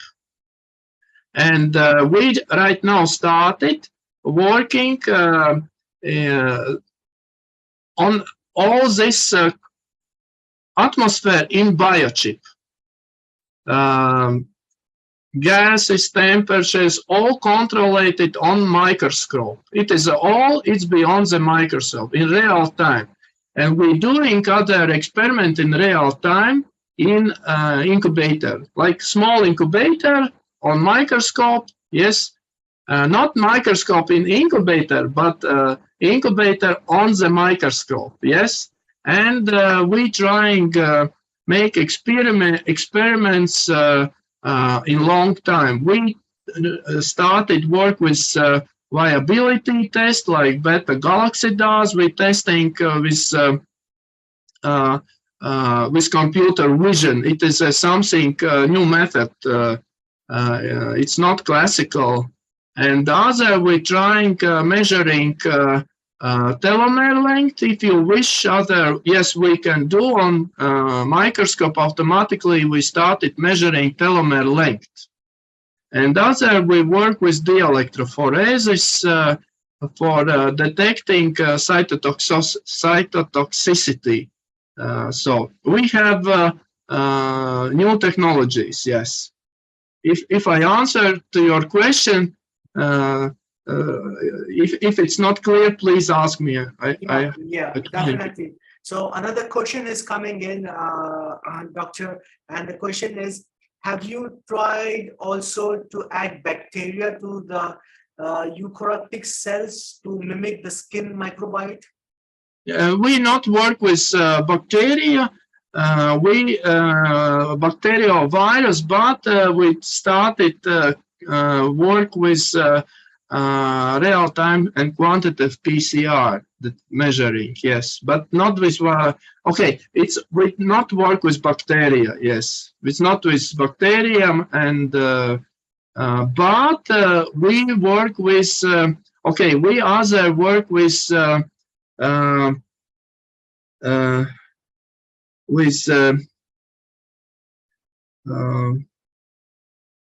with vector, it's mean we change genome of cells. We use like virus. We use something like virus who change genome of cells.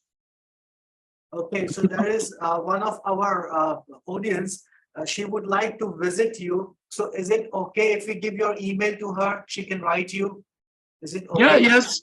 Yeah, You can contact with International College of Cosmetology, and I would like work through cosmetology of college. Yes, and because of course, if you wish, we can make project with Riga Technical University, but a lot of techniques I can't show, and other I can't make pictures because it's prohibit. No, it is a lot of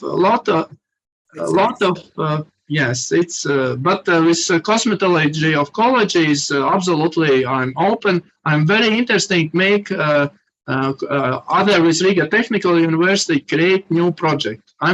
We are open for new projects. Really, yes. I understand that some informations are classified, so they can't be disclosed. Yes, very true. Dr. Uldis, we also have a question from the studio. The question is, what are your future research plans? In what areas are you researching? What are your further plans? Yeah, my basic interest, it is anti-aging.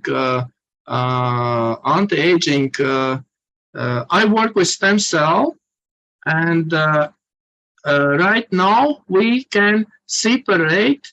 Okay, stem cells. I little bit introduce very shortly what is my basic way. I work with stem cells, and when we work with stem cells, all the cells, it's like similar, but in generally, no. Some of them is senescent cells.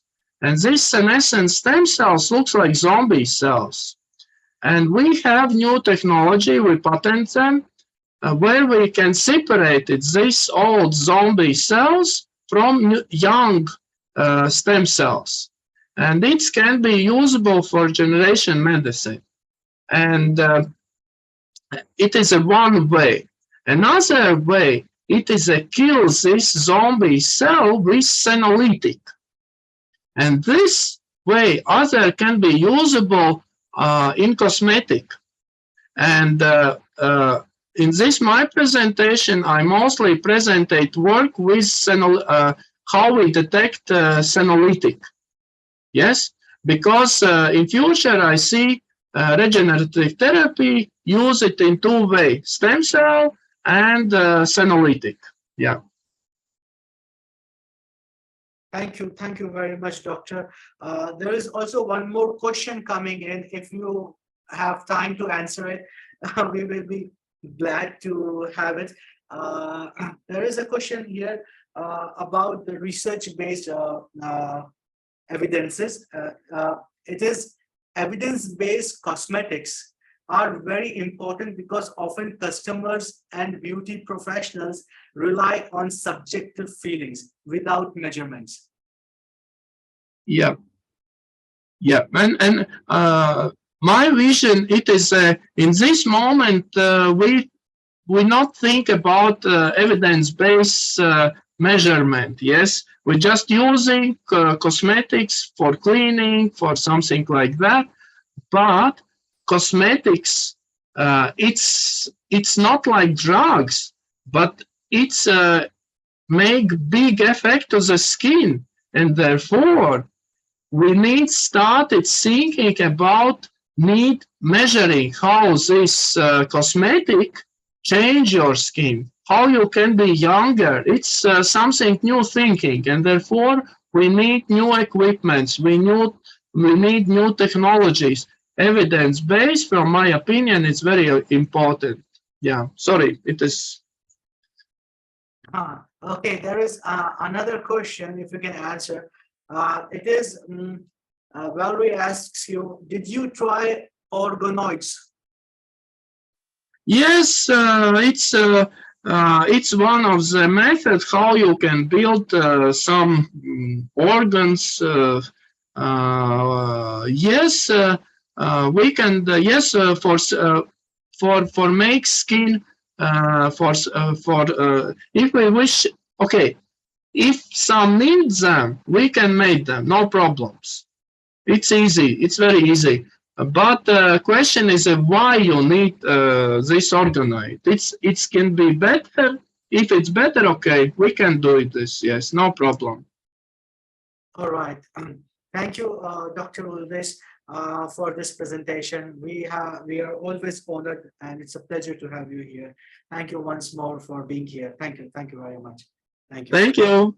Bye bye. Bye.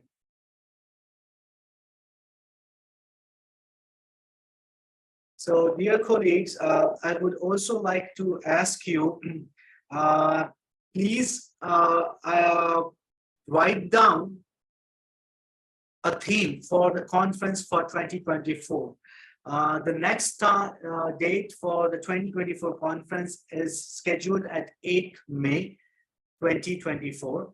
And I would like you to please write down us a theme which you feel is the best or you feel is okay. So we have like a 7-minute short break for tea, coffee, and we will come back again at 3 o'clock where we have a presenter coming in from USA, Dr. Daniele, and then we have another one, Dr. Ramaya from Malaysia coming in. I think Dr. Daniele is still here. She's already logged in. But in 7 minutes, I would be getting back along with Dr. Daniele for the presentation. I would like you to tell me the theme which you would like to have for the next year's conference. The theme we choose for the next year's conference, the person who sends us the theme will be rewarded. So please write your theme in the chat, okay? We have some time, you could write the theme in the chat. And in the meantime, I would keep reminding you that do not forget to ask your questions. Please pour in your questions. We are always looking forward for your questions. Write down the theme for us in the chat. And also, do not forget to go to the NOLO framework where we are working towards the betterment of the HEIs and the traditional organizations to become modern learning organizations. Please, please, please, please follow us on Facebook.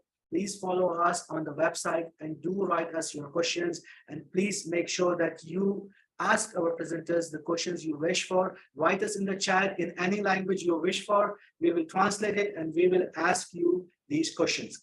Further, I would not like to waste enough time. And as I said, you have 7 minutes. In those 7 minutes, you could write down your themes.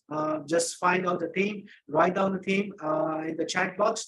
And after those 7 minutes, like after 3 p.m., we will not be taking in your themes. So whoever writes down the theme for the conference in 7 minutes, we will take that theme and see if that works out for us or not.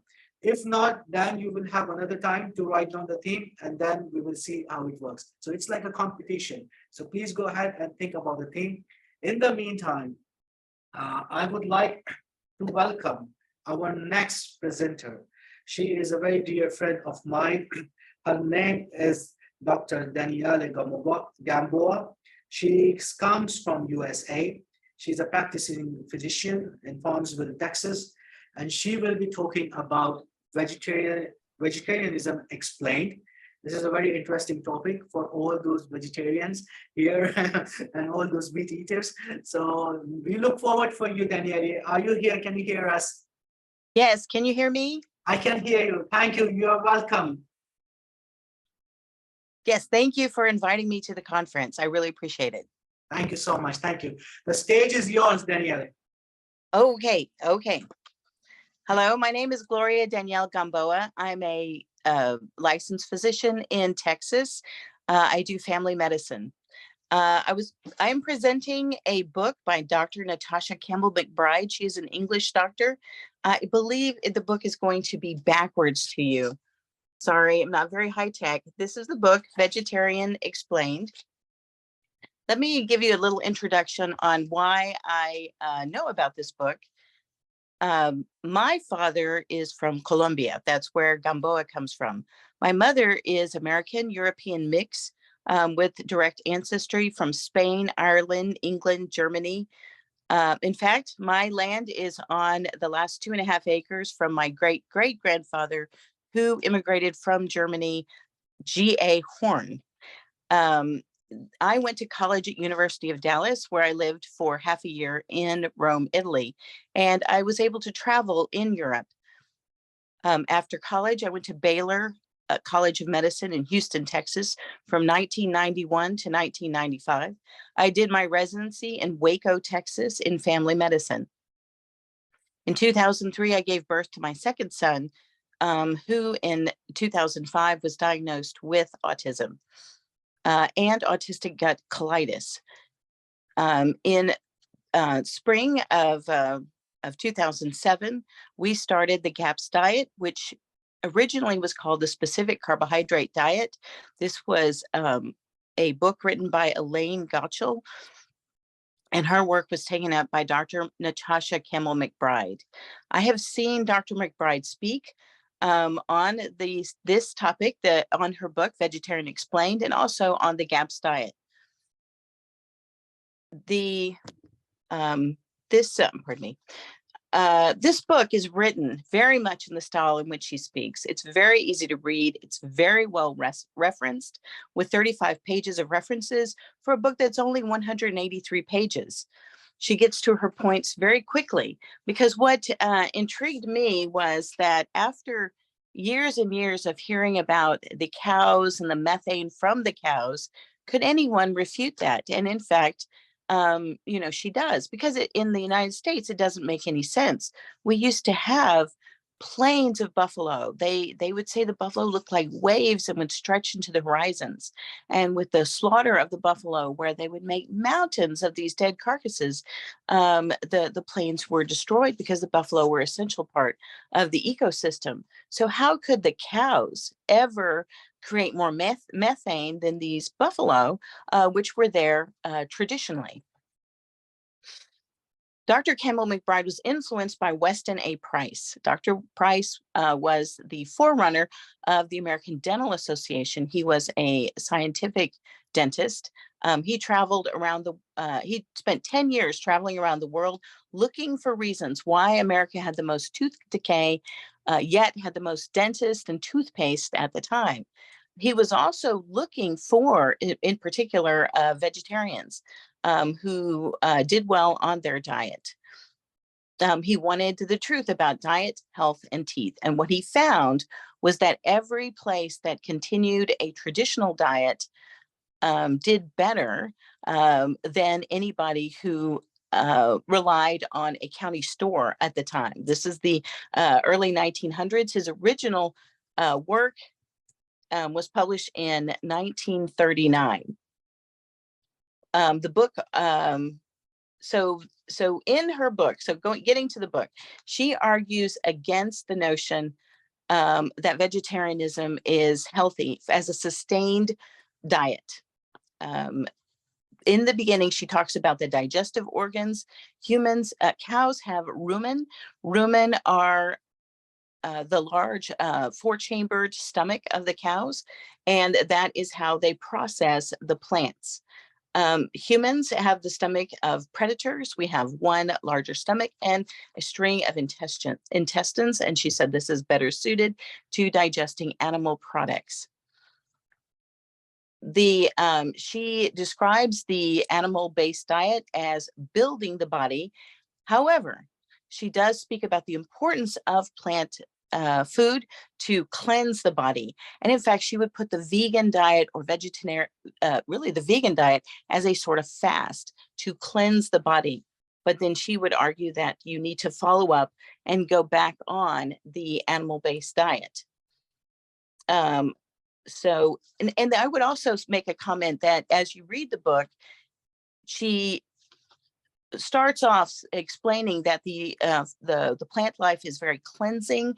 But then later in the book talks about the nourishing value of the plants. I don't find the two distinctions contradictory. I think she does a really good job explaining that this is a balance of the body, and that both are needed for a balanced diet. And so, let's see. So she does, humans have lived on, okay, so then one of the main arguments she makes is that Weston A. Price did not find humans living on a vegan diet. What he found were vegetarians, and he did find people that, primitive people that lived on the eggs and milk. And there was one other hidden component of that diet, which is insects. Insects completed the balance of the diet, adding in actually, animal fats and proteins, because insects, if you are complete. Now, of course, with the Hindus, it was insect particulate, and it was documented that as they moved to England, they became B12 deficient because the vegetable produce was too cleaned, and they did not it did not have any insect particulate on it, especially with the way that food is raised in England with hydroponics and less insects. And so she does explain, however, that he did find tribes that were mostly based on animal diets, including the Maasai warriors, who were almost exclusively animal production or animal diet. And the Inuits in Alaska, they had a very interesting diet where they ate 80% fat and protein. She does mention towards the end of the book, like, how do you explain that you find these healthy vegans, that you find these bodybuilders that are doing well and they're promoting the vegan diet? And she talks about the Inedia, and she mentions saints who have lived on nothing. And in particular, she mentions there was a chance to study a certain yogi, Prahlad Jani, 83 years old at the time. He was put in the hospital for 2 weeks with observed with cameras and regular medical testing. And the team confirmed that indeed he did not eat or drink anything, not even water, and he did not defecate or urinate. He insisted that he lived on prana, the universal energy fields. So I think that that explanation shows more than every vegan has hit a certain level of living off prana. I think that she is describing that the human experience is larger than the diet. And she also indicates in the book that what is the perfect human diet, that this is going to be very individualized. And so she does allow for people that are personally called to that diet. She does refute the idea that quinoa is a complete grain. She explains that to have a complete grain, you have to have the whole grain, the legume, and the true nut to get all 20 amino acids for proper digestion if you do a vegan fast. So the traditional preparation of plants is how we digest food. So going back to the stomachs. So how do humans do well on food, especially the Japanese, who eat quite a bit of soya protein? Traditionally, humans have fermented, sprouted, cooked, and malted vegetables for proper digestion. And so without these traditional preparations, we would not get as much nutrients from our food. There is no, okay, so then the other thing very interesting idea about processed foods is that processed foods are too digested. We are eating them and just getting the calories because our bodies don't have to work to digest them all. They've already been over processed. They have been too cooked, and they just pour calories into the body. Okay, and then, so why is vegetarianism popular? the one thing is the abuse of animals. And with her work with Weston A. Price is a foundation of people aiming to improve the food quality of the world, to get us back to our basics where we are living off local food, producing our own food. And so they would not encourage eating any animal. Eating a chicken from a farm that has kept the chicken isolated in the dark is the opposite of what Weston A. Price and Dr. Campbell McBride would want. The animals should be raised locally. They should be raised properly. They should be raised in a good environment, because only are you going to get good nutrition off a healthy animal. The second reason is the companies that grow grain are very powerful.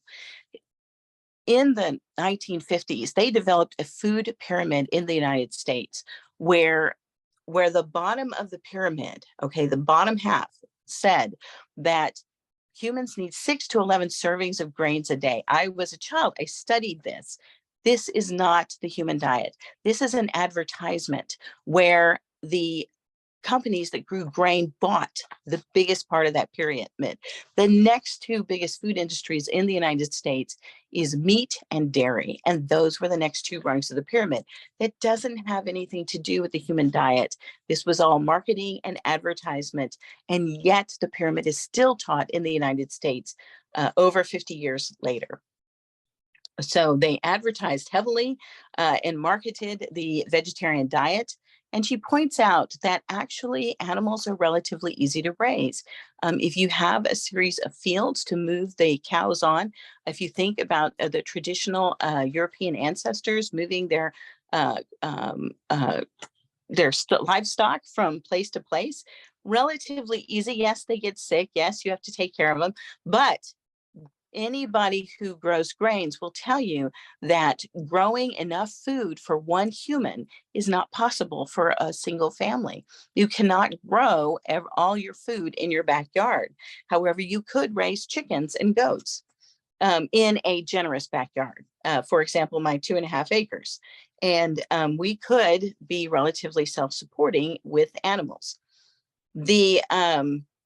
The other argument that she makes, because to counter the methane from the cows, is that it was never the cows. Like I said, that didn't make any sense in the United States because we had buffalo.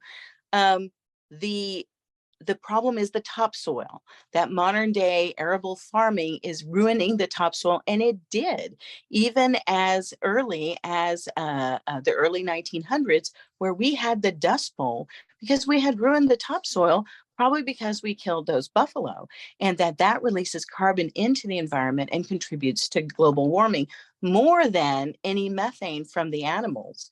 And that rejuvenating our topsoil would include animals defecating on the soil, and then animals like pigs rooting in the soil to get the nutrients from the manure into the soil, and that would replenish the soil and decrease global warming. And that is supported by, and she, like I said, this book is very well annotated, and she supports every statement with literature. One thing about the erosion of the topsoil is it does not include bacteria, worms, rodents that are supposed to be there because they are poisoned by the chemicals of modern day agriculture. In addition, the loss of the topsoil has led to flooding. I think every country can appreciate that. Oh, let me see. Let me get, and I'll get to the questions. Hopefully they'll show up at the end.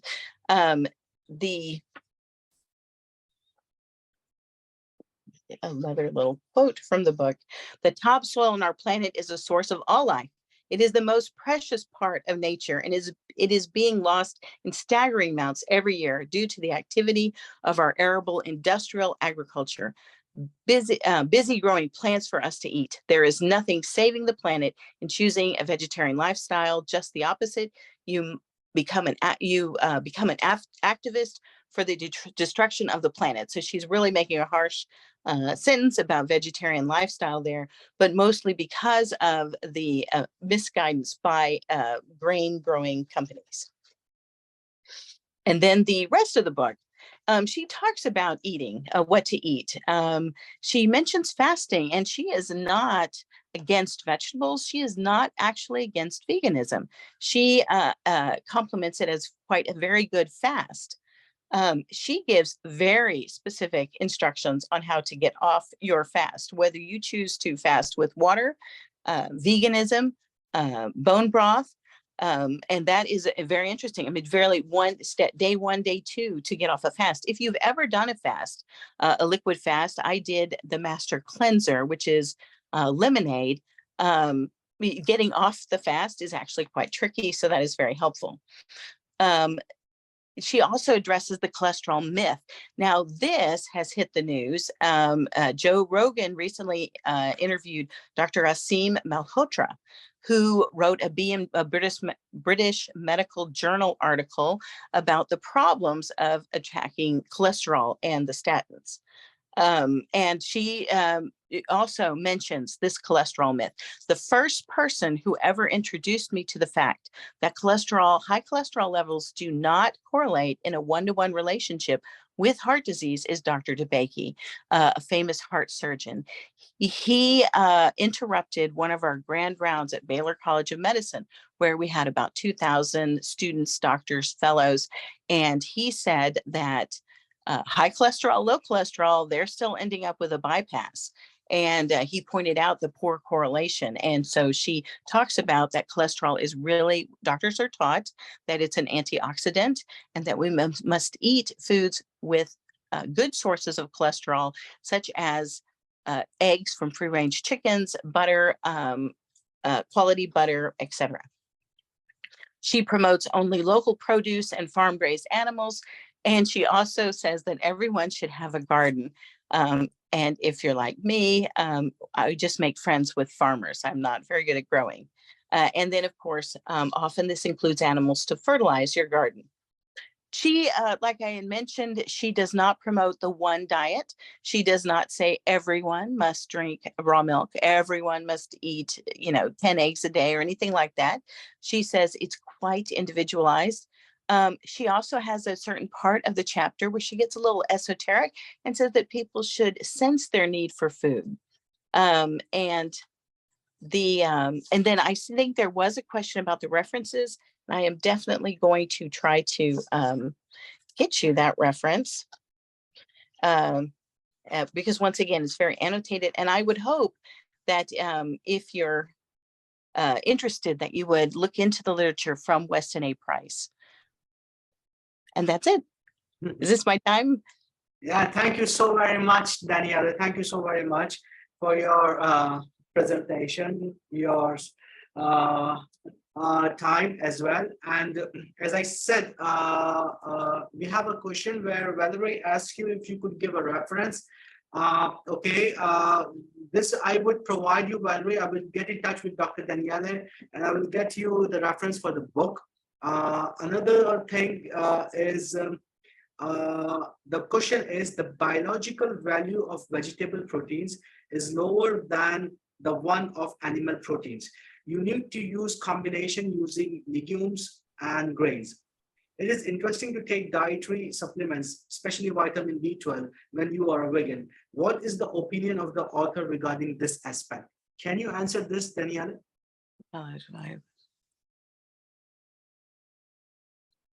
Oh, yes.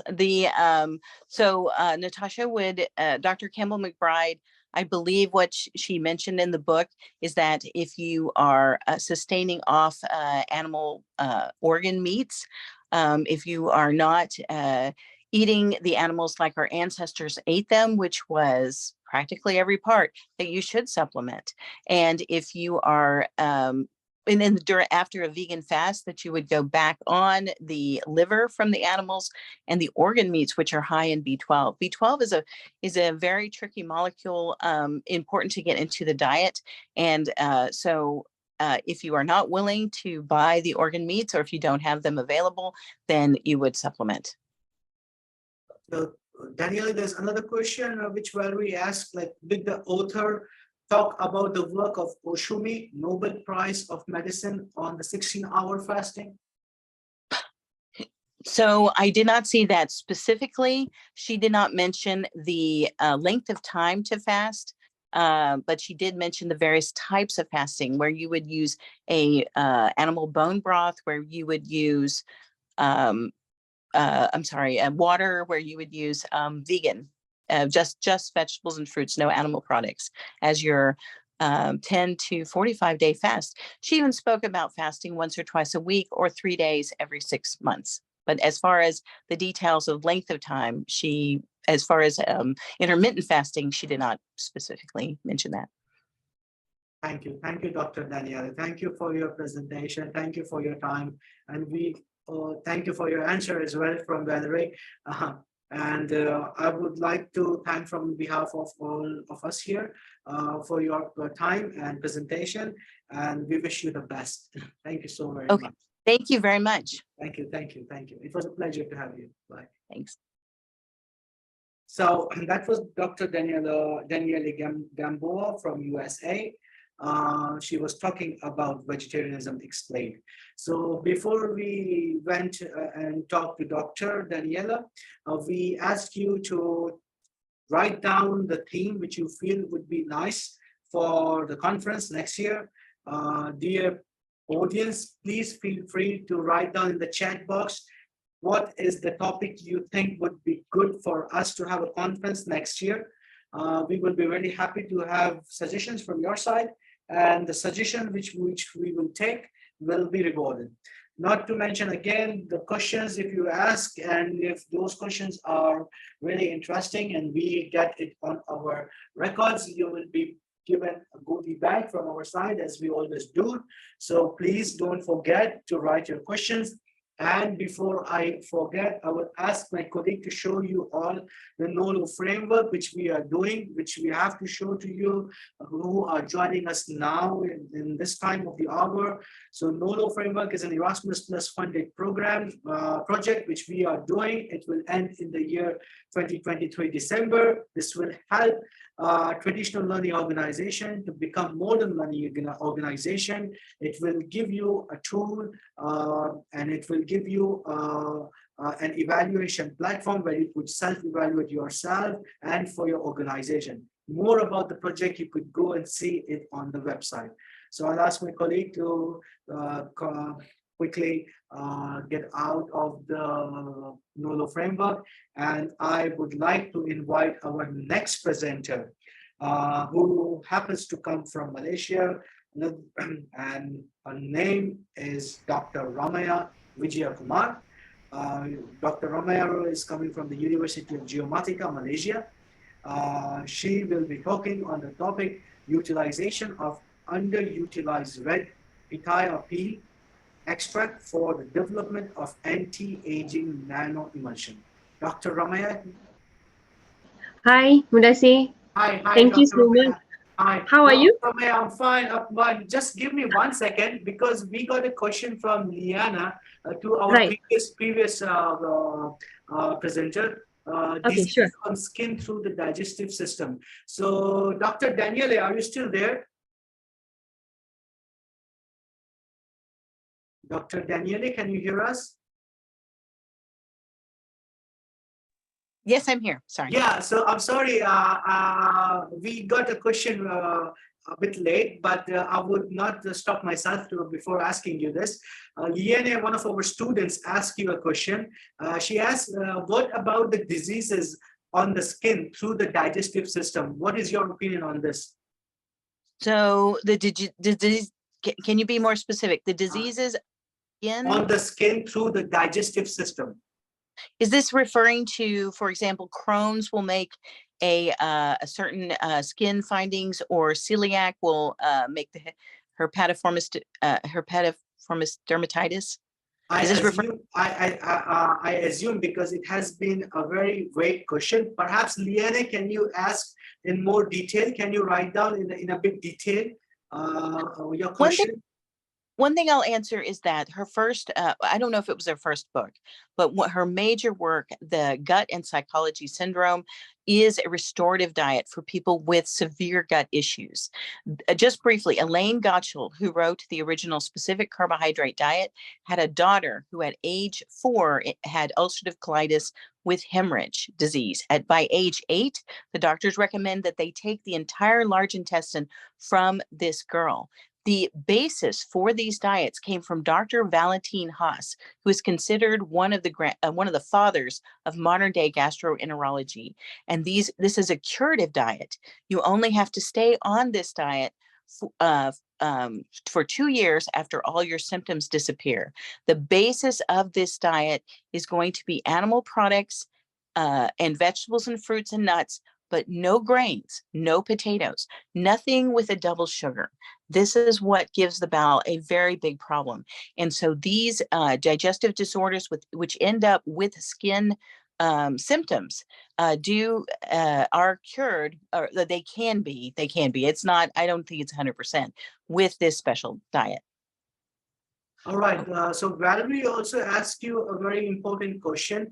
Can you say a few words about autism and diet? Yes, Dr. Bernie Rimland, who is one of the doctors who founded Defeat Autism Now, which is now the Autism Research Institute in the United States. He did a survey of about 35,000 parents and asked them what was the best treatment for your child.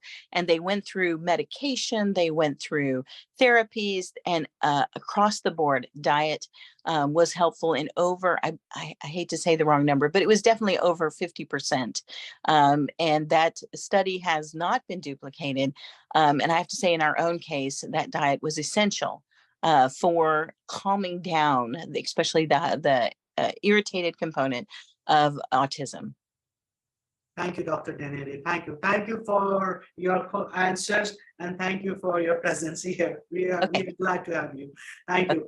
So I would go back to our next presenter, Dr. Ramaya. Sorry to have interrupted you. And I wanted to just get these questions answered ASAP before our presenter leaves the conference. So, ladies and gentlemen, please welcome Dr. Ramaya Vijayakumar from Malaysia, representing the University of Geomatica, Malaysia.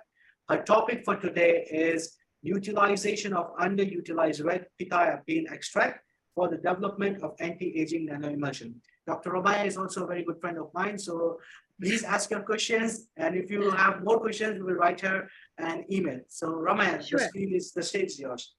Thank you, Mudasi. Is my audio clear? Yeah, it's clear, right? Yes. Clear for me. Yeah. Okay, right. So I'll be sharing my screen. Yeah. Just give me a few seconds. Wants to share. Okay.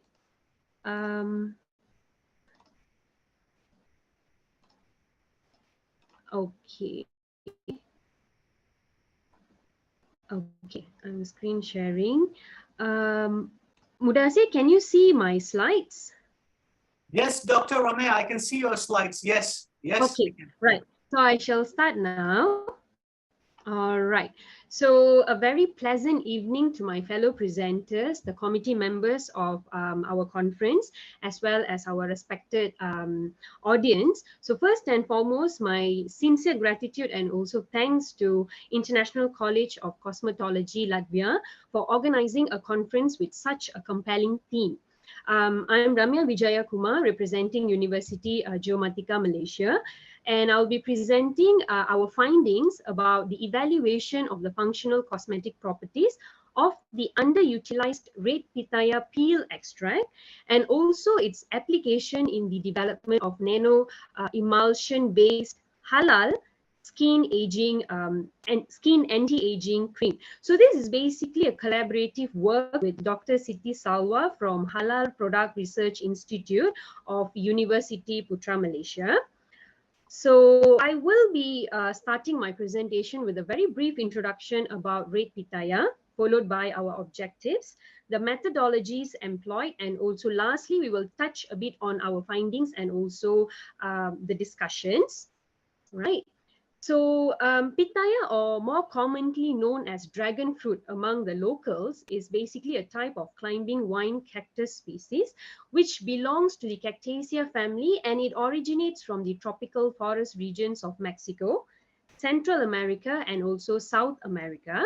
So as we can see from the pictures given below, it has a very brightly colored skin studded with green scales, and the flesh can either be white or red, with a very well dispersed small black seeds, which are excellent source of essential fatty acids. So basically we have three major varieties of pitaya. The first one being white flesh with yellow peel, second, white flesh with red peel, and thirdly, red flesh with red peel, which is also going to be the focus of our research today. You may ask me, why particularly the red type? So basically, the red variety is the most compatible with the Malaysian weather. And our local farmers also prefer the red pitaya cultivation due to its high consumer predilection for its sweeter taste when we compare it to the other two varieties, right? And for the prophylactic and also therapeutic values, Mayas traditionally use the leaves and also flowers, which you can see here, all right, as hypoglycemic, diuretic, and also cicatrizing agents. The seeds of pitaya, as I've mentioned earlier, also contains high levels of essential fatty acids, namely linoleic and also linolenic acids, respectively.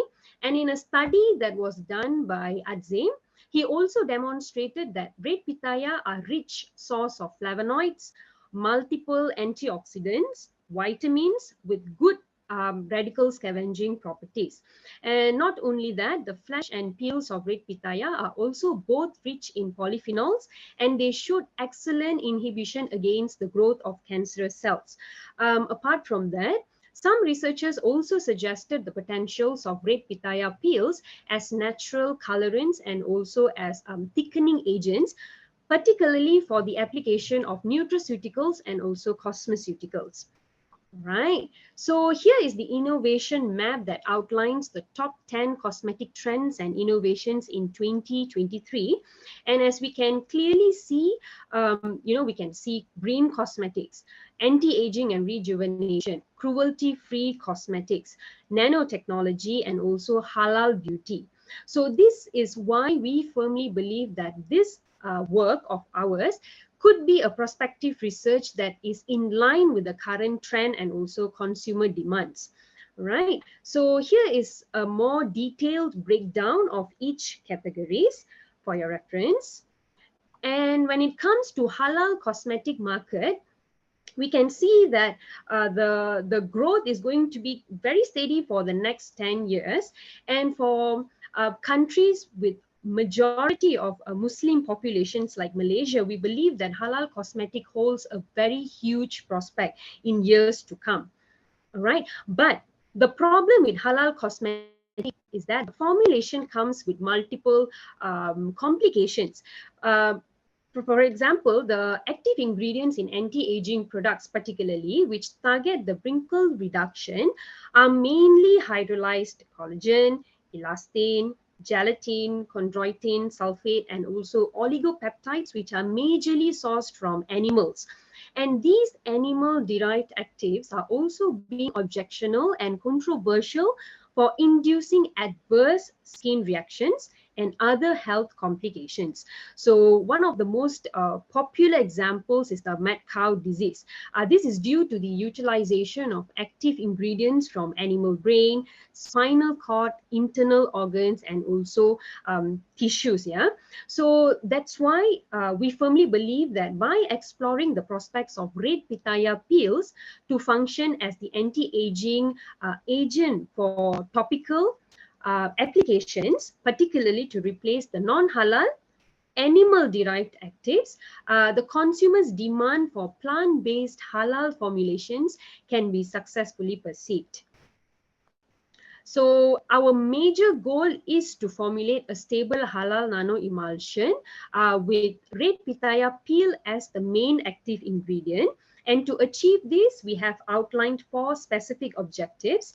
So the first one is to identify the optimum extraction conditions, which was based on response surface methodology. So this is a statistical tool. And secondly, to evaluate the functional cosmetic properties such as anti-elastase, anti-collagenase, anti-tyrosinase, as well as SPF value. All right. And thirdly, to prepare and characterize the nanoemulsion. And lastly is to investigate the efficacy of the formulated nanoemulsion for anti-aging applications, particularly the transepidermal water loss, moisturizing, and also anti-wrinkle properties. Right. So for our methodology, we can divide it into 2 major parts. So the first part is going to be the preparation and also characterization of the extract. And the second part is going to be preparation and also characterization of the nanoemulsion containing the optimized extract. So we started off the experiment with the extraction of samples based on central composite rotatable design, which is it's part of RSM, the response surface methodology. And for that, we have chosen 5 different antioxidant assays, namely DPPH, BCB, FRAP, TPC, and also TFC. And once we have obtained the optimized extract, we subject them to GCMS and also HPLC for the phytochemical screening. And also for the evaluation of the functional cosmetic properties, we have chosen 4 different assays, namely anti-collagenase, anti-elastase, anti-tyrosinase, and also the SPF value screening assay. So this is the outline for the formulated nanoemulsion. So the nanoemulsion were subjected to organoleptic and also physiochemical evaluations, particle size analysis, accelerated stability test, rheological analysis, heavy metal analysis, and also photoprotective ability analysis. So once we are done with all these assays, the last part was on the efficacy evaluation, comprising of 3 major assays, as I've mentioned earlier: the anti-wrinkle, moisturizing, and also transepidermal water loss assay. Right. So moving on to the results and discussion part. For the first part, the response surface methodology, all the factors of the experiment, the responses of the experiment, as well as the experimental ranges were all identified through multiple trial and error experiments, as well as reference to prior or previous literatures reported by other authors. And based on the results that we have obtained, we can see that the temperature, the optimum temperature for the extract was recorded at 56.39 degrees Celsius. The ethanol to water ratio was at 82.22%, while the duration for the extraction was 103.55 minutes. And for the responses, all the antioxidant assays actually showed us a very high desirability of 90.5%. Right. So this is the chromatogram for GCMS study done on the optimized extract, and peak number 20 being the most abundant peak corresponded to L-ascorbic acid 2,6-dihexadecanoate, which is basically a fat-soluble vitamin C derivative. Right, this was further confirmed with HPLC analysis, and here is the chromatogram for HPLC. Right, and now moving on to the evaluation of the functional cosmetic properties. We have chosen ascorbic acid as our standard for all the functional cosmetic properties, and collagenase and elastase. Right, these 2 are basically enzymes which are responsible for the degradation of our extracellular matrix, which basically result in multiple skin concerns which are aesthetically unfavorable. For example, your skin sagging, loss of elasticity, skin wrinkling, and whatnot. Okay, so the percentage of inhibition exhibited by red pitaya peel was very high at 96.92%, which was almost the same with ascorbic acid, our standard. Right, and for the elastase inhibition activity, the value shown was also equally high at 87.62%. And for tyrosinase, tyrosinase is basically the enzyme which is responsible for our melanin synthesis. And for this, the value is not as high as the previous assays, but it's good, 66.29%. But what we can say based on these results is that the efficacy of red pitaya peel to exhibit the anti-aging properties is definitely better than its skin whitening or skin depigmentation properties, right? And moving on, this is the formulation that we have chosen for our nanoemulsion. So basically we have 4 phases, with phase A, the oil phase, and phase B, the water phase, being the prominent phases. And zinc oxide was also chosen to give us the photoprotective properties. So this formulation is still under study. So I'm just sharing with you for an overlook of our, the ingredients in the formulation. Okay, so moving on to the organoleptic and also physical properties. The nanoemulsion produced a very uniform distribution of extracts, which was confirmed with touch and also visual appearance. It has a very smooth, opaque, and also glossy look when we applied it on our skin. And it glided effortlessly with a very silky feel upon application. And it did not leave any sort of residues. And after the application, it was also very non-greasy and can be easily removed with by washing with tap water. And lastly, there was no signs of liquefaction or phase separation that was observed throughout the storage period. And for the particle size and stability analysis, for the particle size, as we can see, there is a very slight increase in the particle size, but still the end value is within the desired range. So we have initially set the target to be lower than 200 nanometers. So it is well below the set range. And for polydispersity index, PDI value that is closer to 0 shows us the formulation is very homogeneous. Right, so we don't want anything that is closer to the value of 1. So although there was a very slight increase, but again, polydispersity index value also remained in the desirable range. And for zeta potential, it was a different story. If you could see, the range basically almost doubled on the 90th day. But this is a very good sign that our formulation is a successful one. Why?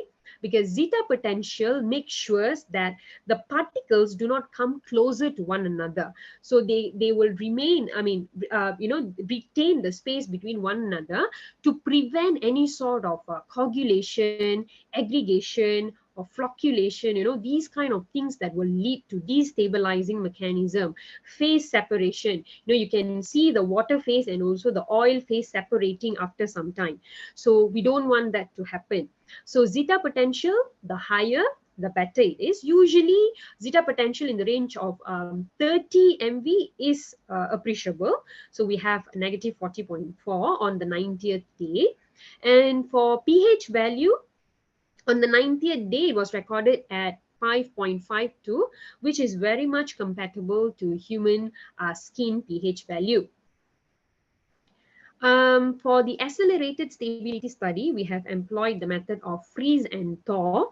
And after freeze and thaw cycles, a total of 4 cycles, all the values for the particle size, the PDI, zeta potential, and pH value also remained in the desired range. There was no major changes that is to be of our concern, right?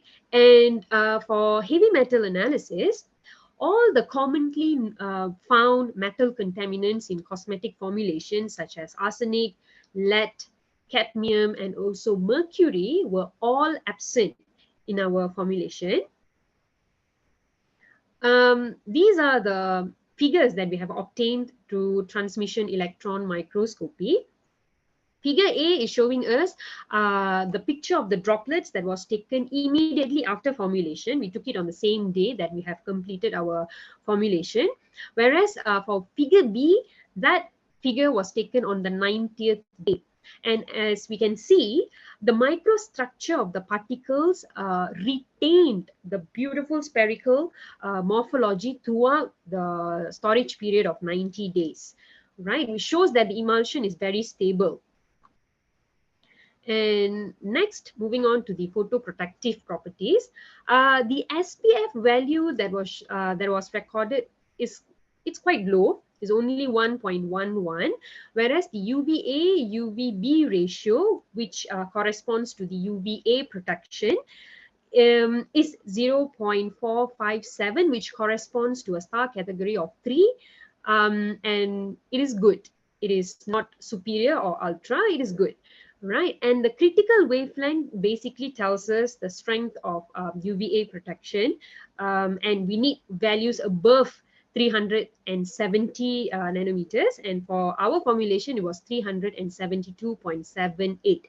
So overall we can say that the photoprotective properties with the inclusion of zinc oxide as the sunscreen agent gave us a very moderate protection against UV.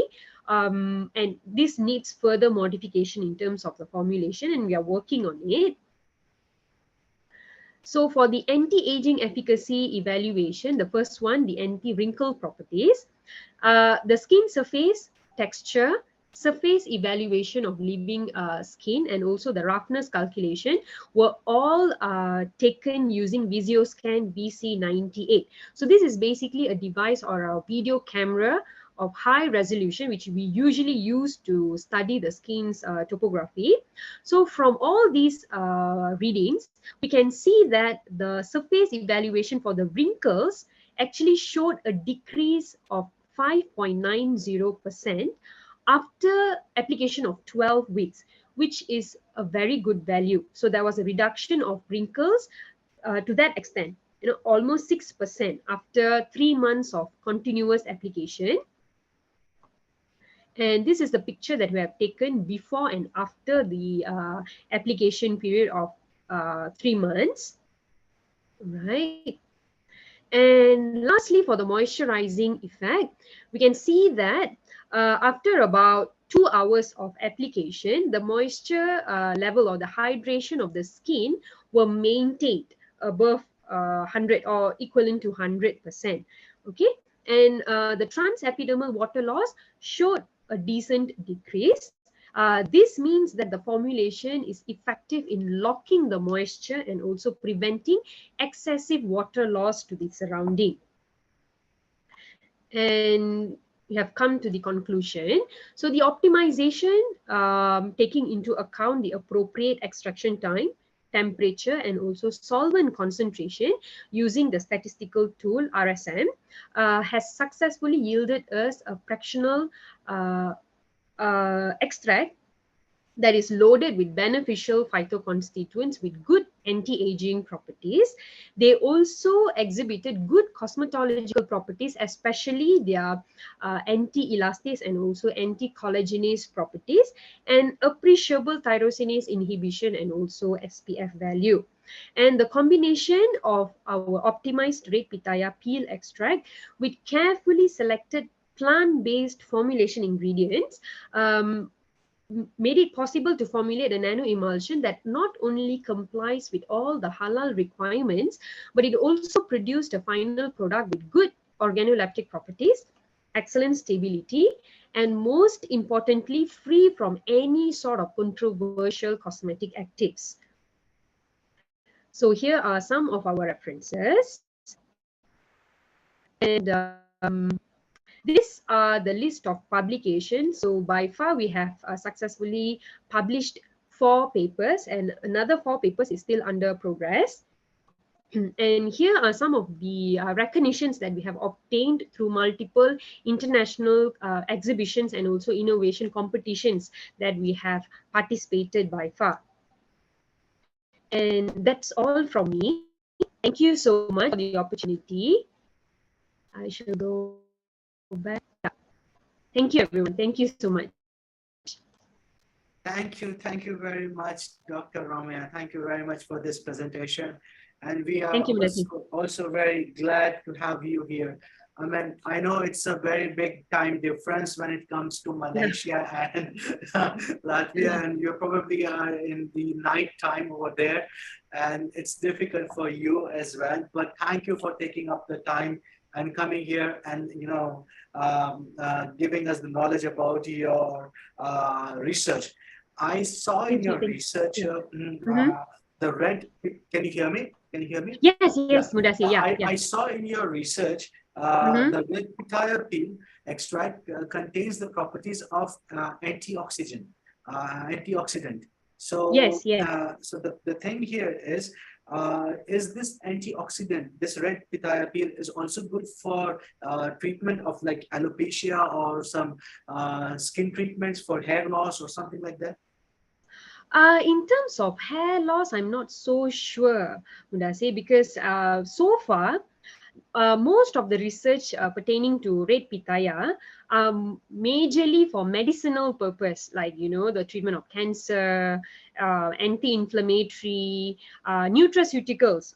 You know, we usually use it to produce wine, and we have a lot of beverages of food products that is based on red pitaya. But I've rarely seen red pitaya in any form of hair formulation products by far, but maybe we can explore that. Yeah, that could be a new and novel thing to explore. Thank you so much. One more thing. Does this red pitaya, like there is also a fruit in South America called as gaviola, and they also use gaviola for anti-cancer treatment. I mean, for instance, they also tell this gaviola fruit is more effective than chemotherapy. This is what they call it locally over there. So can we assume, I'm not sure if you're aware of gaviola fruit, but can we assume like gaviola and red pitaya, they all come from the same family? Can we assume it? If gaviola is coming from Cactaceae, they might belong to the same family. But I think in South America, the name is more commonly known as pitahaya. For pitaya, there are several names. Yeah, dragon fruit. Dragon fruit is the most common that we use here in Thailand, Indonesia, and all. But there's also another name, pitahaya. So I'm not sure whether it is the same fruit that you are referring to, Mudasir. But yeah, it is very beneficial for cancer treatment because it is very much loaded with phytonutrients. Yeah. Thank you, doctor. There is a question which comes in from our audience. Valerie says, thank you for the interesting presentation. Did you check the effect of your compound on the skin microbiome equilibrium? Not yet. We will be exploring it because the results that I've shared with you guys today is the very basic screening test. So we will be taking up the detailed in vivo testing that will involve human skin. So we want to see how's the effect of anti-aging on real human skin. So basically it is going to be a very long process because we need to require the ethical clearance and whatnot. So for the time being, we have conducted the basic bacterial count, but not the part on skin microbiome. Probably if we get a chance to converse again in the future, if I've done the experimental work by then, maybe I can share with you how's the effect on skin microbiome. Did you use those? Valerie, thank you so much. Thank you so much, Valerie. That was a very interesting question. And you yourself, yes. Sorry, how to pronounce it? Lien. Yes, we were basically the so we were the lab rats. Yeah, me and my teammates, we actually use it first. And also, I've shared with you the list of exhibitions that we have participated, right? So we bring along a small sample and we give the audience to have a feel also. So they quite like it actually. It's very lightweight and it's very smooth. It glides very smoothly. So yeah, we have used it, but we are not using it on a daily, daily application because it is still under, study, right? So, but yeah, we have used it. Yeah. Thank you. Thank you so much, Dr. Romeo. Does anyone else have a question? Please feel free to write, because it's so complicated that I move on to the next speaker and then I get your questions. So yeah. So Liane says, thank you for your questions. Thank you, Liane. Thank you. Please write down your questions. Please, if you have a question, please write down, because if we move forward, then again, it's not good to come back to the presenter again. So please write your questions if you have anything. If not, then we would just simply wish Dr. Romeo thank you and success with her research and her career. Thank you very much for being here, Dr. Romeo. It was a pleasure. Thank you, Mudassir. Thank you. Yeah, same here, Mudassir. If the students are having any questions, just feel free to write me an email. I'll be more than happy to reply them. Yeah, we can do that. No problem. Yeah. I assume the audience you have heard. If you have any questions, please write us. We will refer your questions to Dr. Romeo. She will be more than happy to answer you. Please do write us, and we will be happy to submit your questions to Dr. Romeo. In case you would like to get in touch with her, just write down us and we will try to give you all the information from her side. Thank you, Dr. Romeo. Thank you, Mudassir. Thank you, everyone. Have a good evening. Bye. So as I said to you guys, the date has already been decided for the next conference in the year 2024. It is 8th of May 2024.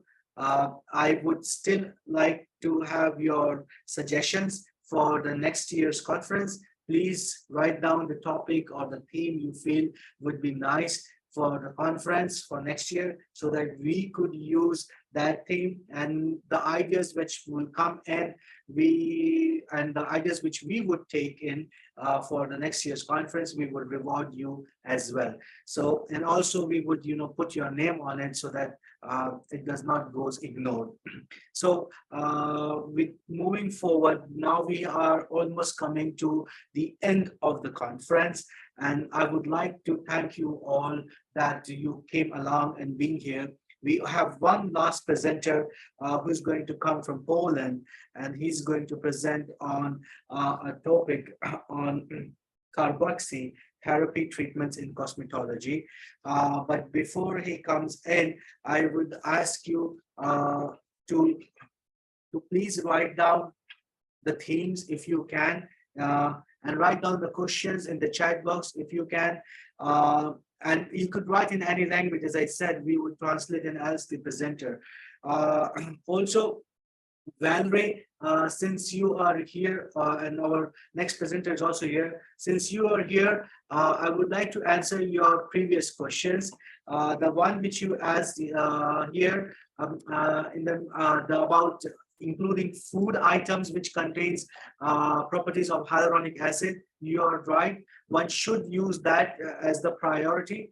And the second thing about the treatments, of course, we have seen those kind of treatments like in stem cell therapies, also like bone marrows. So why not like this? So I completely concur with you, and I completely agree with you that these things should be taken into account before we promote hyaluronic acid, or perhaps we try to use hyaluronic acid. However, one should not be in a confusion of using hyaluronic acid. They can still use hyaluronic acid, but with proper guidance or consultation with your doctor. Our next presenter for the day, and last but not the least, is Dr. Leszek Zakorewski. He is the rector from Poland University of Business and Management. And Dr. Leszek would be talking about carboxy therapy treatments in cosmetology. And Dr. Leszek is also a very good friend of mine. And I welcome Dr. Leszek here. Dr. Leszek, are you here? I can't hear you, doctor. Okay. Hello. Hello, hello. Dr. Leszek, the stage is yours. We are welcome. You are welcome.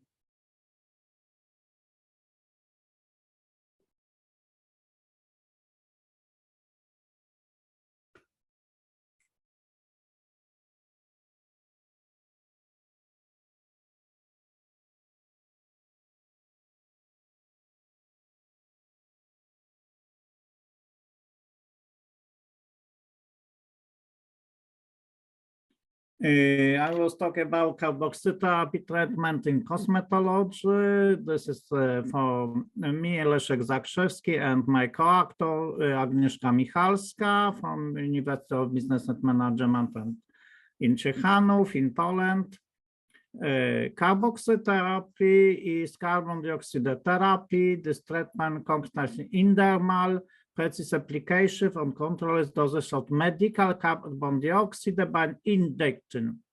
The carboxytherapy is very effectively medical treatment. Carboxytherapy is since 1942 from the French Royal Spa doctors is the side gas injection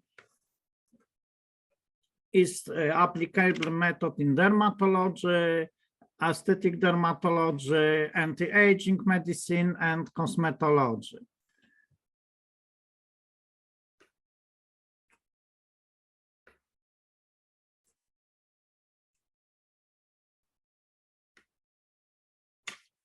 The method itself is promoted widely at World Congress dealing with aging, as well as many revolving clinics specializing in skin education. And method then is clearly minimum invasive, easy to tolerance by patient, and brings maximum effect within weeks on side effect.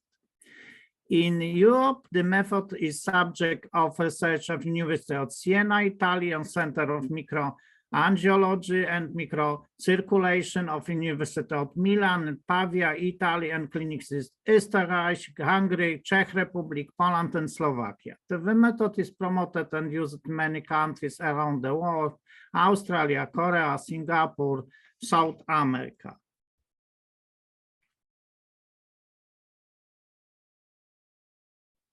The indication for carboxytherapy are dark settle under AS, cellulite, locals, fatius, stretch marks, febrile skin, anti-age prophylaxis.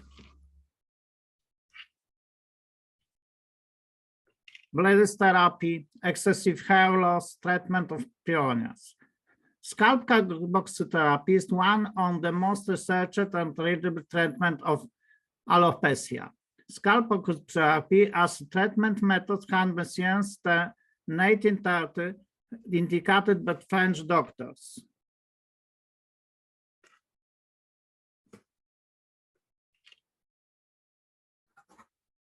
Carboxytherapy treatment effects: dilating blood vessels and increasing blood flow in the area treatments, restoration of stimulation of microcirculation influencing the oxygenation of area treatments, including hair follicles, the formation of growth factors that stimulate the renewal and growth of new on shear and skin and epidermal cell proliferation, increasing the number of capillaries that nourish the hair rod, increasing the production of proteins, elastin, and collagen responsible for the skin elasticity and thickness.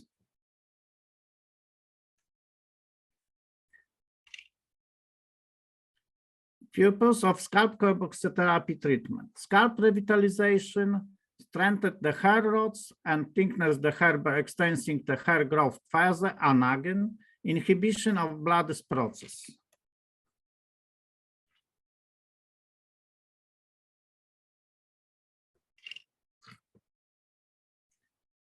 Carboxytherapy treatment. After injection of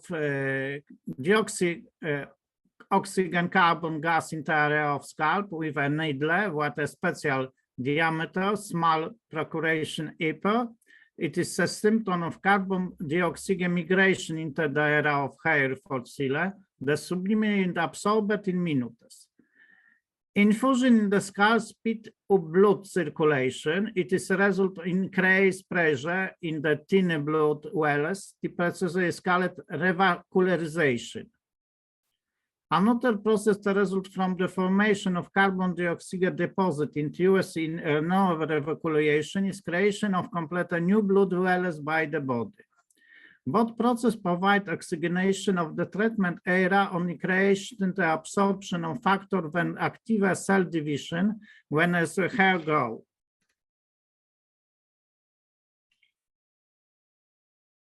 Is many special preparation for carboxytherapy? Don't take aspirin, no case allergy as a subject in the treatment, no alcohol consumption after carboxytherapy treatment, not swimming, pool and sauna until precaution here.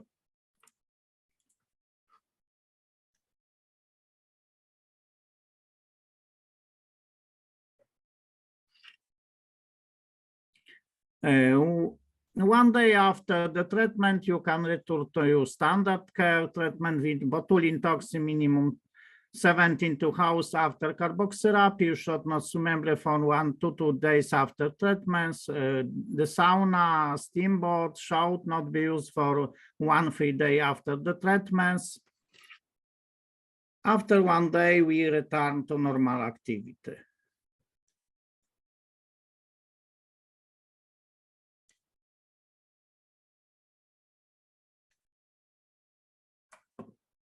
On this figure, we will effect therapy before and after treatment. This is 18 treatments. The treatments is make 1 week to 1 week before and after. On the hair scalp treatment is very effectively and very quickly effect.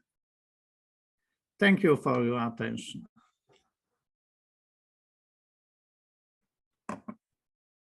Thank you very much, Doctor. Thank you very much for your presentation. I would like our audience to ask questions. If you have any questions, please feel free to ask questions to Dr. Bērziņa about his presentation.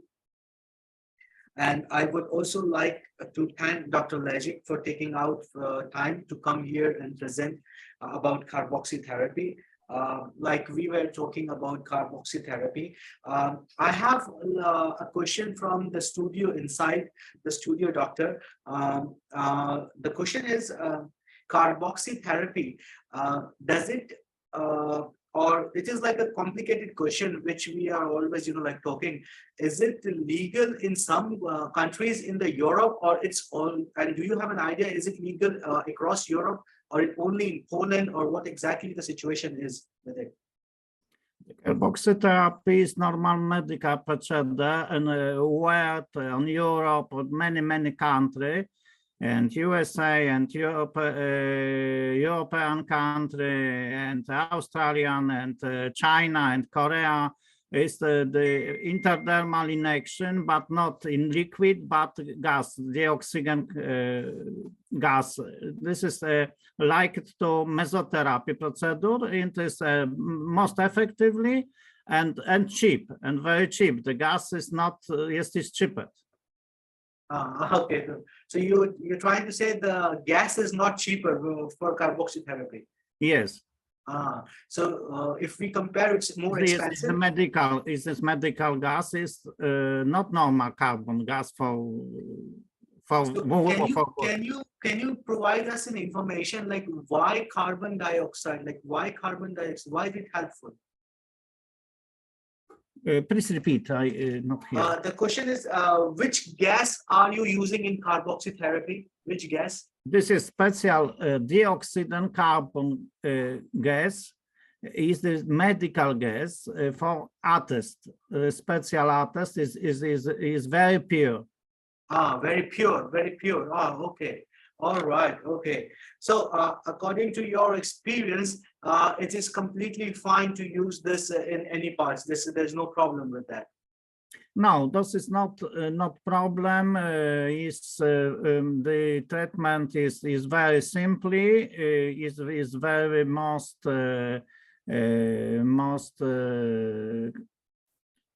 many people use this treatment. Is there a publication about this treatment, and effectively is the clinical research, is most clinical research when we say this is the very careful treatment and very effectively. All right, all right. And doctor, is there any side effects for it? Any side effect? Any side effect? Anything wrong if used? A side effect for the therapy? I think we lost connection with Dr. Lejic. Anyways, doctor, thank you so much for coming here. Thank you very much. We wish you. Thank you. I'm not here. Thank you. It's okay. All right. Thank you very much. Thank you very much. So that was Dr. Lejic. He was our last presenter. And before I say you all goodbye, I would finish up with my presentation, which was here. I would not say it's mine. This presentation, this whole article has been a group effort for the research methods class for this year's spring semester, EK1 and EK2. And this is their work. I'm simply presenting their work on their behalf as I was teaching them. And I would share this very quickly, and we will end this with my presentation. So we were here. Let's go, not here, not the translation. Not here as well. Here was here. Okay, so as I was talking about the literature, I already talked about what hyaluronic acid helps in. Further, according to authors, it is also described that, are you guys able to see the presentation, right? Okay, so now it says like it promotes healthier and more supple skin. Hyaluronic acid supplements can help increase skin moisture and reduce appearances of fine lines and wrinkles, which we already know. May speed up wound healing. Okay, this is also interesting. As we were talking with Agatha, and she said about the wound healing thing, the body heals on its own. So hyaluronic acid also helps us in healing wound faster. It gets rid of dry eyes and discomfort. And also hyaluronic acid supplements can be safely taken by most people and provide many healthcare benefits. In general, hyaluronic acid is beneficial supplement for a variety of conditions, especially conditions related to skin and joint health. So moving forward with this, side effects of any of hyaluronic acid. So yes, every presentation has some kind of, every thing has some kind of side effects.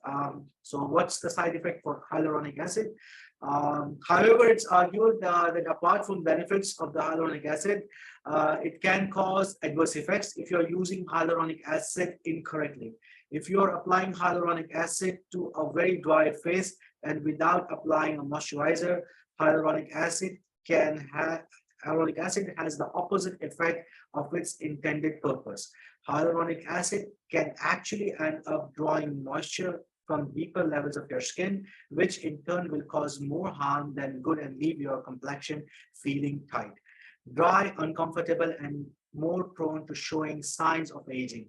Hyaluronic acid may produce adverse side effects and allergic reactions in some people, such as pain, redness, itching, swelling, and bruising. So these are some side effects of hyaluronic acid which may occur. Okay, alternatives of hyaluronic acid. So of course, there are many alternatives of hyaluronic acid. According to Miyata, from the year 1997, the author says that glycerin is one of the alternatives. Also, it helps the layers of the skin benefit from its ability to bind to water molecules and hydrate them. Alpha glucan and beta glucan are the alternatives. Motion is the alternative. Elegante is the alternative, and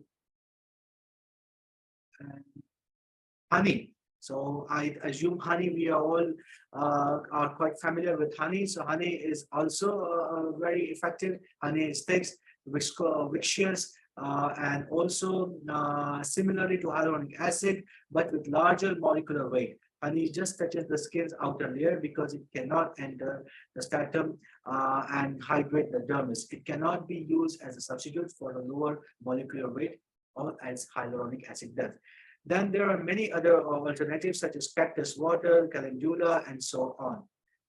The data analysis I will quickly review to you.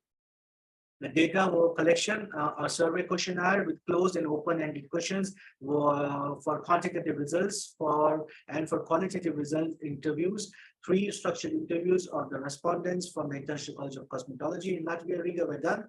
The interviews were the students of ICC from research method class, group EK 1/211 and EK 1/21/2 -2. The interviews were selected according to their long-term and short-term experience with the use of hyaluronic acid on daily basis. Mixed methods of research were used for qualitative data analysis. Narrative analysis was used for the quantitative data, and descriptive statistics were used. Research process, the participants who participated in the survey were randomly targeted according to the research question and name. Respondents answered questions that highlighted their respective age group, how long they have been using hyaluronic acid, side effects, if any, during the course, and visible good effects on skin, and if they will continue using it and recommend it to others, and why. The structured interviews help understating the participants' self-assessment patterns with the use of hyaluronic acid on a continued basis. So as seen about the interview analysis and the survey analysis, we can see here the responded skin types. About 4% of respondents answered that they have dry and sensitive skin. Oily and sensitive also 4%, but the majority of the respondents had oily plus dry plus problematic skin, which is also the largest number for this research pattern. Normal and dry skin were 16%, combination skin were the second largest with 20%, and combination plus hydrated were 12%, and normal was 16%. So when we move forward with this, respondents' hyaluronic acid usage period, so have not used, almost 50% of the respondents have not used the hyaluronic acid whom we approached for the data analysis. Using from 2 to 6 years, it was around 5%, then 6 months to 2 years was also the same 5%, and then from 1 to 6 months were around 8%. So as said that the data confines to a very limited period, and it also defines for how long the respondents have been using hyaluronic acid on their skin types.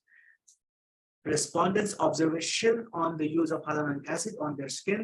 So if we see on the figure 3, significant changes seen in the skin condition after the use. 20% reported this, that yes, they did saw significant changes.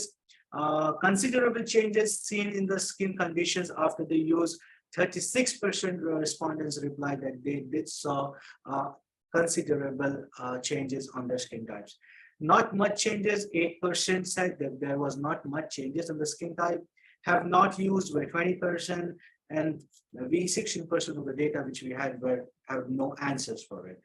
Moving forward with this, in conclusion, what we can say is it can be concluded from the literature that hyaluronic acid is in the skin. However, as we age, it loses its strength, and we need to give skin these nourishments.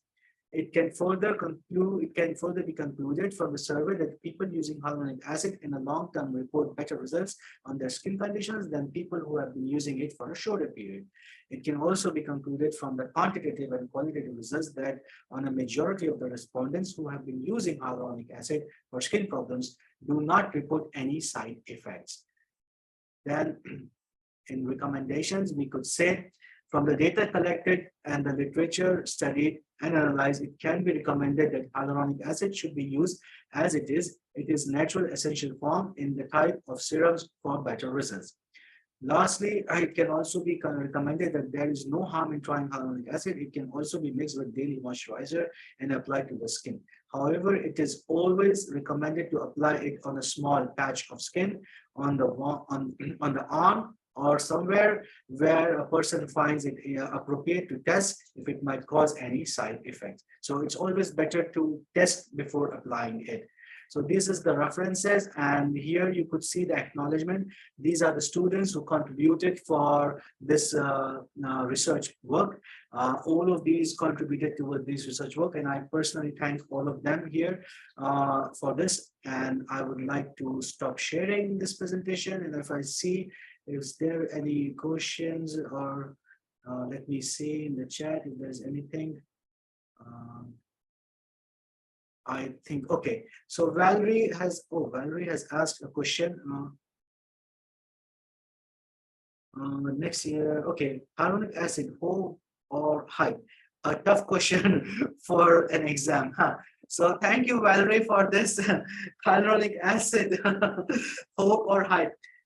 That's a very interesting question. Like, to be honest with you, Valerie, when we were doing this research, we did not know, I mean, not we, I personally did not know anything about hyaluronic acid.